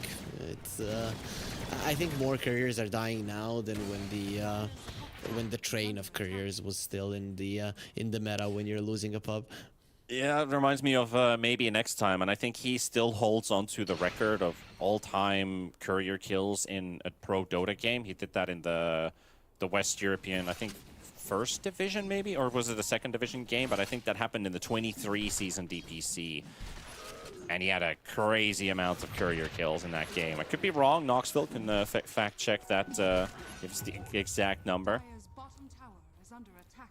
Yeah, he killed a lot of them. A lot. Yep. He was always big on killing couriers, you know, being sneaky. Let's see though. Liga going for a smoke. They're thinking about killing a bristleback. He doesn't have mana, so his life is very likely to be taken really quickly. Primal Beast on a roll. It's scary when this hero gets off to such a good start. Oh, look at that stack. Nyx is like, I can't clean this, but you guys can. This is just like a repeat of the previous game. Just this time around, Liga are on the Radiant side. Yeah, all down on everything used on this to clean it up. Alberca does drop quite low. Maybe Warwick seizes his moment and looks for an opening. With the ward, he sees the Primal Beast. He cancels his exit. And he'll try to get the streak away. Mirage is coming in though. Primal doesn't even die. He's out of this one. And they have, well, basically just losing and losing on that end. Yep, one move have been losing for the entirety of the series. Like that has been the only thing that they've been accomplishing to lose. They lose their stacks, they lose their heroes, they lose their momentum, and in the end they lose the game. Let's see if they're if that's gonna transition into a series. This is a 5-man movement to the mid lane. You do not see this too often, but it looks like it's gonna work. Yeah. The push, they got Malady. Nice tornado on too. Queasy's here. Mirage. They don't have sentries. Well, full-on 5-man stack to push down a T1 tower works out. Dire's top tower is under That was so cool, right? Their lineup is so strong, so annoying, has so many things to spam out. They even had the illusion rune that you can't do anything about it. The only way that you maybe could is if the gyro gets involved, but without the call down, he is just not as big of a threat. Radiant are scanning. Dire are scanning. Pretty cool. Pretty cool move from one move. And Gyro, because he lost that courier that you talked about earlier, he can't get his Crystallis. Yeah, he hasn't gotten his courier in a while, hasn't he? Yep, that is a long time. Falcon delayed and Crystallis being delayed because of it. That's a solid chunk of farm that you're not getting because of that. Dire's top tower has fallen. So I have to look. Yeah, he's got a Falcon Blade. And he's got the Crystallis on the courier. He's got like 2 full items. All he has is not brown boots, power treads and the blades of attack. Magic wand and his branches since the laning stage. Yep. Imagine if it dies again. Can we make it 3 out of 3? Oh, let's see. The courier is, I'm just gonna watch the courier. it's on a mission. And he's again going through the twin gate. Dude, Where's he don't do it. going? Where's he going? He's gonna send it through the gate because he's probably wanting to farm. Okay, I was like thinking if he wants to farm top, but yeah, the courier's now coming the right way. Okay, sure. I think this one's gonna get delivered. Don't speak too soon. One thing that did get delivered in terms of items is the Fusel Blade, and this Pango is very, very strong. Apart from the, you know, if you looked at the Pango in the previous game that was being played by Warwick, he got the Diffusal Blade to try to get back into this game. This Diffusal is going to be used to get you even more ahead. Burst people down faster, because that's what Liga need to do. We saw when one move get together, they're still very scary. So you need to catch them off guard when they are isolated and alone. Well, Gyrocopter just picked up extra damage worth of a Demon Edge with that Crystallis and the Falcon Blade. Plus 40 picked up. That will help his farm speed increase by quite a lot. But only 6 kills in the last 13 minutes, and Liga team quite happy with this. However, I think they'd like to find more Blade Mail up on the Primal Beast, almost level 2 ulti. And as you mentioned, the Diffusal on the Pango. I'm pretty sure this is go time for Liga team, as they are smoking up and moving towards the Dire jungle as we speak. Nyx Assassin spots the Chen and vice versa. Tango with the haste rune. Feels like he wants to take advantage of this Chen, which he will do so. He does have the Pavis, but against the Rolling Thunder, and of course you have that Mind Flare. I'm liking the no hesitation from Liga. They know that now is not the time to search for big fights. Before you get the BKB on the Primal Beast, you don't want to do it. So once you do, then you're going to be going for big fights. Right now, you need to increase your lead or keep the game the same. And then once you have those big items is when, even in a 5 versus 5, you are going to have an advantage. Warwick right next to Primal and Pango. Doesn't want to give away the Ghost Walk, but there's the debuff applied with the Tornado onto 2. Nice setup. Bristleback coming in, the hook shot. Catches the Lion in the river. Huge. They're picking them apart. If they just had that Lion to follow up on a stun, would have been great, but now the Gyro Gyrocopter sent under the tower. There's a buyback from Janter. He wants to get in with one spell. Not even needed. That buyback was maybe a bit unnecessary, but Liga team, the threat of that buyback in itself, they don't want to lose any extra heroes, so they let this one go. And there's no tower to get either, so they got the Gyro, sure, but I still don't think that's the best of trades, even if it is in a situation where any kill counts. And you shouldn't have gotten that Gyro. That was unnecessary from Violent going forward there. We talked about how you still don't want a team fight versus one move because you are gonna lose. They are stronger. They have too many slows, and even their AoE damage is very hard to deal with. So until you get your main items, you just don't want to do it. Now, especially with there being a pipe on the Bristleback, it's more about picking them apart. Something that they did to the Lion, and they could have dispersed and went for it again, but decided to go a bit too deep with the Gyro. Attempting to push down another T1 tower with the group up here. Chanter also has to remember, if he dies, that is a dieback on the Lion, but he will use his advantage of just charging at his enemies. And the Clockwork will be caught, tornadoed up in the air, brought back down for SSS to take him out, and that leaves the tower now vulnerable. And for the taking, they'll give them a bit of a gold swing. But we are also getting to a point where this Gyrocopter, despite his one death, he will still have a good timing on that Aghanims. We have Pango almost with a blink, and soon a Primal with a BKB. So rejoice your victories while you can, one move. Is it just me, or is this Ghost Scepter on the Clockwork just a terrible choice? I understand that there's physical damage on the other side, but there is a tornado to remove it. There is a lot of magical damage as well. I just don't see it as that much of a priority item. It's not amazing for sure. Queasy found. But can they catch him? That's a whole different deal. Oh, nice he escape. is he's going fast, wave. man. Still does it. Yeah, he is. Gotta go fast. But I still like what League are doing. Separate the map. Separate them until you get that BKB. That's when the game can... SSS is pretty deep in here. Gonna get jumped on by Alberca. Pulverized with the hook shot. They kind of stacked their stuns here, but SSS still can't get out of the cogs. They're body blocking his exits, and they will get him. And there's a follow-up kill on the Chen and the T1 tower to fall. So instead of just losing SSS, they both supports just got annihilated. It just goes to show how much damage Liga have, right? The Bristleback there, it looked for a second like they're not going to kill him, and you think that you're unkillable.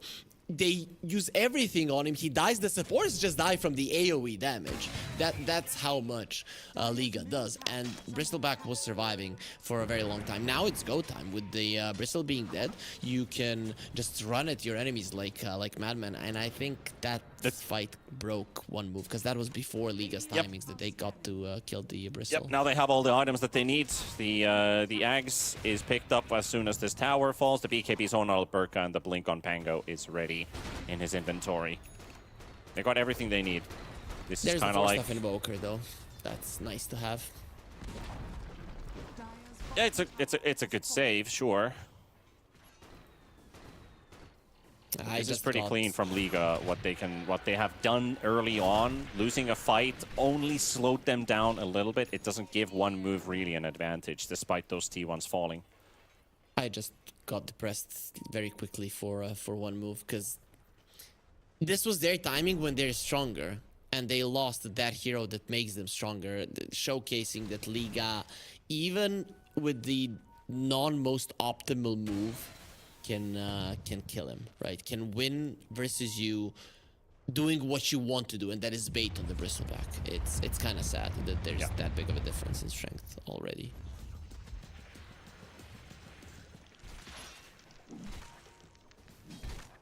Queasy is also about to pick up the shard, so we did discuss the break. That's a 4-second Vendetta break. He can always hit the bristleback. Yep. Another way to burst him down. Dire's top tower. Talent is under vision. They tried to smoke up into him, yeah. They still see where he's going with that lane ward. So unless they get instant backup, they gotta react really quickly to this. Nah, he's gone. No one's coming. I mean, you'd have to have like an instant teleport that lasts half a second to be there in time. It's just too much burst on one move.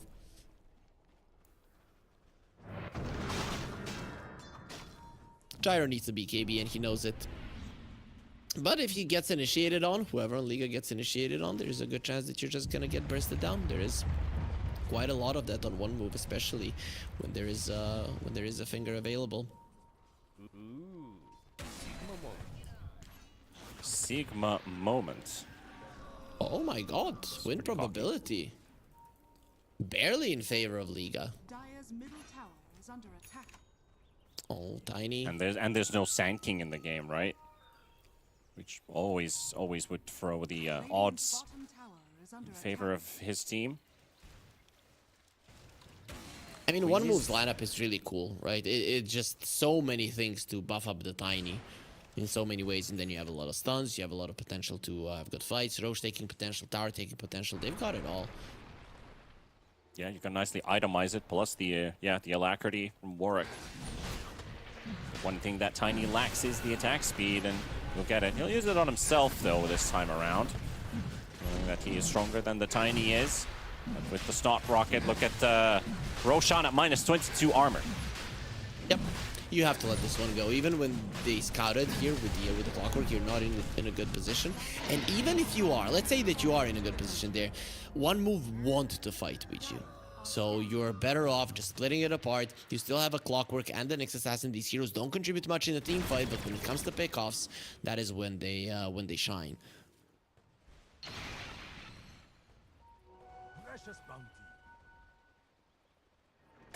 Gonna be pretty rocky trying to kill this Bristleback without the break. I feel like maybe the Nyx Assassin has to focus the Vendetta on the Bristle because it does have Vanguard and the Pipe. He's very durable.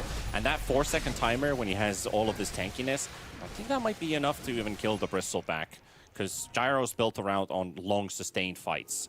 He'd have to have something like a Daedalus in his inventory, but he's only got the Crystal so far, and it's the BKB that's coming up next.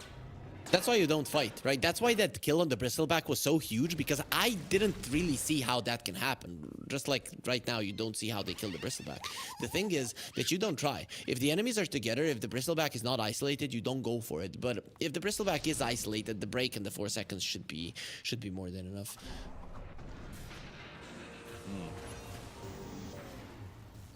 He's not going fast any longer. But beautiful cogs. Oh, really? It's an early Chen ulti. They want the overtime heal to save the line. Not enough. Yeah, just like how they're just completely splitting, preventing that avalanche from actually hitting multiple heroes. There's the hook shot. Malady will lock in the Invoker, but Pango will drop, and Bristol stuck on the cliff. He's going to be out of this fight. Huge. That was maybe not intentional by the Clockwork, but he's done his job. However, Alberca will still die in this fight, and Gyrocopter didn't want to have anything to do with that. So fighting against that Aegis, one hero stuck on the cliff, and they still managed to win that fight. 3 versus 4 pretty much in there. Alberca went in, got hit by the EMP, didn't have mana for the BKB. And then when he took so much damage and used his wand, he was like, yeah, I don't even want to do it. I'm just going to die. The Liga I think they're reading this game wrong. Even that move on the Bristleback when they did get to kill him, I think it was unnecessarily risky. You are good at just finding pickoffs. That is what you should do until the Gyro comes of age, right? Until he is that powerful that nobody can be his equal. But they are trying to fight one move at their absolute strongest at the moment. And despite we saw so many good plays being made there, it's not going to work.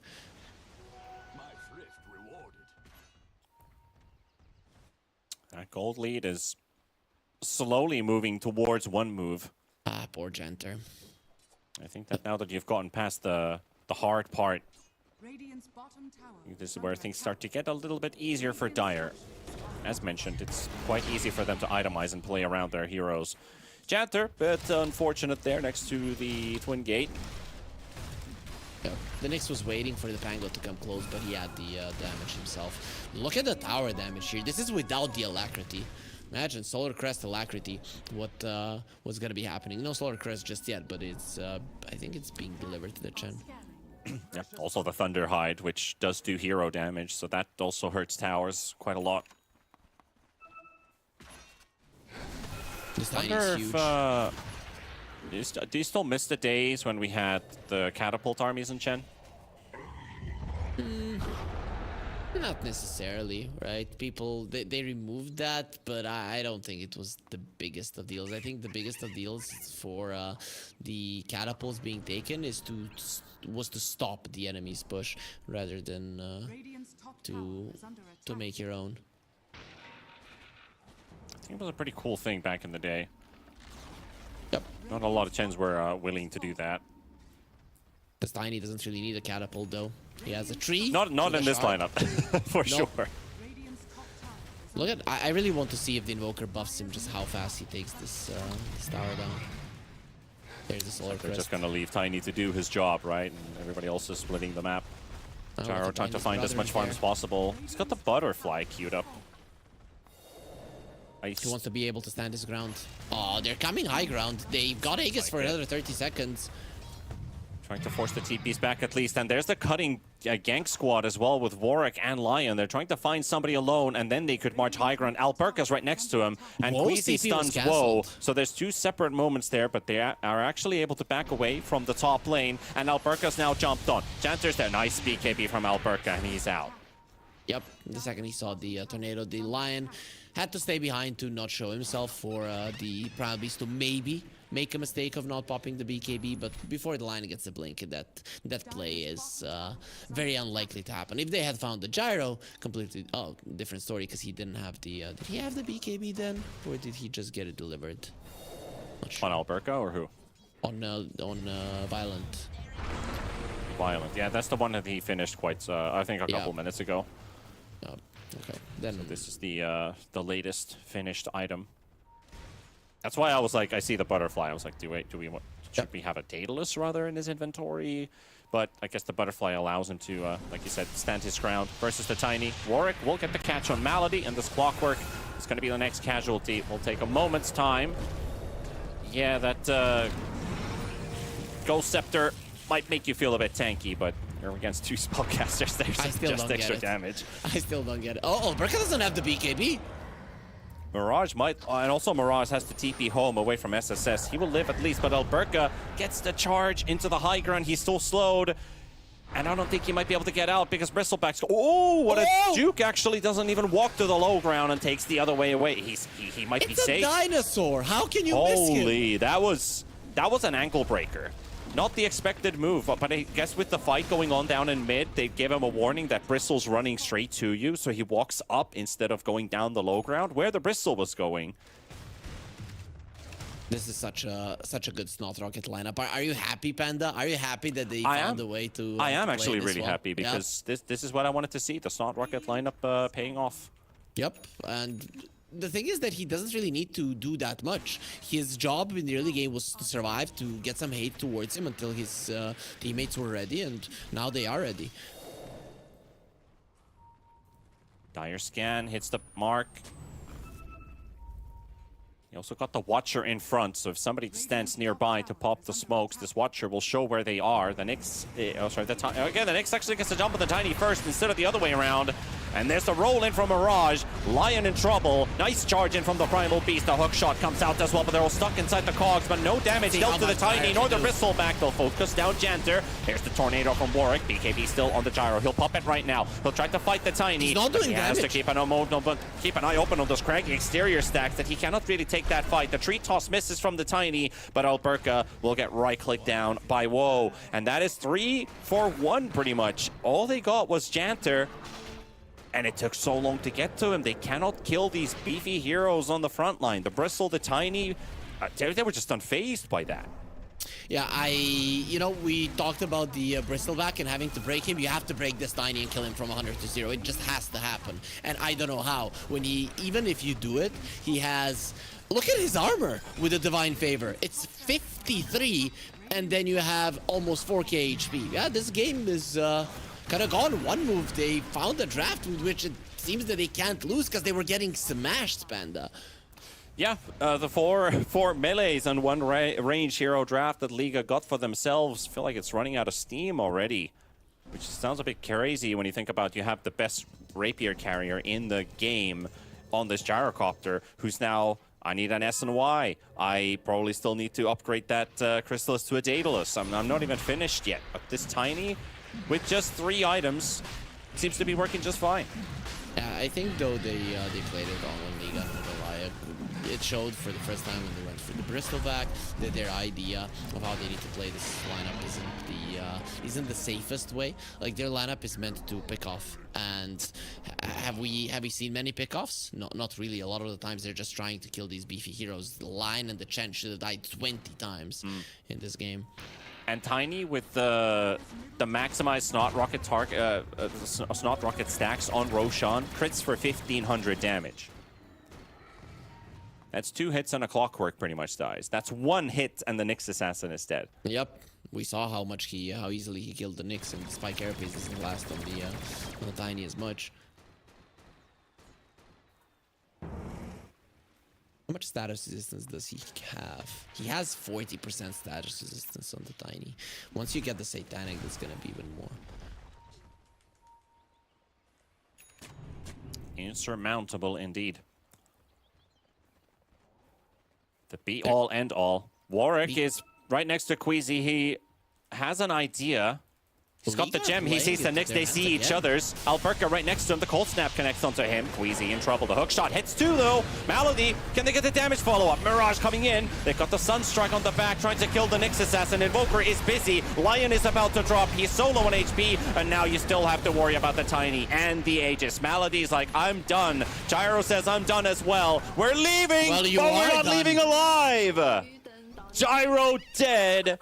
To the double, the Echo Saber hit from Tiny. The other one crits, and Gyro dies with it. Oh, Queasy. Okay, he's gonna be fast. So, I just don't know why Liga are playing into the hands of one move. They're constantly going for these fights instead of shoving out the waves and then trying to go for pickoffs. I understand that maybe at this part of the game, when you already lost the lane of Rax, that's very hard, if not impossible to do, but you cannot allow yourself to keep running into these fights because you just can't win them. I think it's becoming quite apparent.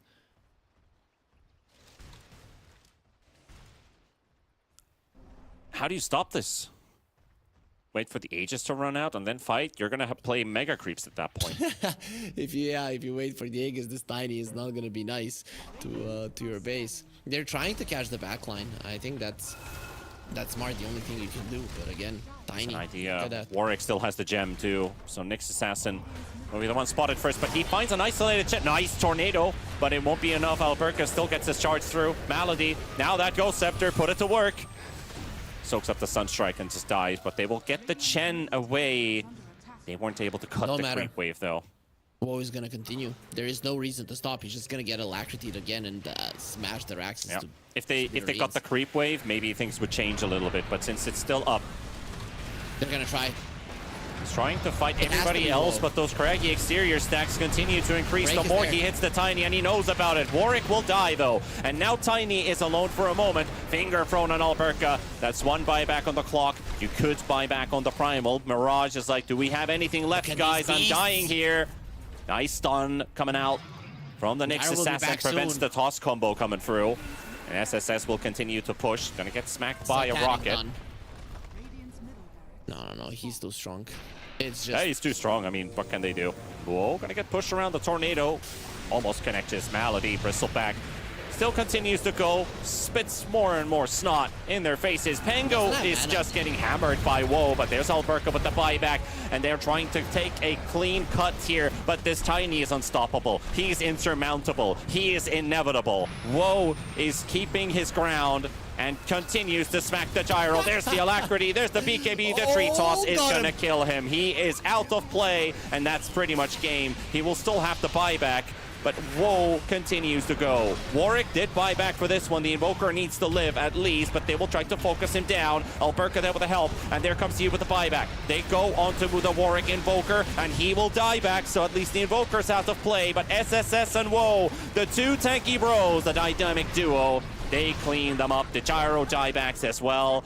Mirage tries to slow him down, tries to kill the Bristle if he could. One more swashbuckle maybe has it in him, but the Solar Crest is buffed on him, and it's just not enough. And there's the GG call, and we are going to a game number 3. One move. They stand their ground, Harry. What a cool draft from one move. We only saw there at the end just how powerful it can be. That they cannot kill the Tiny, they cannot kill the Bristleback. And when you can't kill a hero that's hitting 700 per hit without the crits, it's insane. He was killing the Primal Beast through 50 armor.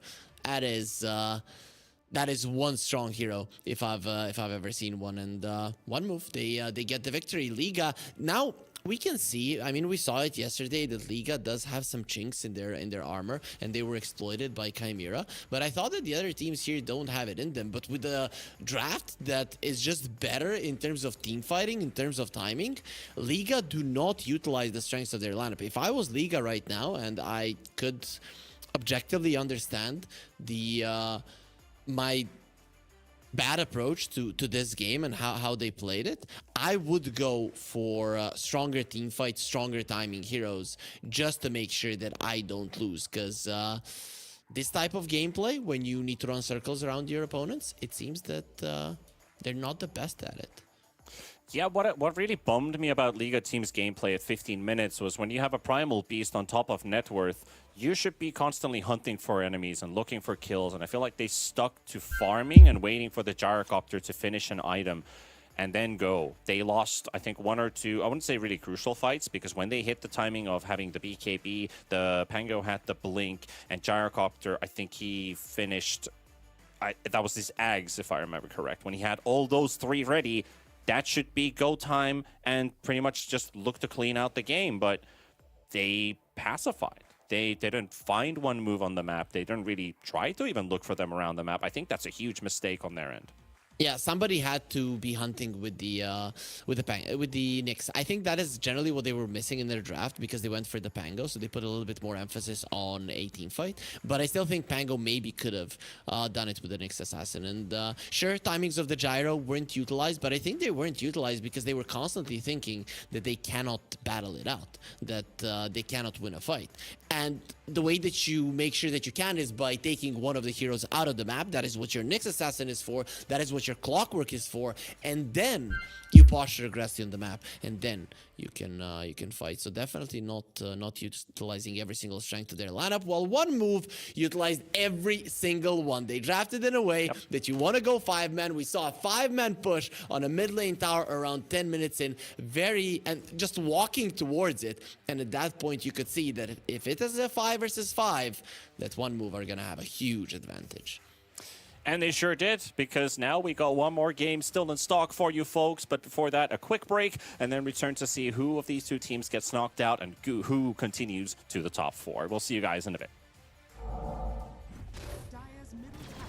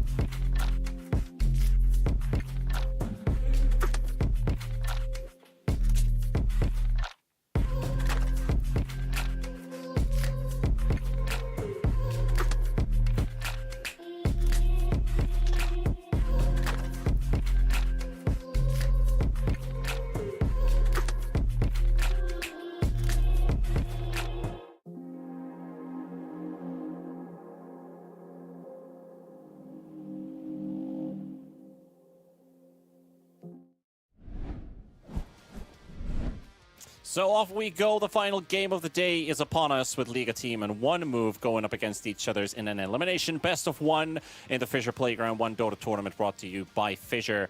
And now I think it is time to decide and to see which team really wants to win more than the other.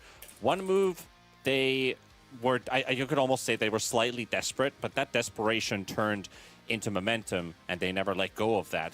Playing with the Snot Rocket Bristle, combined with the buffs they can throw on a carry, Tiny, and suddenly this Gyrocopter seems like, well, I can't do this job on my own. Primal, can you kill this guy? Nuh-uh. Then you ask for the Pangolier, what are you up to? Well, we got the Lion. That's something. But no, I mean, they ran out of steam quite early on into the game. I still think it comes down to the 3 big items that they finished, that they didn't push their advantage.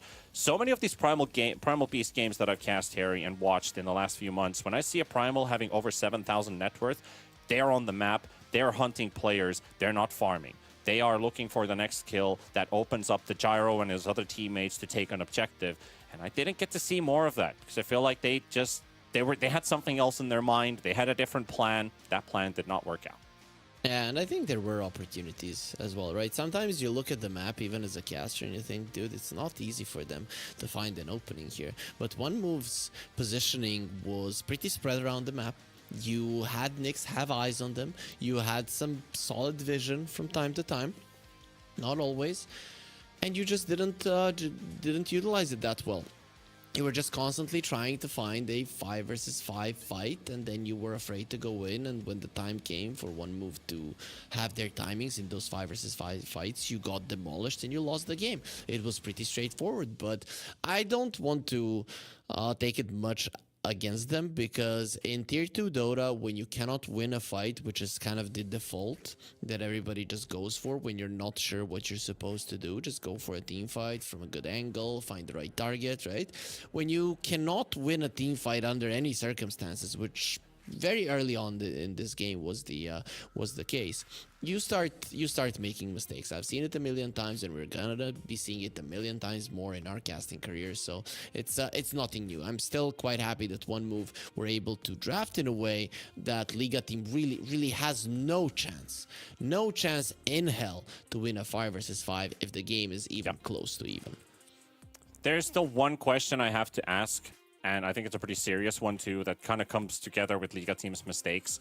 Nyx Assassin decides to build the shard and buy the shard because he knows he needs to get the break on the Bristleback, but he's never using Vendetta on the Bristleback to break him and allow for that opening. He's hitting the backline, finding a support, and continues to do what he does. That's 1,400 gold down the drain, which probably could have changed things for them. Why did they do that?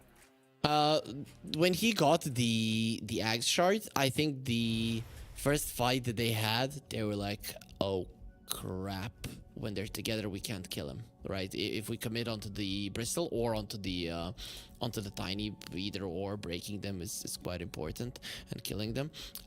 They thought that they couldn't kill him without massive casualties, and then he just forgot about having the shard and focused on what the Nyx Assassin should be doing, and that is hunting the backlines, hunting the heroes that you can kill. So I think it was just a realization once he got it that it's not going to be that useful, especially not in a big fight.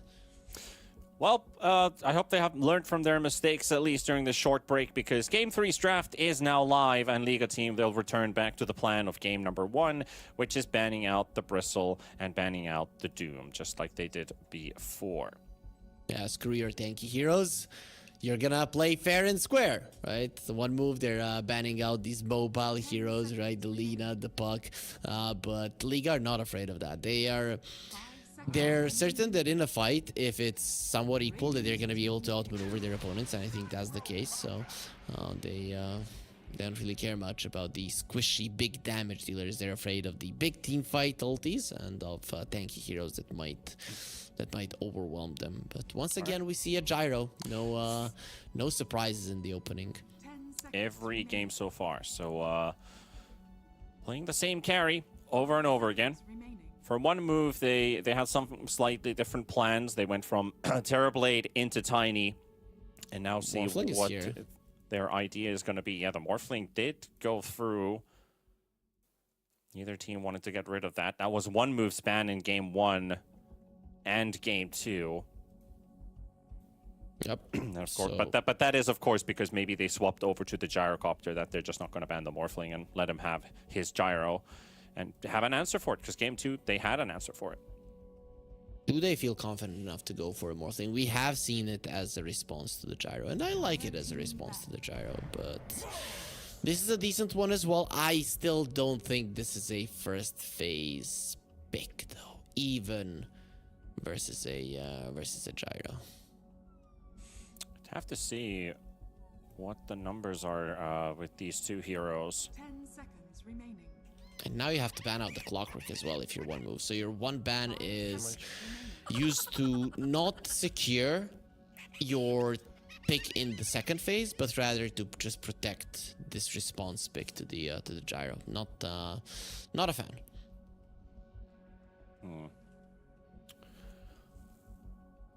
Hard to read stats, Panda? Is it something weird? It's a bit complicated just looking at the Mars versus Gyro, but what is not complicated is that it's 50-50 actually. Yep. Pretty straightforward. That's why it's not really that big of a counter. Sure, it even stops the pellets from the flak cannon, but it's Yeah. But it's still not that big of a deal, right? The arena doesn't last forever, and you're still a melee hero in a lane versus a gyro. One of the best melees to keep him away from you, but still melee. Yeah, and still a BKB carrier that can always move in and out 10 seconds remaining. Yep. from the arena. But the flak cannon the arena blocking the projectiles is certainly a huge thing, because if it For happens early on in the fight, that does prevent your team from dying right away. You can think about some softer supports into your team. Thanks to that, you could maybe consider the Lich now, for example. Frost Shield also big buffer for anybody inside or nearby the gyrocopter. So that's something you can always do. But with the Mars, the pair-ups we usually see in the lane are Dark Willow, Phoenix, and Hoodwink. Those are like the top 3 that have pretty much throughout all time as Mars has been in the competitive scene, been paired up with this hero. So that's your pos 4s. So if you go for Lich 5, I think you need a stun on your pos 4. Yeah, I'd love a Dark Willow. I would love that, but I just think they have to ban out the Clockwork no matter what. Clockwork is like the counter to the Mars. You hate playing versus him, and ban the Clockwork, pick the Lich. I think that would be very smart from one move side, and then in the 16-17 you can get a pairing with the Mars plus another core. I think the Clockwork ban would be nice. So what are the tiny stats looking like right now in the? Let me see if I can find it in the region. So in this qualifier, Tiny is the one of the highest ranked heroes. He's I think he's 7-1. Bristleback That's is a huge. 8-1. Yeah, Tiny 7-1, Bristleback 8-1. And Bristle of course banned. They banned the Enigma instead. Okay, so that doesn't really talk about the Clockwork, right? Because you would ban the Clockwork if you wanted to pick an Enigma, but you don't ban an Enigma if you want to pick a Clockwork. They want to pick a Morphling. That is why they're banning out the Enigma. This is I'm surprised they didn't do it immediately, but they're probably sure that Liga is not going to be doing it, even though Morphling can be solid versus the Mars, but in the laning phase it's not ideal, so you can still get punished. And yeah, I think this is actually quite smart from one move, but I still think Clockwork is a solid one. Maybe not if there's a Morphling on the other side, though. Imagine that if they might just sway pick them. AA and you're like, oh, they can't pick Morphling. This is amazing now. And then he goes like 0-10. I think maybe you can pick just your double offlane right now, and if there is a Morphling, you can get an AA. Leave your could 5 be, open. Yep, that could be a way to go. The AA gyro doesn't sound great, Dire team so that's was dissuading me. So they're just gonna go for the ogre. I would have preferred the Clockwork still. So maybe a Shiva's builder. We don't really actually see Shiva's being built by anyone right now. But Gyro is not exactly a Scotty carry. Not really. 10 seconds remaining. So you'd have to have some kind of backup ready in that case. Pick a lion. You can pick a lion. You can pick burst damage. That could be your way to go if you still expect the Morphling. Have something that's gonna be able to surprise him, because that's generally sometimes how you deal with the Morphling. You're able to find him first and just from 100 to 0 bam.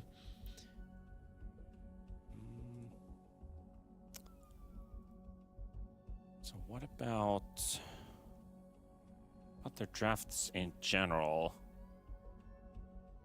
Look at Liga team. Most Breeze's importantly heroes here. are banned out. You have a Nyx and the Tiny, but you don't necessarily. There's the want Rubik those that's still in the pool that he has played. Uh, It's not exactly a Rubik-looking game to me, to be honest.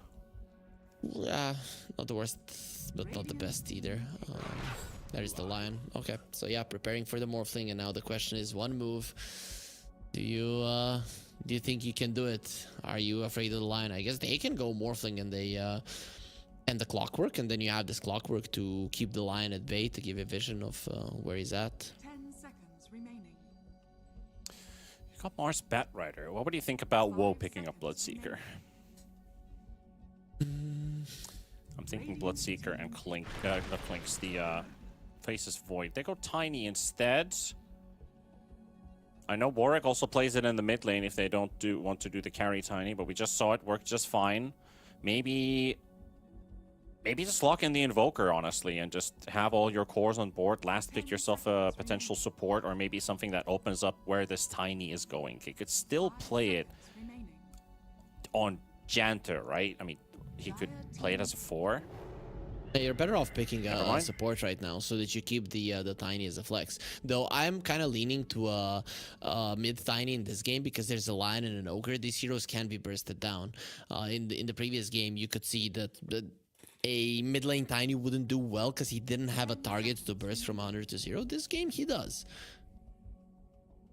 5 seconds. Fun fact about the the player name actually behind Warwick. He is going by the alias Husker with a Who scar in his name. Okay. Husker game? Probably not. Dire team back. Unless they Well- pick something like an Ember, but there's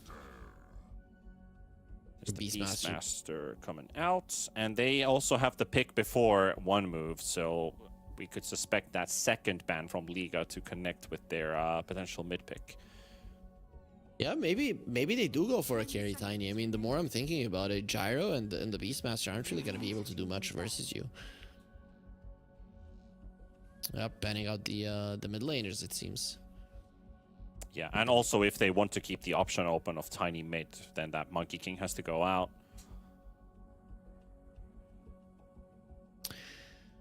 What would Liga want in the mid lane? 6 heroes played so far. The Lina, Tiny, Puck, Razor, Ember, Pango. We saw the Pango come out last time. So Not sure. maybe the Razor could still be an idea versus the Tiny, to be honest. Seconds remaining. Tiny is not the best hero to take damage from because later on down the line he has 400 damage. You take 100 and he still packs a punch. Yeah, it makes a dent, it makes a difference, but Tiny is also good at bursting people down.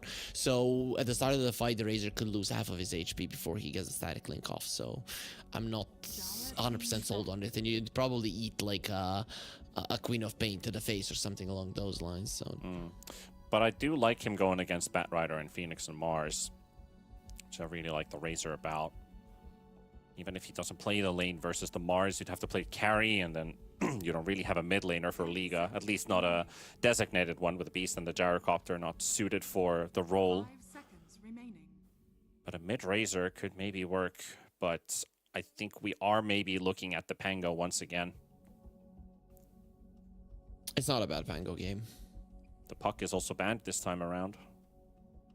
And it's not an ideal puck game, then maybe they just send the Tiny towards your mid lane and it's not gonna look pretty. They ban out the Morphling either way. Are we maybe gonna see a Sniper? That's one of Mirage's best heroes. And other than the Mars here, you're not really afraid of much. I would not play a Sniper versus 3 jump at you Let's heroes. go, Pango. So I prefer the Pango in this case. I mean, Mars bat Tiny, right? Tiny, even if he's a carry and doesn't usually build the Blink Dagger, you see a Sniper, that just kind of calls you to build yourself a Blink in this game. And Sniper's, okay, Sniper's good versus the Phoenix Egg, sure. Seconds remaining. But again, there's the same issue with the Mars Arena. You shoot so far away that there's almost 100% chance none of your projectiles are going to hit anyone. I was thinking because of the vision, right? Because Yeah. Tiny hates playing this jump type of approach versus better vision, and that's why generally Tiny is not like super high regarded versus The Sniper. ghillie suit is nice versus these heroes, right? Because if Yep. you don't instantly see him, you don't know where he is. But I like the Pango more, and with the Puck and the other counters out, it's a Queen of Pain for Warwick. And actually want to see and check. I actually wanted to just to look up the Warwick pub heroes that he's been playing lately. Has he been No succeeding with this Queen of Pain? He Got hasn't 4 been playing matches. it. When? Not in the last Yesterday. week. Yesterday Really? and 2 Oh, games Warwick. 4 days Yeah, you're ago, right. and then also You're right. almost a week ago. And he's been looking pretty good on it. 20-2, 16-2, 14-1. So comfortable with the hero for sure. I mean, I'm all right with this. I I like it. already got what I wanted, which was the Snot Rocket Bristle. So surprised me here, one move. Yeah, here's the thing though. So I think all three of the games, one move had a really good draft, right? Probably better than that of Liga. But what is the difference between game 1 and game 2 or game 1 and game 3 versus game 2 is that Liga now have a pretty clear core target that they're gonna go for, a core that has to get close. In the previous game, no, you had 2 tanky heroes that you couldn't kill and an invoker who was way too far behind for you to make anything happen. In this game, you have a Queen of Pain, which is a pretty decent kill, and you do have ways to catch him, especially with the Lion bursting down. So I think in this game, Liga do have somebody to exploit, not only as a pickoff, but also in team fights. And if you take away the Queen of Pain damage in the team fights, it's not gonna be easy for one move to win. So I think I'm still staying with Liga. They're my favorites here. All right. I wanna believe in one move here. I like Queen of Pain versus Pango mostly because the games that Queen of Pain looks great versus Pango is when you're just Sonic waving Pango's ulti away, and it's Yep. like, yeah, nice interaction, bro. We've seen that in Tier 1 tournaments at the best, where I think it was Quinn in TI who was all chatting to the Queen of Pain, like, yeah, nice interaction, bro. And I think that stuck with me for quite a long time. It's like, yep, every time I see Quap versus Pango, it looks good for the Quap. But Pango is definitely a strong hero. Don't get me wrong here. I still want to see one move excel in what they did in that previous game. Maybe it came from a bit of desperation, but it gave them that hunger to really want to win this series and keep marching onward. Knock out another invited team to the closed qualifier, as they... Oh, well, of course, they were invited into this qualifier, sure, but a lot of people said Liga at the start of the day would 2-0 this one. Yep, and Rooting for the underdog. well, yep, it's always nice to see an underdog win. My main concern is I'm trying to look at teams in this qualifier who can deal with Chimera, right? You're looking at gameplay, the drafting and stuff, and I just don't see it, right? That is the main thing. Everybody is lacking something, right? One move are definitely lacking a little bit of laning prowess, and getting out of that laning stage seems to be a problem. Their spell casting is also not that great. Liga, unless they have a really straightforward draft, they don't utilize it 100%. We saw it in the previous one. I'm still looking towards 4 Pirates, hoping that they're gonna surprise me, but I know that they have some weaknesses as well. So this is why I'm a little bit bummed out, because I would like for this to be a bit closer. And I'd like to see what comes out of this first pick Mars. I mean, this is one of the very rare occasions that Mars is first faced when he's considered like an S tier third phase ban or pick. So did this pick come too early? SSS, well, he's got a heavy weight on his shoulders. They drafted well around it on one move, and if you look at Liga, the only hero really that Mars doesn't like playing against is the Pango. Everybody else is quite okay with him, so I think that he generally is going to be fine as a hero. Yeah, did the Liga team draft accordingly then? Most of the time we do talk about these first phase picks that get countered, and it's like, well, was that a smart idea to pick that hero? And sometimes first phase picks just get completely unnoticed. Yeah, Mars isn't. if I saw Clockwork and the Pango, then yeah, they're really targeting him. But then those two heroes can have bad interactions as heroes of the same team. So I think having one hero versus him, this Pango, is quite enough. Mars isn't in a spot where it's like super dangerous. But it is a best of one. You win, you continue to the next day. We only have 2 more days remaining here in this qualifier and 4 teams. So out of the 5, these 2, one of them is going to get eliminated entirely. We'll say goodbye. Their run towards the Fissure Playground 1 Dota tournament will come to an end. I still wonder what our invited teams for the main event from the East European region might end up being. What kind of teams are going to be playing there? Take Chimera is kind of looking like the hot favorite to win the qualifier if they do make their way through. But if it were potentially one of these 2, like Liga team, who are definitely ready for the challenge, how well do they pair up versus the others? Because most of the time, like, take a reference from, again, the DPC years, the East European region was mostly dominated by 3 teams, and players like Alberca and their previous stacks just couldn't quite match up to the power trio. I think they've improved quite a lot since those days. Yep, but, you know, the Eastern Europeans that are probably going to be there, Pari, BetBoom and Spirit, that's kind of a given. That's most likely gonna be the it's still the trio of Eastern European teams that are crushing it. There's always that pedestal of medals taken away and nobody else's room in it. They'd love to prove them wrong, but you have to make a clean game out of this best of 1. Malady dropping quite low in the top lane. Bit of an attempt from Janter and SSS to knock down the Ogre, but silly little Ogre. He loves to tank abilities and loves to tank hits. And you got this nice combo of Ignites and Called Out and the Flak Cannon. Yep, a lot of AoE damage. You want to continue with that. And what the Ogre is doing is soaking up the damage so that the Gyro can have free farm. As a Gyro, it's hard to get on top of the Mars, Spear, God's Rebuke, but now he's Blood doing Grenade exactly Ignite, that. this is perfect.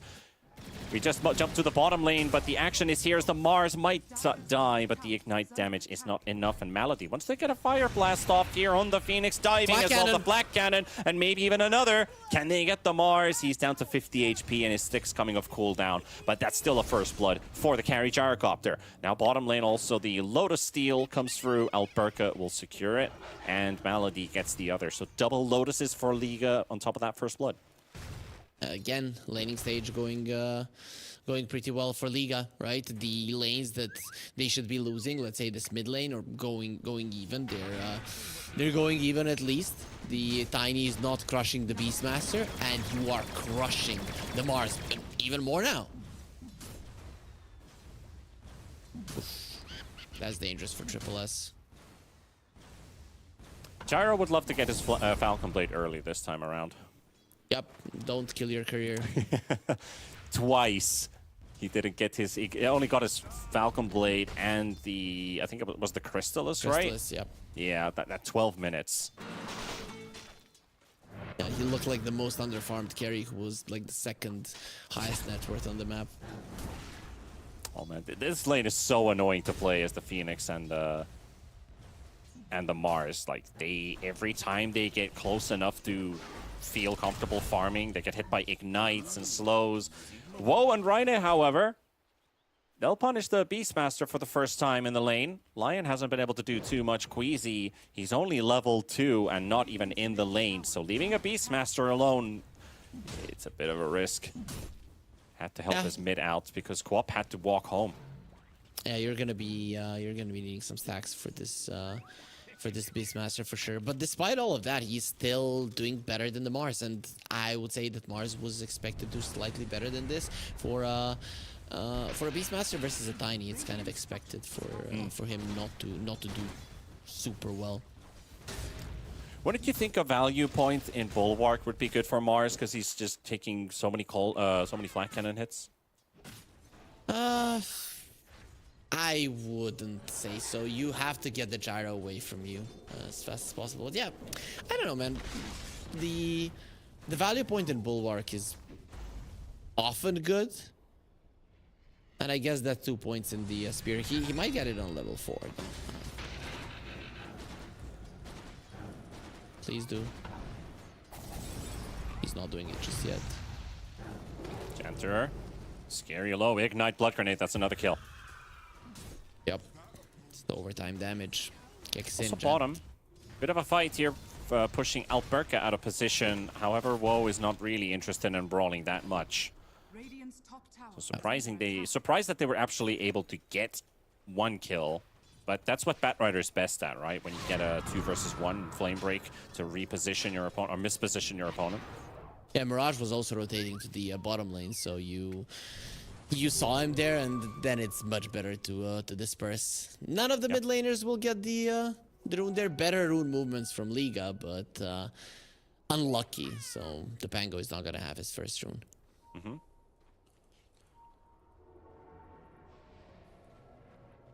Queasy getting body blocked by the Batrider. He's getting a bit irritated by this. Yep. And he knew what was up. Instantly, he just went for the sticky napalm to slow down the line a bit so that he can get himself out.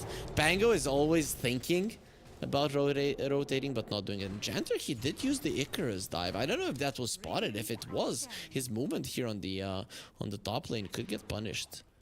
Pango rotating as well. It's the 7-minute fight again. We've seen this before. They're gonna do it once again. Bring in the numbers. Quap is here. Rolling Thunder is the one that they use, and there is Warwick. They'll get the double jump to connect this time. No Thunderbolt. And go right on top of the Wisdom Rune. And he got it, but will he get out is the question. Ganter's coming in 4 versus 2. Nobody dies on the Radiant side. Liga will lose both, but, you know, you could say job well done, but Triple S with a double. Yeah, not good. I guess the idea is right because your supports and enemy supports are very reliant on their level 6s, but Batrider is already high in experience. They're being a part of those kills. The Phoenix is probably going to be given a lane. I don't think this is going to be making that big of a difference, and it definitely made a difference for the Mars to get completely back into the game after a pretty crappy start. At least net worth is still even, and even with the double wisdoms going Liga's way, experience is tied. Literally tied. There's no difference between the two teams, at least for a moment there. Yeah, 2%. That is. Yeah, it was literally like even when I was saying it, but now I think a couple creeps died somewhere. So not really causing a difference. That's what 2 kills will do, especially when one of them is your mid laner who goes down, just trying to steal the wisdom rune.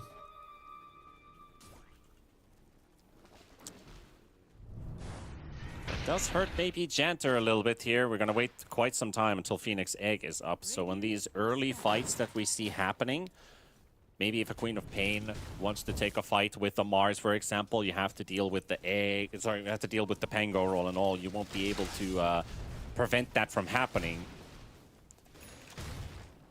Here it depends. If the Lion gets his ulti relatively early on and is able to use the finger, let's say once, and then the second time. For Beastmaster. Yeah, he's just gone.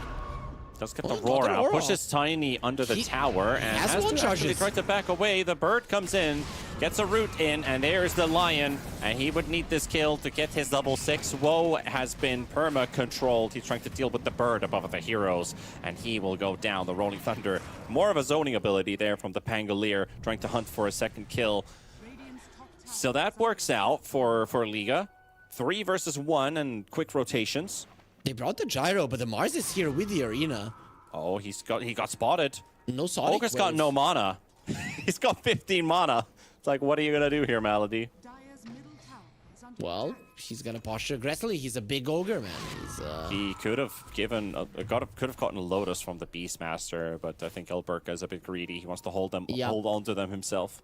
Was the great healing Lotus. I mean, the reason that they stopped chasing the Beastmaster wasn't only the one charges, but it was these two Lotuses, right? He would use the Lotus first, then the wand, then he would have another Lotus fairly soon, and it was better to just try to escape. Yeah, I honestly think they should have given one to him and take the fight, because the Gyrocopter is now kind of cussing like, yeah, I just wasted like almost a minute of my time getting nothing done here. Especially because his tower is now being pressured. The next wave is going to be a siege creep wave, so this tier 1 on top is in trouble. Liga don't seem interested to defend. They will have the Rolling Thunder in 10 seconds. Top tower is under attack. Yeah, they're coming. Okay. SSS has spells on cooldown. He tried to cut the creep wave. Gyrocopter will be able to now defend this tower, keep it alive. Won't give it for free. Whatever the worst scenario. Janter, we saw quickly on your screens the stacking numbers there. He's been doing quite a lot of stacking for his team, and with that, almost level 6 on the Phoenix now. Yep, no boots. I thought that the Queen of Pain was going to give him the mid lane, but he's continuing with his stacking. He really wants to stay on this Queen of Pain. That's what truly activates this hero. Yep, and maybe finally you're going to be able to bring people down, because we saw they were lacking Nice stack damage. to clean. Sonic Wave this maybe? Looks like they don't even need it. Woe's got enough damage for it, and Mars comes to help out. And that's level 6 on the Phoenix now, and just need the Bat Rider to have it. So they'd have Lasso. But Lasso's not really the biggest ability to have right now, considering how slow some of these heroes on their team are. Like the Tiny, the Mars is a bit sluggish when outside of face boots. It's just the Queen that could play around. It's solid to stop the Pango. When the Pango is rolling towards you, if you turn towards him, if there's no turn rate, you're going to be able to lasso him before he connects, and slowing him down would be quite nice. Also, if the Queen of Pain uses her ulti, then it becomes easy to lasso the Pango during the Rolling Thunder. Yeah, it's pretty good for the Bat Rider, because Pango has double jump instead of the Thunderbolt. Takes the AD. Yeah. So yeah, Gonna do the traditional jump on the high ground instead of rolling onto the edge. He already managed to push Rhino onto the high ground. Yeah, but they don't get the kill. 3 kills for 1 move, 3 for Liga, and 1 for the neutrals thus far in the game. So maybe the tower then with this dummy push.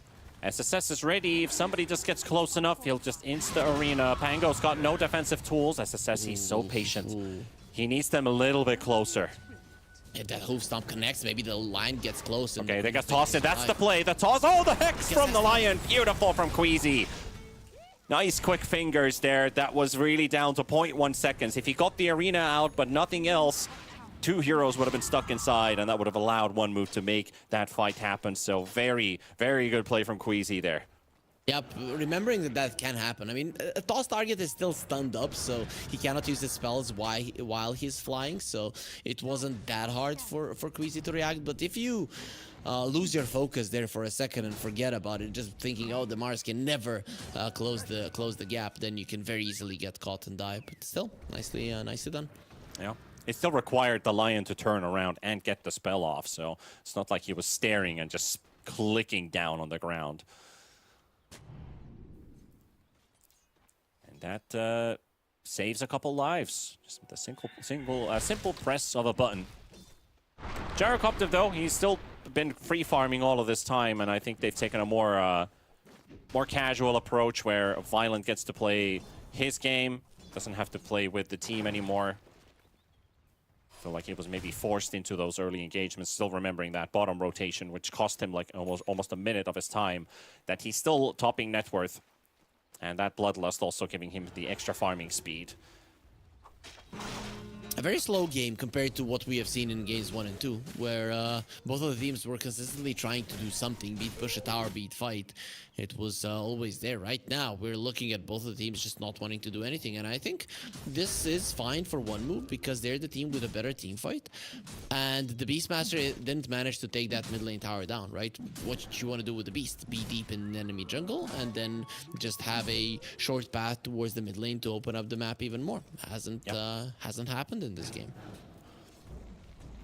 Also, what I think is really serious to consider is actually the Phoenix versus the Gyrocopter. Once that Gyro BKB runs out in a fight, and if Janter is able to apply Mischance, that is really scary for a gyrocopter who normally would have later on in the game Satanic, you know, so he has his late game build of dispels and being able to deal out damage. But that dispel is a one-time go, and Phoenix is all about damage over time, which means miss over time. It is a big deal. Phoenix's role is pretty huge this game.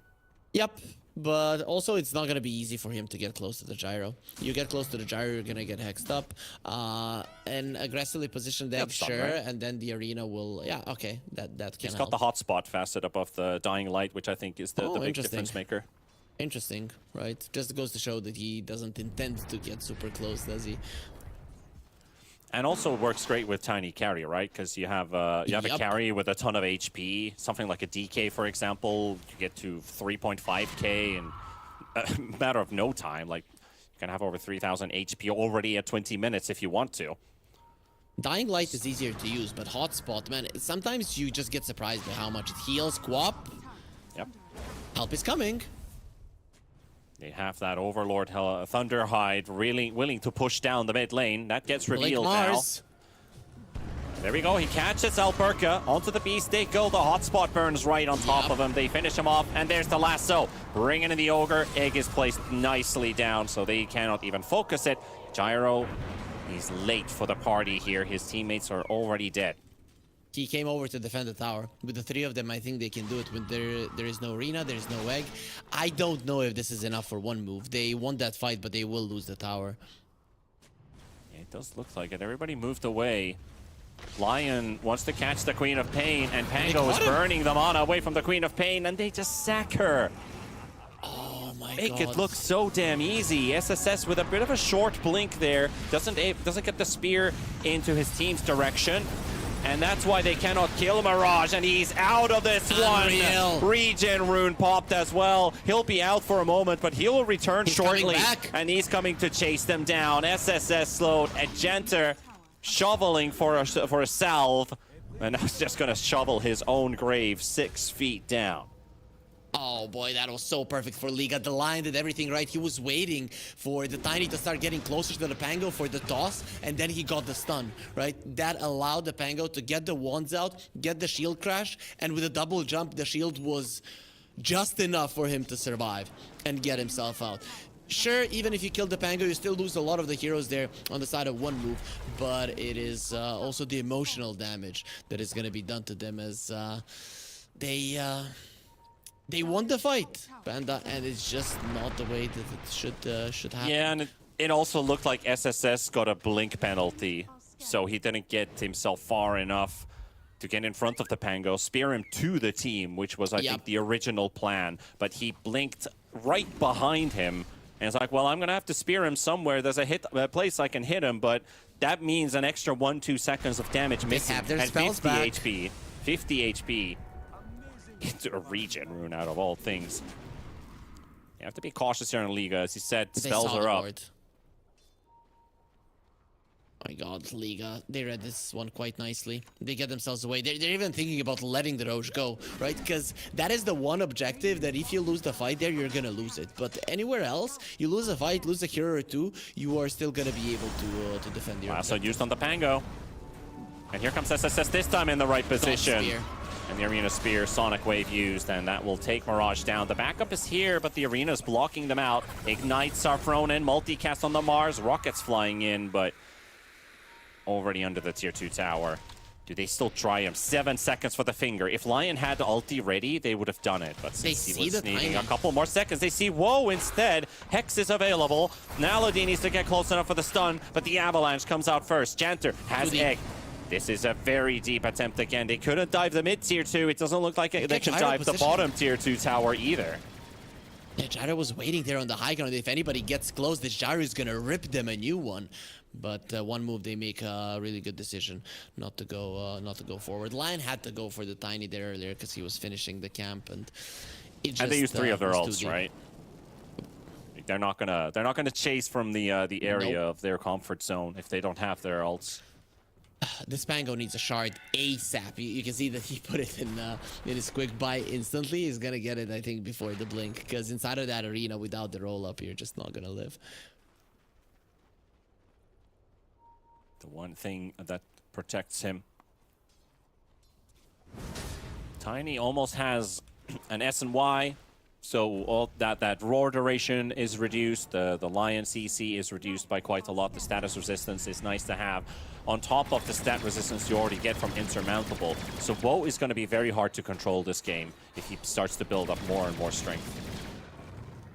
Yeah, for sure. It is not going to be an easy hero to play against if you're Liga, but he is not your main target. You have so many other heroes that you want to go for. I don't think you're going to be roaring the Tiny in this one. Probably not your best roar target, exactly. But yeah, Roshan, it will go for Liga instead. Yep, It will trade their mid C1 for it. Smart.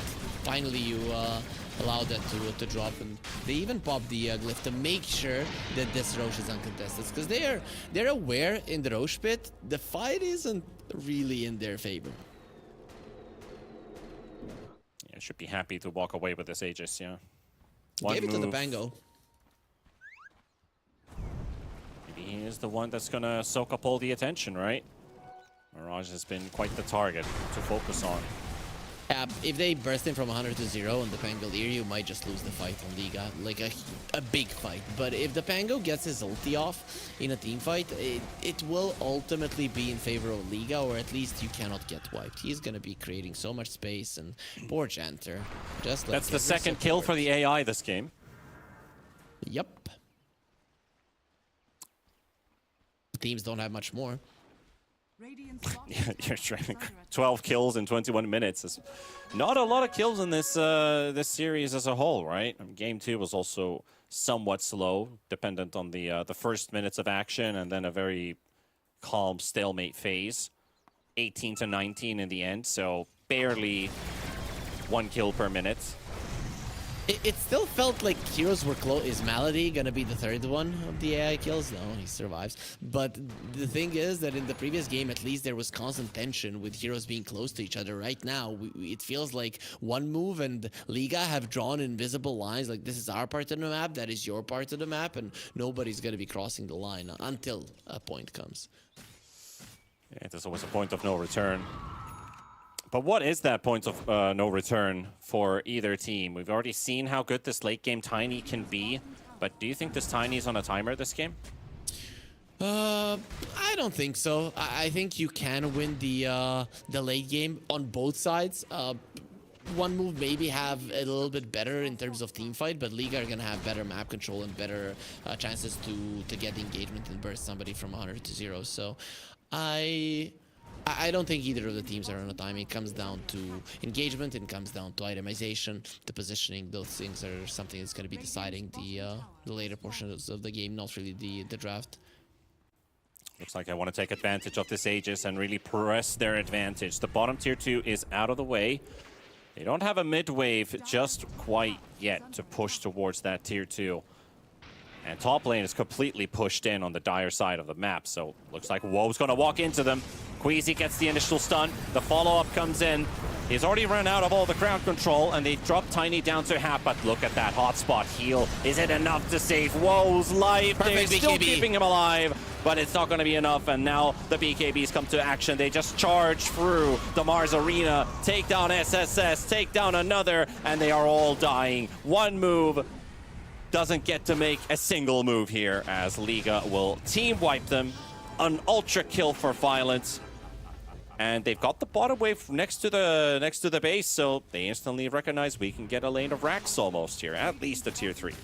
One of the more famous coaches, the guy who was the analyst on the previous FISSURE tournament in Belgrade, Milan, once he tweeted, "You can tell how good a carry is by the way that he uses a BKB. Violent and his BKB usage, they're perfect. Running to the Tiny, the spear is flying towards him, pops the BKB, continues in, finishes off the Tiny, and then it is just a straight beeline through all of one move to completely take over this game." Yep, that was the decisive blow, very likely, because we went from a 65-35 game to now the Gaben graphs giving a 91% win probability for Liga. Getting almost a full lane of racks at under 30 minutes is is a good timer. Under 25 minutes, that's a pretty scary time to lose a lane. And it's so funny, right? Imagine you tell somebody, we won a fight on the top lane. They still had their tier 2s on the top and the mid lane, and we took a lane of Rax on the bottom. Like, how did that happen? it's just a very weird chase that happened, and then they moved through the enemy base to just get to those Raxes. Everything kind of worked out for Liga there. Yeah, the respawn timers on these heroes are like around 40 to 50 seconds, so getting from that top tier tower to the bottom lane is going to cost you at least 15-20 seconds, and that remaining time is used for pushing. So that creep wave being around since they got that tier 2 tower before the fight just broke loose couldn't have been better timing, yeah. Right now, you would like to get both of the tier 2s until your Aegis expires. It's a little bit tougher to do, but if you just continue shoving in the waves, you are going to get an opportunity to do it. But if you're one move, you need to defend this mid lane tower with your lives. It is your only access point to... Pretty tough movements here. They have struggled with their crowd control a bit on the Tiny. And attempting to jump him once again. They're right outside of vision, like their movement here, understanding how far that tower shows vision. But they do suspect something is up.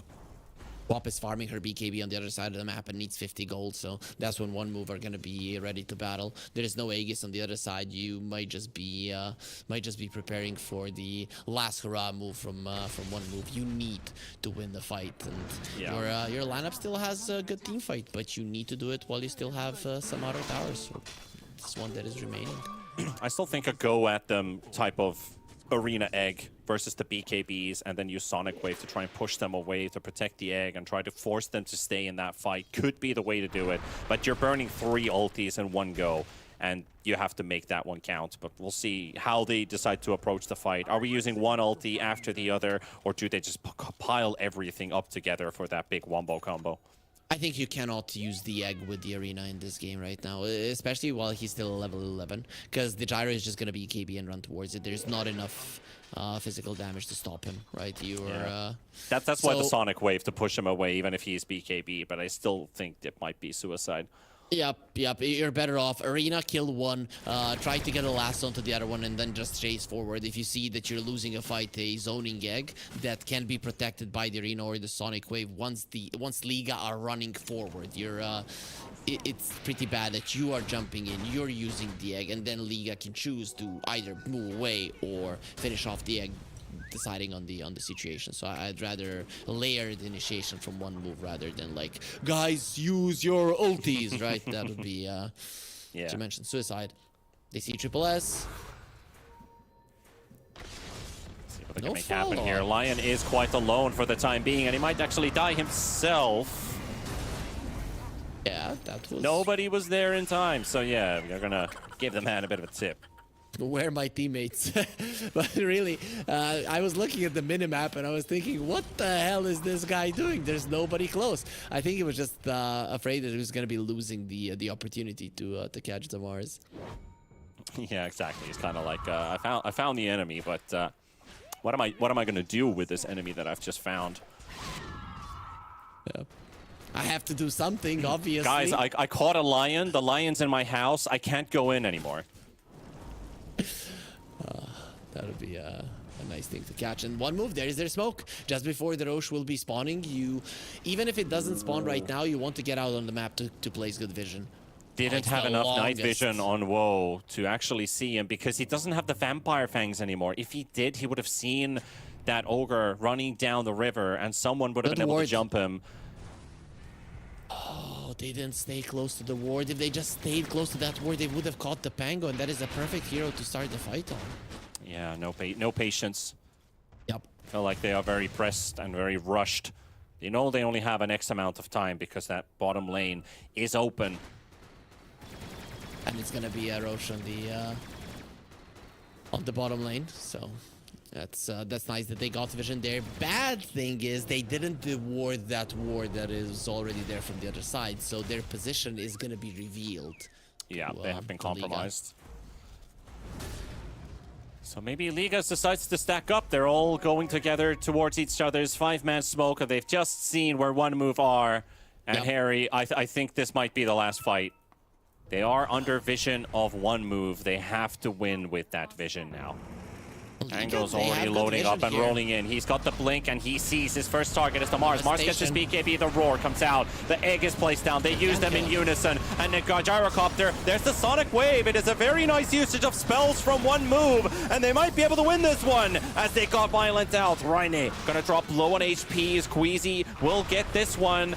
They will lose the Mars. Liga team still with 4. Mars spying back. They got 2 of the damage dealers out, and even though they still end up losing the majority of the heroes, Woe will try to fight them back with this big tiny. There's the spear from the buyback Mars, and they'll get something out of their efforts. But Harry, this is exactly what happened. They wombo comboed their abilities, and that sonic wave was actually the one big savior. They got the egg explosion right after. They threw in the lasso on the gyrocopter. They didn't wait. They blew everything up and they got them kills, but it did cost them still. It's still Liga running in. I'm surprised that they ran in like that where they knew there was going to be enemy vision on the high ground. I can understand the Pango going in with the Rolling Thunder to kind of scout out what's going on, but everybody else following suit like madmen running into the arena with their BKBs.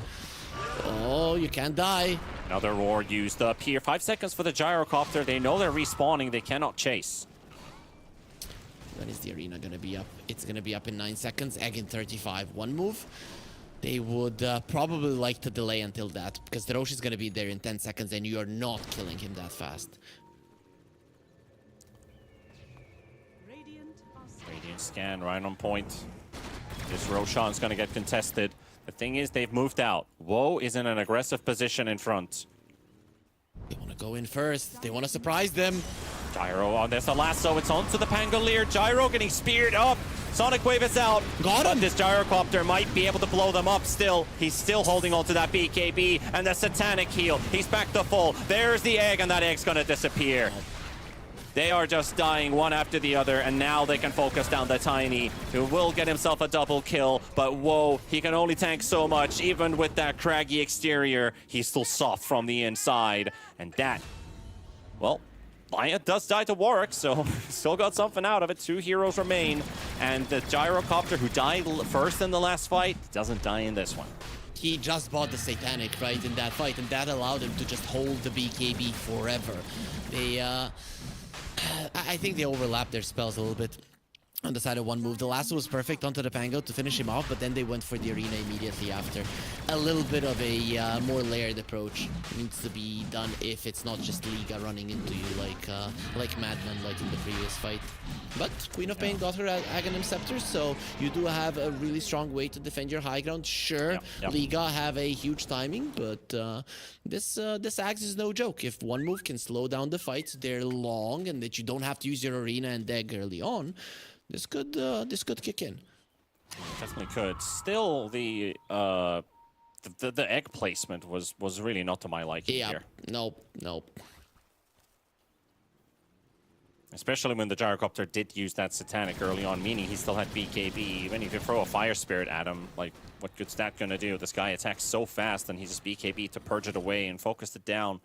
But they did use Sonic Wave and the arena very nicely together for an opener.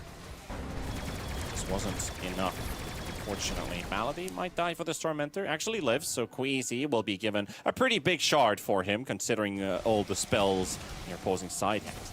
I don't know why they're risking it 34 minutes into the game going for a 2-man Tormentor. It's just not something that you want to see, Panda, right? We have seen so many times that these Tormentors, they make the games more interesting. And if you're Liga, you don't want this game to be more interesting. You want it to be boring because you're winning. You have a Gyro, you have the Aegis. You know, the boring approach is what's going to win you the one. Get to a tower, kill it, finish the game. Yeah, exactly. That's the way to do it. We're buying a Lotus or an AC? A Lotus. Okay, he's hoping for a Lotus. Malady, not going for a Midas. I'm disappointed. Almost every single ogre that we saw in the qualifiers that we've casted has gone Midas, not Malady.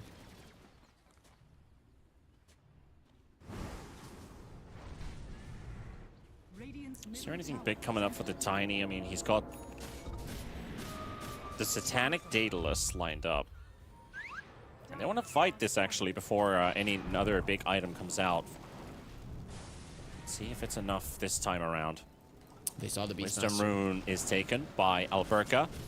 And they will look to jump the Beastmaster. Reyna goes in first, and that's a good quick deletion of the Beast. And now Liga down a hero.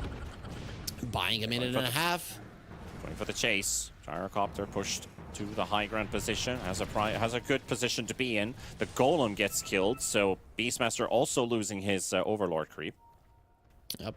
If you're Liga now, you're waiting in the triangle until the bottom lane pushes in, then you're poking a little bit more. But also you have to be aware that next lasso will come before your Beastmaster, so you cannot allow yourself to get caught by that, and that's in just 30 seconds. I love the confidence here.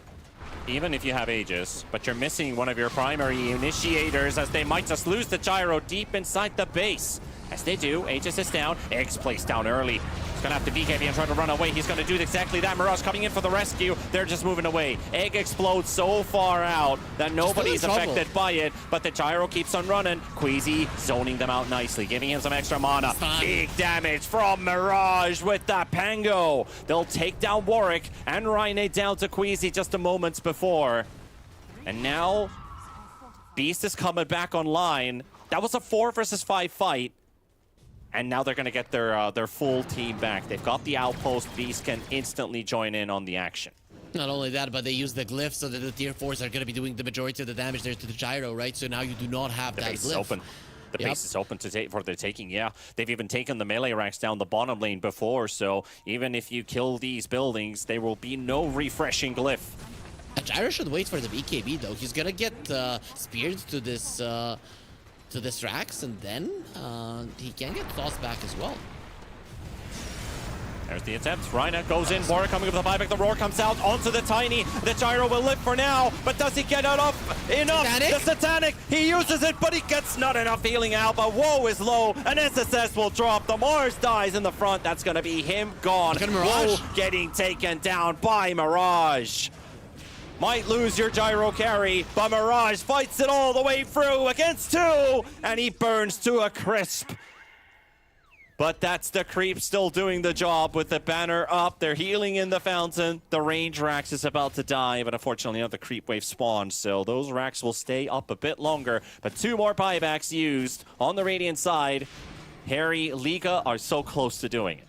Oh, what a turnaround from Liga as well. Their response to going towards that gyro was insane. I was surprised that he wanted to push without the BKB. I thought he was going to wait for the BKB, but he thought, oh, Satanic is going to be enough. The second he uses the Satanic, Janter pops the Spirit Vessel on him, and they do manage to kill him, but he does way too much damage. Pango does way too much damage, and one move are too far behind, so they're going to get ran down either way. This is, yeah, as you mentioned, them being very close to it, but I would, if I'm Liga, still take it easy. This game is still not over, Panda. You make one mistake. Yep. We have seen it in the Western European qualifiers.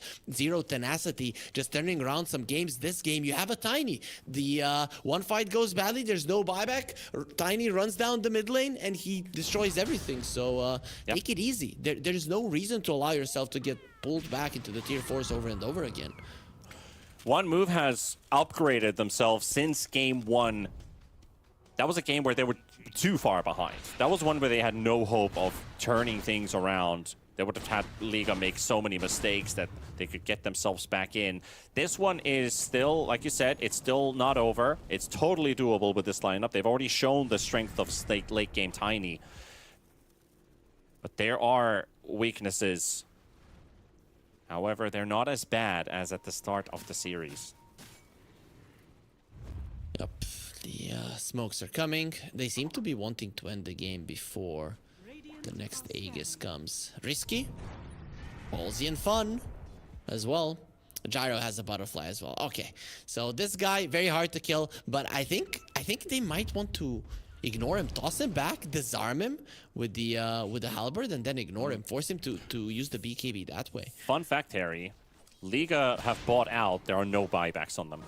There are 3 on the other side, though. Tiny gets hexed up, and the first stun comes in. He gets forced out to safety, and he's already recovered. The roar comes out, but the lasso connected as well onto him. Whoa, gets his BKB off. The egg is also in place. Look at the gyro go! He's killing them all. They find the egg, and they just destroy the egg. In a matter of moments, it doesn't even take a second for that egg to get destroyed. Whoa, TP's out from the trees. He got stuck in there for a moment. He could not show himself that low. So back to the fountain he goes. And it's a 3 versus 5. And Liga, it paid off. Now they have 3 buybacks. If somebody dies, they can just force them out instantly. TP to the outpost and keep on going. It's mega creeps. It's onto the tier 4s. It's onto the lower bracket semifinals at this pace. One more fight from them. SSS gets hexed up with the spear, and they cannot clean up the gyro. They lost the bat. Bat will return to the fight. There goes another buyback, and Tiny gone. That is it for one move. Liga team will advance onward. Yep, and in that previous fight, or that last fight there when they went for the egg, I don't think the Queen of Pain even noticed that she was dead. The gyro is attacking so fast because of the bloodlust that the pellets from the flak are flying like this, like 10 of them at a time, and the Queen of Pain just melts in a second. You needed that Quap to continue just spamming her dagger to be able to get the damage in, but without her, you've got no chance to win the game. And now I guess I'm starting to understand why they went for the ogre over the clockwork. Clockwork might be better versus one moves hero versus the Mars in general, but the gyro and the ogre in the late game, unstoppable. It is an unstoppable duo for sure. Just look at the damage dealt comparison between the two teams. You had this late game Tiny, but he's not able to deal nearly as much compared to the opposing side. You have Quap dealing the most at 32k. That's the same as Mirage did, pairing up in the mid-to-mid battle. But the 44,000 to the 22 on WoW, well, there's your big difference. Double the damage on one carry compared to the other, and that's just the difference between items. You have 10,000 more net worth than the other, and it's quite self-explanatory. Plus, there are more buffs for this gyro than what we saw in the last game. They buffed up the Tiny, they had Solar Crests, they had Invoker with Alacrity, they had so many ways to make him stronger. This game, they are all working together to get themselves the ultimate team fight, but nobody's actually stronger than the other. Yeah, getting buff and fat is like the theme of Christmas, and currently the theme of Dota as well. The buffs do win games, really, and a lot of those heroes are being picked up for a reason. In the previous game, as you mentioned, it was one move buffing up their Tiny, reducing the armor of the opponents as well with the Snot Rocket Bristleback. But this time it was the gyro that had all of the buffs and had all of the gold. So they've made it through. They have made it through, indeed. Into the lower bracket semifinals they go versus Hydra. So Hydra was able to knock down 9 Pandas. Interesting matchup, considering Hydra has been improving since the tournament has started. Liga team, I think they're at their level, I would almost say. One move looked better going forward, but they weren't enough for Liga team. So I'm pretty excited about how that matchup goes between these two teams. One's riding on a high momentum, undefeated in the lower bracket so far, while the other, well, just remains to see what kind of a test they're up for tomorrow in that evening series. Of course, there's still that upper bracket final before that, as we look at the schedule for tomorrow with 4 Pirates and Chimera Esports. Harry, have everything gone according to expectations when we look at our 4 remaining teams? Not really. No. I guess Chimera and Liga being here, fine, but 4 Pirates, I never would have imagined that they're gonna go through the upper bracket. Hydra here and there, that's within expectations for sure. But I liked what you mentioned, that Hydra have been getting better throughout this tournament, and to be honest, I think they've got a pretty decent shot versus Liga tomorrow. There is a bit of a problem there for Hydra because Liga is definitely better in the laning stage, but if Hydra survives the first 20 minutes versus Liga, I think they've got a decent shot of playing versus the loser of Chimera Esports versus 4 Pirates, which let's face it, it's gonna. And that is, of course, Pirates. the opening series too. 4 Pirates versus Chimera Esports. A lot of people looking forward to that one. The last chance qualifier team, guaranteed top 3. It would be wild if they made it all the way into the grand finals, because that could enable the wildest possibility that 2 qualifier teams would be in the grand finals. That is a possibility taken for Pirates win that series. So I don't think that has happened in Dota qualifier history. With a very small percentage margin, I don't want to say 0%, so saying ever has happened, because I'm pretty sure there's something out there that has. So I'm just saying there's a very narrow chance that's going to happen, but it's a real possibility area, and that would be wild. I mean, it's a possibility that some of them win the tournament. We know how did OG win TI7 from the open qualifier. That is how these teams, of course, they're probably not on the level that OG was at back then, but they are getting better, and I'm looking forward to seeing what they can do. I'm still having my doubts that anybody can win versus Chimera. They've been just looking cleaner, quite a lot cleaner than any of the other teams. But you never know. One bad day, and these guys, they're gonna seize the opportunity. That's all it takes, but that's also the games for today. So I want to thank all of you folks watching today here at Fissure Dota EN. We are going to the final 2 days of our East European bracket and also the qualifiers as a whole. So then we'll find out which of our qualifier teams make it to the group stage in Belgrade, Serbia. But until then, folks, tomorrow at the same time, we'll go back to our next series. Take care of yourselves, everybody. Good night, and bye-bye.